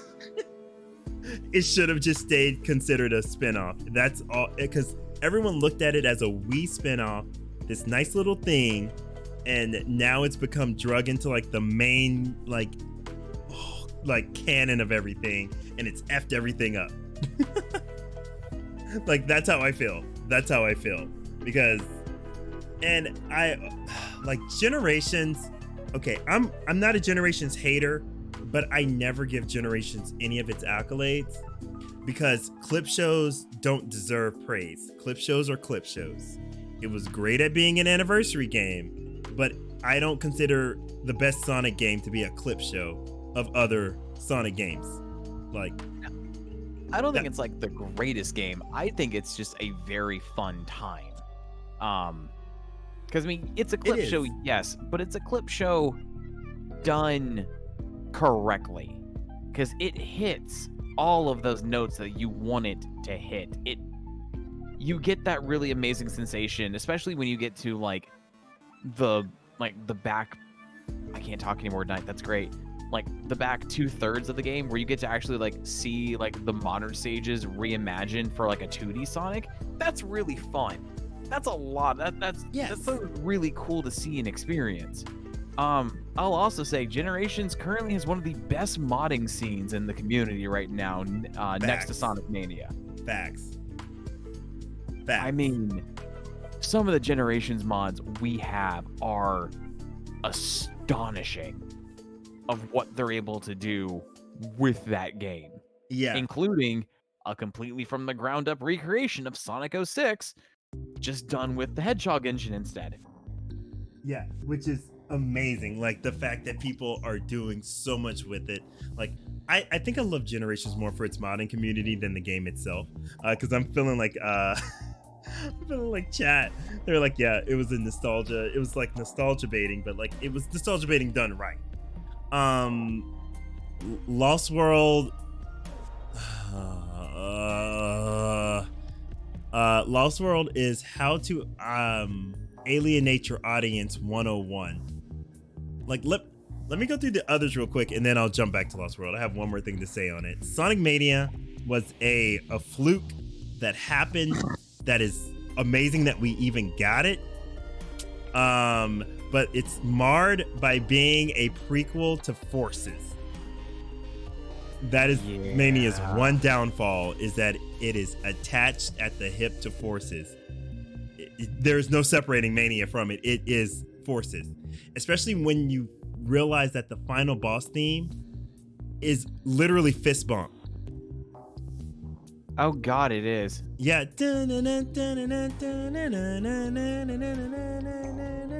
Same key signature and everything. When I realized that one day when beating the game, I groaned so loudly. I was like, "Are you kidding me? Are you kidding me?" I know. Didn't real. I know. I know. Oh. I know. I experienced it. You have to as well. Forces. So only other thing it hurts me saying this, but the other thing I kind of knock about Mania is it solidified this idea to the fandom in general that fans can make better games than Sonic Team themselves. Yeah. Which is a very toxic mindset. Yeah, because and we've seen it a lot, especially after the that was Forces. Yeah. That's when people are like, but look, Mania was developed by, Stealth and Taxman, and look at all the things that they were able to do. Man, fans can make things better than the actual developers. And it's just... Yeah, and I'm like, guys, I'm like, they are professionals who understand how Sonic works. They are not fans making the games. They are professionals who happen to understand. They are professional programmers first, and fans of the series second. And it just happened to all like mesh together. Look, and Oh God, no, Miles, we're not talking about that one. We don't. Oh my God, no. Looks like a bad omen. Stop. Oh God, no, we're not gonna get into that rabbit hole. Maybe some other time. But like, Forces. So, Forces makes me mad because it is the culmination of this entire era. Like, we could talk about this whole era just by talking about Forces, because the problem with Forces started in the way people picked apart Unleashed and the way people clung to Colors. They said, wow, okay, so we like the lighthearted parts of Unleashed and the daytime boosty boost stuff. We love the, the Saturday morning yucks of Colors. And that all just kind of culminated into Forces, into this story that just didn't know what it wanted to be and couldn't take itself seriously. And that's this whole era. It didn't know what it wanted to be. It couldn't take itself seriously. And it was like, literally when I look at this era, I just kind of see Sonic being ashamed of being Sonic. Like, no joke. I see, like, I also see like potential that was potentially wasted or misaligned. Yeah. Like, because when you look at Forces, the avatar creation, stroke of genius. That was pure People genius. have wanted to put their own Sonic OCs and official content for decades. Oh man, every And time I now replay the we're- game, I put one of my OCs in there and I'm like, oh my God, I'm Sonic's best bud. Like, And for that, yeah, that is, like I said, stroke of genius. Stroke of absolute genius. I'm still miffed that there was no Fox option. Why are you doing this to me? you have to make a white wolf, sorry. Which is what I did. Like, my version of Seth was a white wolf because I couldn't do my Fox. Well, I do a still king. don't like Forces with the complete assassination of Tails' character. Oh I'm my so God. glad IDW picked up the pieces and made him what he's meant to be. Yes, A complete smartass, and I'm all for it. yeah, he's a nerd, but he's also like super like in there and does stuff. But he probably would actually have a live stream because that's just Tails. But yeah, Forces was just missed potential. And again, that's this whole era. It's just like missed potential. Like, Forces had so many good ideas and he just wasted it. Like, it had a great villain design. Wasted it. I Infinite deserved better than that. He could have been another Mephiles, but He could have been. And it's a shame because the time they put in to his background comic arc that they did yeah. set him up for greatness. And he was menacing, he was threatening, and then he just kind of mellowed out towards the end of the game. Yep. To the point where his final boss fight, I'm still kind of upset that the last boss in the game wasn't Infinite. It was just we're going to do the Colors boss again, but slightly different. Yeah, and I'm just like, why? Why do that? Like, Force, it was just such a waste. It was kind of like Lost World, which was just like, how are you alienating your fans at the same time you're trying to cater to them? It was just a weird time. I still haven't fully played through Lost World. It's not bad. So it's not a bad game, and it has many good moments. It's just, again, one of those things of, and I think it's just Pontac being out of their depth with what Sonic is, because they introduce a lot of good ideas but never explore them deeper, which is the problem with all of these games. A lot of cool concepts are introduced, but they never explore them deeper. Boom is yeah. Because like I know for like my Sonic anniversary stream for 2023 is when I'm gonna actually be going through Lost World completely for the first time. So Yeah. I'll be able to form an opinion on that when I actually get around to playing it. Yeah, it's not bad. I just played it and I'm playing it again. Not to plug myself, but gang, this weekend we're doing a decade in a day. We're playing the entire Pontac Bronze era in one go. Dicky, Yes. hun, this is your channel. You can plug yourself on your own channel.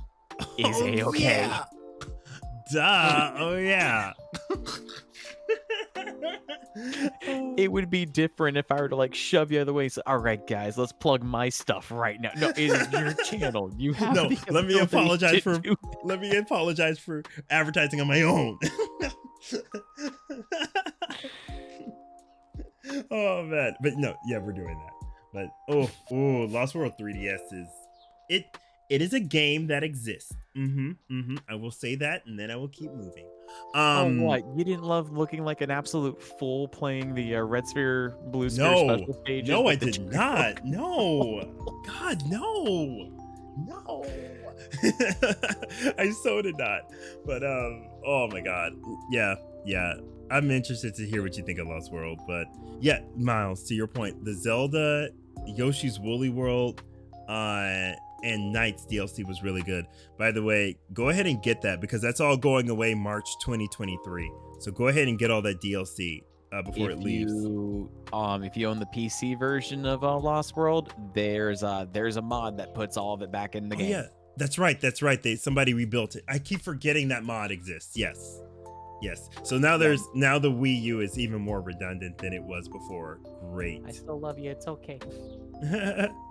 Aw, I hear you, kitty. Yeah. And then the last thing from this era that we'll mention before we move on to more positive stuff, because this era is depressing to talk about. Boom. Boom. Boom is another case of Sega meddling when they shouldn't have. Because Red Laser or whatever company behind Big it Red had Button. a lot of Big Red Button. They had a lot of really good ideas down. They had their own direction they wanted to go. And then Sega came in. Like, What? if you actually like watch behind the scenes videos on like if I remember correctly, why can I not remember? Matt McMuscles did a what happened on Boom that kind of sets the tale of that game up perfectly. Yep. That if there wasn't corporate interference, we might have gotten a pretty unique spin-off that would have probably still been decisive, but a little bit more warmly recepted. Yeah, because like and did you ever get your hands on the entire original pitch book? No, I did not. I actually have the PDF file for that. And it makes me mad because there's so much cool art and finished like build animations of the game. It was gonna be so cool. It wasn't gonna quite be Sonic, but it was gonna be really cool, and they effed it up. That Wii U deal effed Sonic up so bad in this decade.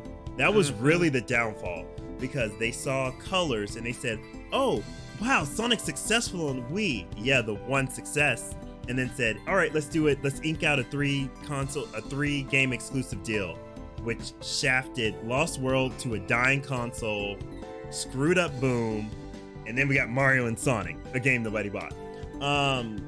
And it just really messed Sonic up. So then that's when Sega was just like, "Oh, well, Sonic's not profitable anymore. Don't invest much. Budget title them out." Because even Mania is considered a budget title. And Team Sonic Racing, it shouldn't even exist. It's okay. Like, All-Stars Racing Transformed is like the highlight of the sumo era of Sonic racing games. Yeah. Can we also like acknowledge how much of a wasted potential it was not to have stage DLC for Sonic Generations? Yes, we can. And to backtrack a little bit, like Unleashed got so much DLC love, and Generations just kind of got left. It's like I would have paid money to have more of like the classic stages generationified. Yes, that would have been so cool. Or just put in like a Mario Makers type thing in there, like give us a debug mode and let us go crazy. Since we know the game's so easy to mod anyway, like it would have been so cool to do that. Just give us like an asset pack. Yeah. Outside of story confines of Colors, how did you feel about it? When it came out, I really enjoyed it. It was just such a simple. It was such a moment. I think I like Colors more for what the moment was than the game itself, because it was the first moment in like almost 10 years where everybody collectively was like, that's a good Sonic. Like the fans, casuals, game journalists, everyone was just kind of like, that's a good Sonic. And it felt good for everyone for once to just kind of be in agreement. Like, but like looking back, like you can see like we kind of made it out to be more than what it was. It's not a bad game. We just kind of built it up more than what it was. And Sega got the wrong impression. We were just like, no, we just like that this game has moments of levity and take itself seriously. But Sega seemed to think we were like liking the dumb poo-poo fart jokes and the wisp. No, Sega. We like the simplicity of the package, not those elements of the package. Man, But, I wish the Wisp would have stayed in colors. Like their shoehorn into forces made no sense. Yeah. The only caveat is that is if we didn't have forces, we wouldn't have Whisper, and I like Whisper a lot. So Whisper's awesome in IDW. IDW carried this. IDW and Mania carried this decade. And the Generations modding community carried this decade. Carried this whole decade. But you know what, the Whisper is so awesome. Tangle and Whisper, oh my god, I love them together. I need to get those plushes. But same.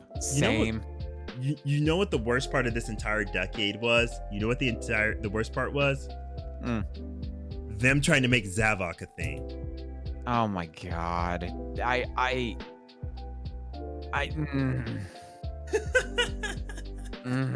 Let it out. No one likes Zavok. We like Zaz more. Right? He was the better member of the Deadly Six or Yeah. whatever, the Six shenanigan hooligan, whatever the Yeah. Like, Zavok was just no. and they kept trying so hard to make him a thing. Team Sonic Racing, Forces.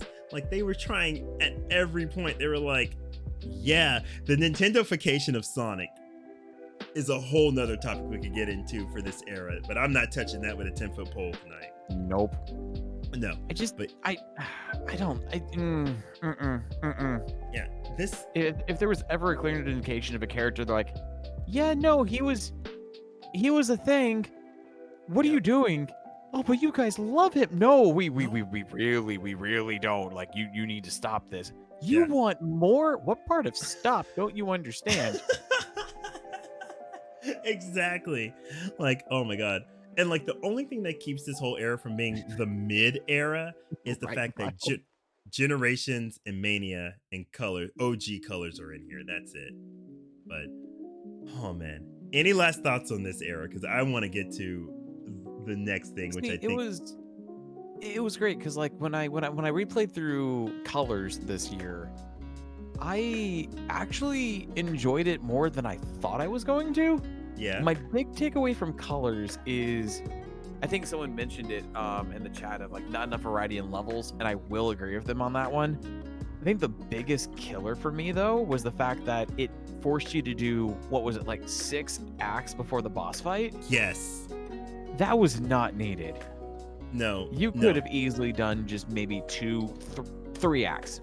Throw it back to classic Sonic 1. 3 acts in a boss would have been better. Yeah. I will say that Aquarium Park is probably my favorite water stage in a Sonic game to date. Yeah. And that track is beautiful. Yeah. I am so mad at this era because it gave us some of the coolest things out of some of the poopiest like things we were given. Like out of Sonic Colors, we got Reach for the Stars, all of Aquarium Park, and Planet Wisp Act 1. Like Planet Wisp Act 1 is such, like that track is like next level. Like it's so good the way it starts off. Like it's so good with just that piano. Like we didn't deserve that. We didn't deserve in Lost World. We didn't deserve Sea Bottom Seg. We didn't. Yeah, you're right. Like, but we got it out of this crap. But like, yeah, no, this era, man, just so Bronze Pontac, It's literally it. Like I said, it is Bronze. It is let's play this incredibly safe and pander to reviewers. Yep. Let's not be experimental. Let's not be daring. Let's not be risky. Let's play it super, super safe and like wrap Sonic in bubble wrap to make sure nothing bad happens to him. Yep. And I don't think we realized it until looking back, the stagnation that all of this brought. And I really think that, what was it? November? Yeah. No. April or May of 2019 was just the culmination of all this stagnant bullcrap and nobody caring about the Sonic brand was the Sonic Movie 1 trailer. Like, and that's our transition point, but like that was the culmination of just nobody giving a crap really about doing anything new with Sonic or, you know, respecting Sonic enough to not have it be mediocre was that first design. Like, oh god, Yeah. that is that design, the odd choice of Gangster's Paradise for the I know. trailer music. Though now I'm mad because R.I.P. Coolio, that trailer actually Yeah. holds cultural meaning now. It does. It does. But I will also say it didn't fit for Sonic. It didn't. Like, I remember seeing that trailer and I was just like, this is it. This is what a decade / 12 years after Unleashed have gotten us. Just, this is where we are. No People one wanted to cares see about the this death brand. of a hedgehog. This is a death of a hedgehog. Yeah, my original plan was I was going to take all my friends. We were gonna go to like, I don't know, like Chili's or somewhere and get drunk like really cheap. And I was just gonna go freaking drunk to the movies in November because I was like, I'm going to literally watch the one creative thing in my life that is like important die. This is it. There is no recovering. Sonic cannot take 3 downfalls. He can take 06. He can take Sonic Boom on the Wii U because the Wii U was dead, but he can't take a big movie failing like this. This Nope. is it. But then that tweet, that beautiful tweet from Mr. Fowler said, we messed up. We're pushing it to 2020. And thank God, because that has given us the revival era. Like, frick, man. Frick. I Like, will say, like, I remember after that first trailer drop, people were like, oh man, Seth, what do you think? Are you upset? I'm like, let's not talk about the design. And I told him, like, the only reason why we'll go see this in theaters is because I know that Jim Carrey is going to ham up every single scene he's in it, and that's going to make the movie salvageable for me. Yeah, everyone was asking, because everyone in my life knows I like Sonic, and everyone was just like, what you think? And I'm like, I'm not mad, I'm just disappointed, really. That was my reaction. But then, yeah, like Miles was saying, like, when Twitter reunited, and I will never forget, in November 2019, when we got that remake trailer, like, Oh, I've said I'm a crier. Like, I don't even know why I was crying that day. I was just a mess. And I was just like, thank God there's hope. This can happen. This can be something. And oh my God, like everyone in Twitter, like Miles was saying, like you could just feel like everyone was just like, please, let it be good. Like, let it be good. Sonic needs a win. Like, he just needs a win right now, man. And it was a safe movie, but it was what he needed. And like, I think it it's was what safe, but it was fun. it was. It really, it was the first time in a while that like, because I like my fiance Miles said it best. Like, I haven't seen like a young Sonic captured well like that since like the 90s cartoons. Yeah. And it really brought something really cool to the character. And I thoroughly enjoy the first movie. Second movie knocks it out of the park, but I mean, Yeah. the first movie was good. It was. I still think Jim Carrey's Eggman is probably my favorite media version of Eggman that's been created. Yeah. Like it was so good. Like, it was so fresh. And then it was just like this perfect storm of everyone that had grown up with Sonic since the Genesis era finally being at that age to be employed, that they could have a say in Sonic. And like, you could just feel everybody wanting this thing to work, and it did well. And I really think it woke Sonic Team up, because for a decade, everything was just middling. Like, no one really cared. They were just having Sonic out there to not lose the IP. Like, let's be real. But then, like, this movie, like, you could feel the immediate change. Like, was Colors Ultimate good? Was Colors Ultimate the best, like, remake? No. But that's a whole different discussion, because the entire remaster industry in the game industry right now is crap. Look at Grand Theft Auto. Yep. Look at Silent Hill. Sonic Colors Ultimate did give me the ability to give Sonic leopard print shoes and gloves and have a bouquet of flowers in his wake every single time he ran. Yay. And I live for that. Right, and it was Colors. I can finally play Colors on my Switch. I'm fine. And I can play Colors at 60 FPS on my computer. Like, it's fine, guys. It's fine. Like, I'll take it. I already have the game. Like, it's fine. And it's a whole new generation of Sonic fans. And to your point, like, yes, Unleashed deserves a remake, but Colors was the safest choice to put out the door after the surprise shock of the movie being successful. Like, it was the safest one to get out the door out of everything that had been released. It was the safest bet commercially, because everyone would search reviews and they'd be like, oh, well, it got a 9 back in the day. Okay, this is a good game. I'll get this for Johnny. And, you know, like, yeah, like, it was the safest bet. So I think the business strategy was good, but like, I definitely would have picked another game. But then Sonic Movie 2 comes and it just rewrites everything for Sonic. Like, Jesus, like, oh my God. Like, I am still like, this was all this year. This was half the things on this list are this year. It still blows me away of like how perfect the second movie got both Tails and Knuckles. Yes. First try. Yes. First try out of the park. Yes. Tails was perfect. Knuckles was just had some of the most quotable lines in the entire movie. Yes.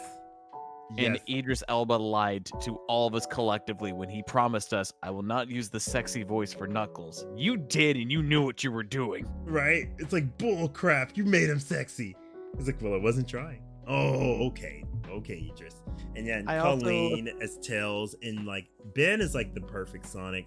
And he's like the perfect like PR person, because he's like so passionate about the role.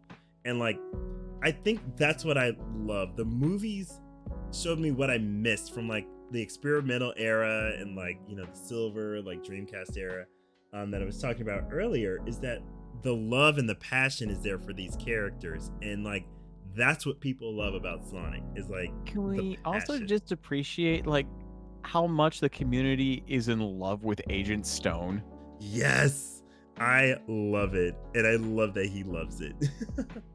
Like, Majub is great. Yeah, I still need to download the one of the mods for Sonic 3 Air that changes every single one of the mini boss fights to have Agent Stone involved with it somehow. Yes.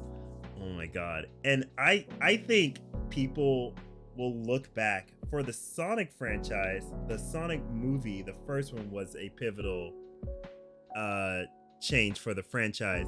The second movie was a cultural reset. Like, literally, because of that movie, I believe we will now start getting better quality video game movies and shows. Like, I firmly believe that. Yeah. I like, Sonic did a great thing for video game movies, because I know, like, I think honestly it's thanks to both Sonic and Detective Pikachu that companies should get a better idea of like what people are looking for when it comes to a video game movie.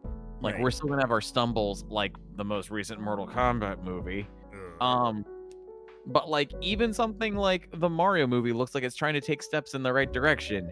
Right.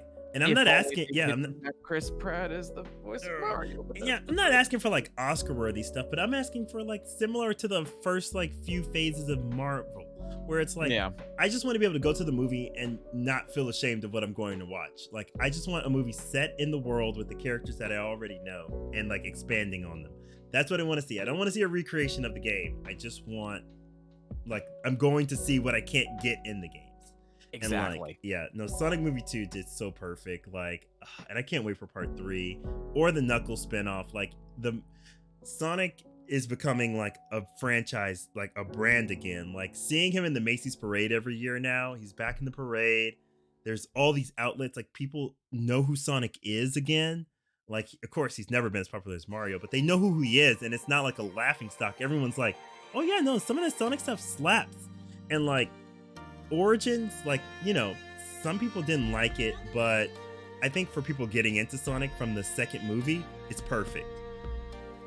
It's perfect for them. I'm happy that they have actually started patching the game. Because like I know from like an Origin standpoint, like 1, 2, and CD, great. The definitive way to play these games now. Yeah. And also, to a certain extent, it is a really great way to finally play Sonic 3 and Knuckles on modern consoles. Yes. If we ignore the massive elephant in the room. Yeah, but there's not much they can do about that. I mean, when you're literally going up against the estate of literally the most successful pop star, The king of pop. Like literally in existence. Like, even post-mortem, he's still the most successful pop star that has ever existed. So like, when you're going up against that, like, it's hard. Like, they're like, Sonic, you're cute, but you're not that cute. Give us $1 million for each song. And so, like, you know, which, like even like looking back on, it's kind of strange considering like the good rapport between Sega and Jackson. yeah. But that's the thing. Like, I bet you if they went to Michael Jackson, they would be fine. But because they're going into his estate, It's a different story altogether. yeah, and those people are probably going to want money out of it. So it's fine. And we all knew the modding community was going to fix it anyway once it hit Steam. So everyone's fine. But I think it's perfectly fine. Like, for like Sonic's brand, I think it's good that it exists, because a lot of young kids are going to get that probably even for Christmas this year and be able to play it on their Switch. And I mean, like, even from like an old fan perspective, is gotta have one of the most extensive art collections we've ever gotten. Yeah, or I'm calling it now. Origins will be whatever this new generation of Sonic fans is. This will be their Mega Collection Plus. Yeah. It just doesn't have the sweet, sweet museum theme that brings a tear to your eye when you listen to it. Yeah. There's a reason why I use it in my stream, because it works for every occasion. I just want Carnival Nights on repeat. No.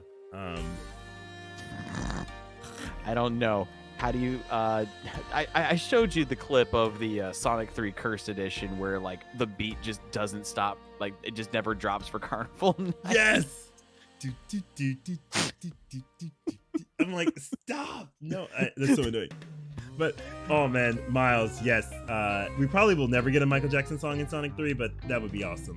But probably not. And then still, Matt, there's no physical version of Origins. They might. I mean, if Sega may do that next year or something and be like Sonic Origins Plus. Ooh, here's a physical thing. That's what they did for Mania. Yeah, I mean, for all intents and purposes, Miles, like if you're looking for like a physical Jackson song in 3, it does exist. It's the original end credits theme for Sonic 3 by itself. It's literally Stranger in Moscow. Yeah, it is. It is. And oh man, oh god, is this just so much? Oh, we meant Sonic Movie 3. Okay, the movie. Oh, okay. Maybe Paramount may pull that, but probably not. I would rather have a game song in there than a Jackson song. Same. Like, I would. They have to do Live and Learn. Like, they have to. They better. They have to. With the way they're setting it, they have to. Like, they're backing themselves into a corner. They have to.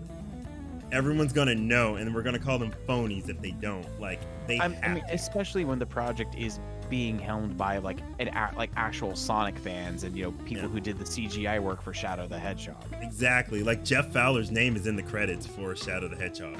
Like, No, he has to. Yeah.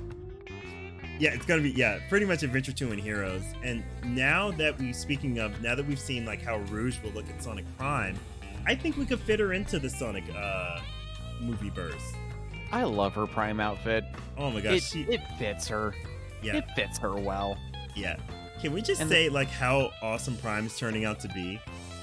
The fact that Tails is basically whatever alternate universe Tails is, aka Tails mixed with Dr. Octopus. Yeah, I'm down for it. I love it. Like, he just looks so cool.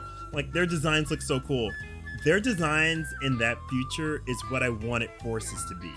Mm-hmm. Like, they look so cool, and I'm so ready for it. Man, everything about Sonic Prime is just so good.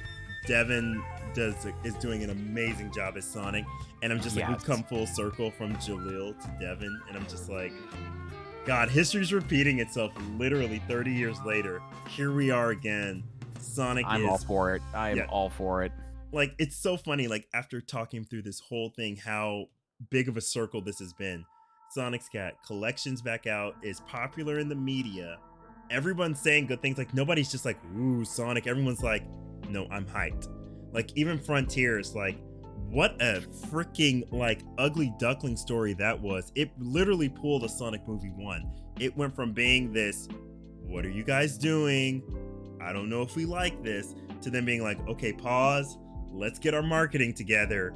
Here's what we're trying to show. And then everyone collectively said, oh, shoot, this is going to be awesome. Frontiers looks to be a return to the experimental era. Yeah. Where it is just, we're really trying to tell like a unique story that only we can, and changing up the gameplays to something that is going to it's going to have its safe moments with the cyber world, but it's mostly going to be focused on this brand new open zone concept. Yeah, and I'm so happy for that. Because Sonic Team does best when they're not listening to anyone but their own passion. Like, I've noticed every good Sonic game, like Unleashed was good because they were passionate within their team. Sonic Frontiers will be good because they're like, you know what, fans, we gave you a whole decade for you guys to tell us what you wanted, and it wasn't working. Game reviewers, we gave you guys a whole decade to tell us what you wanted. It wasn't working. We're just going to make the game we want to make. Okay? How about we do that, and then you guys can all fight amongst yourselves, but we want to be happy with the art we contribute to the world. And I think that's the most respectable thing I love about Sonic Frontiers. Like, and you can hear it in everyone they interview. They're like, no, this is what it is. This is the vision we wanted to create, and this is what we're giving to people. Not, we hope fans do this, or we hope, critics do. They're like, no, here. This is for us after the last 10 years you made us suffer. Yeah. You're welcome. Right. And I love that. Like, this was the first Sonic game to ever win an award, like, at a show. Like, I think that's very telling. It has the blessings of both Hideo Kojima and I can never pronounce his name correctly, from Smash. Sakurai? Yes. It has both their blessings. And a lot of respect from major people in the game industry, because I haven't really been looking at any of the fan coverage. I've been listening to more of the people that have like actual like status, you know what I mean? And like actual experience, like programming, developing games, and that have tried this game out, and they're like, no spoilers. They're like, wow. the team got their ish together. And I'm like, I'm so happy to hear that. Thank you, chat, Sakurai. Thank you. I'm just so happy to hear that. Like, there's just so much to be proud about this game. I feel the same sort of pride in this game that I do in Unleashed, where it's like, even if it's not perfect, it's something that was made with love. And I respect that more than anything. So I like, honestly, it's these reasons that I've been so hyped for this. Like, I haven't felt this level of hype, honestly, since 2006. Yeah. Like, it reminds me of that, like, oh man, like, we're doing something different, boys. Like, get in the car, we're doing different things now. It's like, oh, Yeah, Oh, like it's exciting. It's really exciting. it really is. Like, it's super exciting, and like what we're seeing is actually good, and like everything's just so cut so well. Like the few trailers I have watched to like not spoil stuff, like the animation, like even the animations hit different. Like Team Sonic Racing and the Sonic Color stuff was cute and charming, but like this was actually like movie quality. Like I keep forgetting it's just a 6-minute little intro film. Like holy crap, like everything about this game is just pointing to be good. And like the fact that people are emotionally connecting with this game, like even outside of the Sonic fandom, has to say something. I just really want it to do well. Same. I have so much like, but I feel like this movie, like I did for the first Sonic movie, I'm just like, come on guys, like you're about to bring home a home run. Origins, while not perfect, the casuals loved it. That's good. Sonic movie 2, like cultural moment, cultural reset. Prime, it's gonna be good. Like they just have to stick the landing with Frontiers. If they can stick the landing with Frontiers, 2022, like we will officially be like in the revival era. Like they just have to stick the landing, and I think they are. Yeah. No, yeah. Yeah. So, oh man. So, like, what are your final thoughts for like this like revival era? Like, what are you hoping for Frontiers, and like, what are you hoping to see? Man, Sonic fans have been eating good the last 2 years. Like how hyped it was to go into a theater before the COVID times to see Sonic on the big screen and walk out of that with the biggest smile on my face, to the point where Miles and I saw it twice in theaters. And my fiance, he doesn't like to do movie viewings that often. And it was a rare treat for us to not only do a Valentine's Day plan for like the first movie, but also get him into a movie for opening weekend that we then replicated with Sonic movie 2. Yeah. I'm loving what I'm seeing of Prime. I'm so digging the voice talent they've got for the show. I love Sonic's voice for it. It's Yes.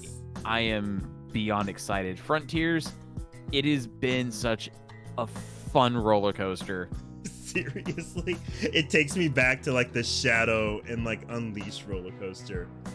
Because I remember like seeing like that initial teaser, like, all right, what is this? What are you guys doing with it? And then watching like the IGN like exclusive sneak peek first look for like what was like the entire month of June. Yeah. And I follow, like I haven't followed something religiously like that in a while. Same. And just taking bits of like, oh, like this is like they really are going for this whole like open zone design. Oh, the combat looks pretty interesting, and people are hating on it. I'm like, don't hate on it just yet. Like this is still like we need to see more of it together. And when they finally revealed the gameplay loop, I'm like, that's it. Like that's what you need to do to make this work. Like that clicks. Yeah, and then when that trailer at the European Game Show, when that dropped, I was like, I'm officially hyped. I am officially hyped. When they got that Prime spot at the opening day, and they had dropped that full theatric trailer with like the music and like the voice and like, oh my god, the CG. I was like, I'm ready. This is perfect. This is perfect. Like, this week has been hard for me to focus because I knew that leading up to tonight, I'm going into a 4-day weekend. And granted, my Monday going into work is the day it drops. And it's going to be so hard to focus on Tuesday at work, knowing that as soon as my shift is over, I'm going straight to Best Buy, getting my copy, and coming home and booting it up. Yeah, I have the countdown clock. I have it digitally set to download on my PS5. I am going to order the Steelbook, so I have a physical one, but I wanted to have it. And I was thinking about this, right? I was thinking of, and I'll share this with you all because I'm being candid on stream where we're at the end. And I was like, do I want to play it on stream? And I've been going back and forth for like 3 weeks on this. And like today I was just finally like, no, I want to enjoy this Just I like had the same debate when Return to Monkey Island got its announcement for like its launch date. yeah. And I sat there, I was like, well, like I'm already planning on like playing like Monkey Island like 1 and 2 on stream to get myself ready and get other people ready for it. Do I want to stream Return? I sat there, I'm like, no, I don't. This is me time. This is me going back and enjoying a brand new Monkey Island game, and I want it to be just for me. And I'm going in the same mentality with Frontiers. Do I want to stream it? No. I want this to be a for Seth time. Exactly. And you know, the last game that I absolutely felt, well, Kingdom Hearts 3 was the last game I did that, but before that, the last game that I did that was Sonic Unleashed, where I was just like, this is something I want to stay up in my PJs at midnight and play and just be in the moment. Just in the moment with it. Yeah. I think they earned it. They earned it. I'm like, there'll be plenty of people, and I respect the game enough to be like, I want people to discover this game at their own pace and actually play it, because Frontiers seems like a game that you don't understand until you have it in your hands. And I'm like, no amount of streaming is gonna give people that experience. And I'm like, also I want to respect people, because a lot of us have been waiting 5.5 years for this game. And I'm like, I would be doing a disservice to spoil anything of the game for people. I'm like, Agreed. I want to give it a month. I want to give it a month, maybe till January before I stream it. Because I'm like, it deserves that. They've worked hard. It deserves my time. That's the least I can give them back. They've legitimately worked hard. 5 years is for Sonic Team, that's a long time. Yeah, that is a while. Yeah. So I have not heard no spoilers, and I plan on keeping it that way. Be careful on YouTube. Oh yeah, no, I only look in my subscriptions when I go on YouTube now. I'm doing like I did with the Sonic movie too. I'm like, nope, only look at my subscriptions, not scrolling down to the recommended, not scrolling down to the comments on anything I watch. Nope. Also, I'm clicking the do not recommend anytime something Sonic related pops up in my homepage. I'm like, do not recommend, get it out of my algorithm. No. Yeah, I've been like I'm thankful that a lot of the things I do on Twitter is just people mainly just like Sonic artwork, and that's pretty much been about it. And like not a lot of like the YouTube people I watch are doing a lot of coverage. Like the occasional like reviews or teaser trailers here and there, but thankfully nothing that's like, we're gonna do an in-depth analysis. It's like, nope. Yep, nope. Like that IGN review, everyone's like, oh, you gotta watch the IGN interview. I said, nope, I am not watching that. I don't want to know anything. Like, I only want to know what Sega's willing to show me. I don't want to know more. Exactly. Because I know they're not going to spoil their own game, because I understand the marketing for this game now, and I'm like, they're not going to show anything spoiler, because they want you to experience this game. So I'm like, I'm okay with watching like the short stuff. I'm like, if it's short, I'll watch it. If it's a long, like in-depth thing, no. I don't even want to hear the music beyond what we've been given for the trailer. So, but it may be premature, but I just have to say, job well done, Sonic Team. Like, job well done. Like, I'm so proud of the boys and the girls and the everyone's. Just Sonic Team, I'm proud of you. But oh god, yeah. We'll see. We'll see. I'm hoping that playing through this mediocre era on Saturday will get me more hype for Frontiers, because I'll be like, finally some good freaking food. I've been eating from the bowl of mediocrity for 20 hours. Give me some good freaking food. I love it. I absolutely adore it. Yes. Man, but yes, we've reached the end. We've reached the end. Almost 5 hours of talking. Holy. I'm looking at the stream long? timer. It's been 4 hours and 48 minutes. It doesn't feel like that. Like, granted, No. I say that, and then I'm also like thinking like, okay, but like from a body standpoint, my body hates me right now. But Yeah. from like an overall like awareness, it didn't feel like 5 hours.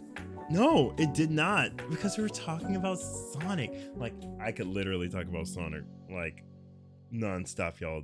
Don't try me. Don't try me, gang. I can talk Yeah, about Sonic let's nonstop. let's not, because I don't get to do this that often, and when I actually am able to do it and click, it just doesn't stop. I know. Same. That's why I was like, oh my god, I'm glad our schedules finally lined up so we could do this. Like, it was awesome Right? having you again, and I cannot wait to do like a post Sonic Frontiers like discussion. Like, I absolutely appreciate it, and thank you for letting me join you tonight. I had a lot of fun doing this. yes, this was so much fun, Oh yeah, that's right. I guess it's time. We'll move it on to the to our ending screen. You don't have to leave yet, Seth. There we go. Bring up our ending screen for us.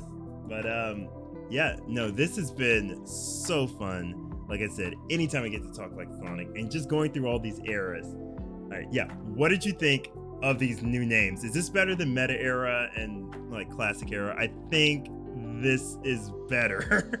I 100% appreciate your names of the eras a lot more than what the community has come up with. Right? Like, oh my god. Also, Seth, people are wanting to know your socials. Oh yeah, absolutely. You can actually mainly find me on Twitter at Sefstreams. And then you can find me here on Twitch TV at just Sefhighwind. If you see the icon with the dorky fox with a lot of Mega Man Battle Network under his wing, yeah, that's me. And of course, you can always follow me here or on all my stuff below. If this is your first time here, we had a lot of first time peeps here. That me was so like forceful. It was just like, oh yeah, well, there's just me. I mean, and we also have a Discord, so where we watch a lot of anime, talk a lot of Sonic. We are going to be watching through Sonic Prime in there, guys, once it drops next month. So join for that. We'll be doing watch throughs and stuff every Monday. So join. Also, get in there so you can get on the holiday tree. We're going to be doing holiday ornaments for everybody in our Discord. So Cute. yeah.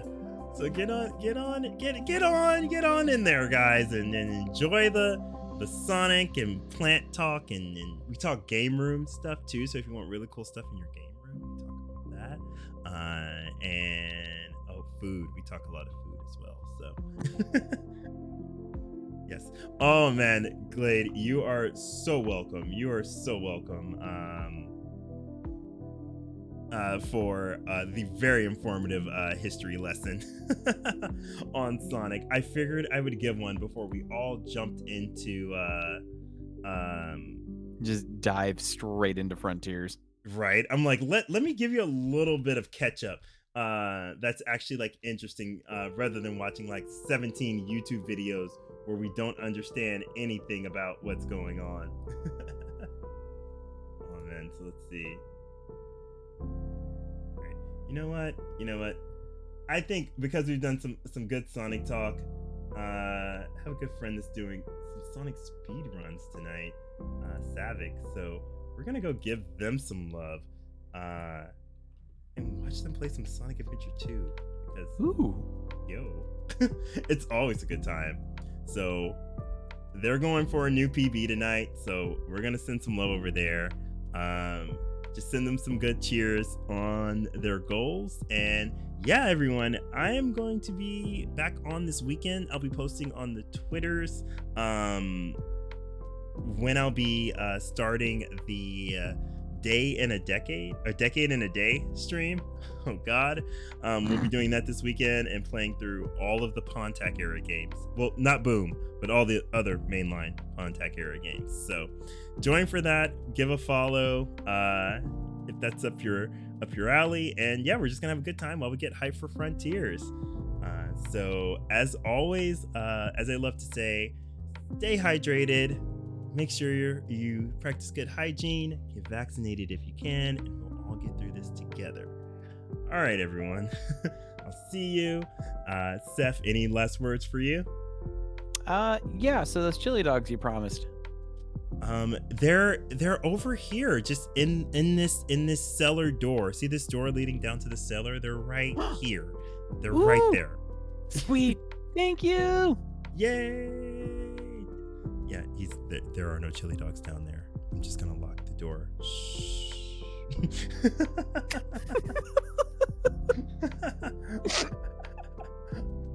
All right, everyone. Let's get on out of here. All right. Have a good evening. Have a good night, y'all.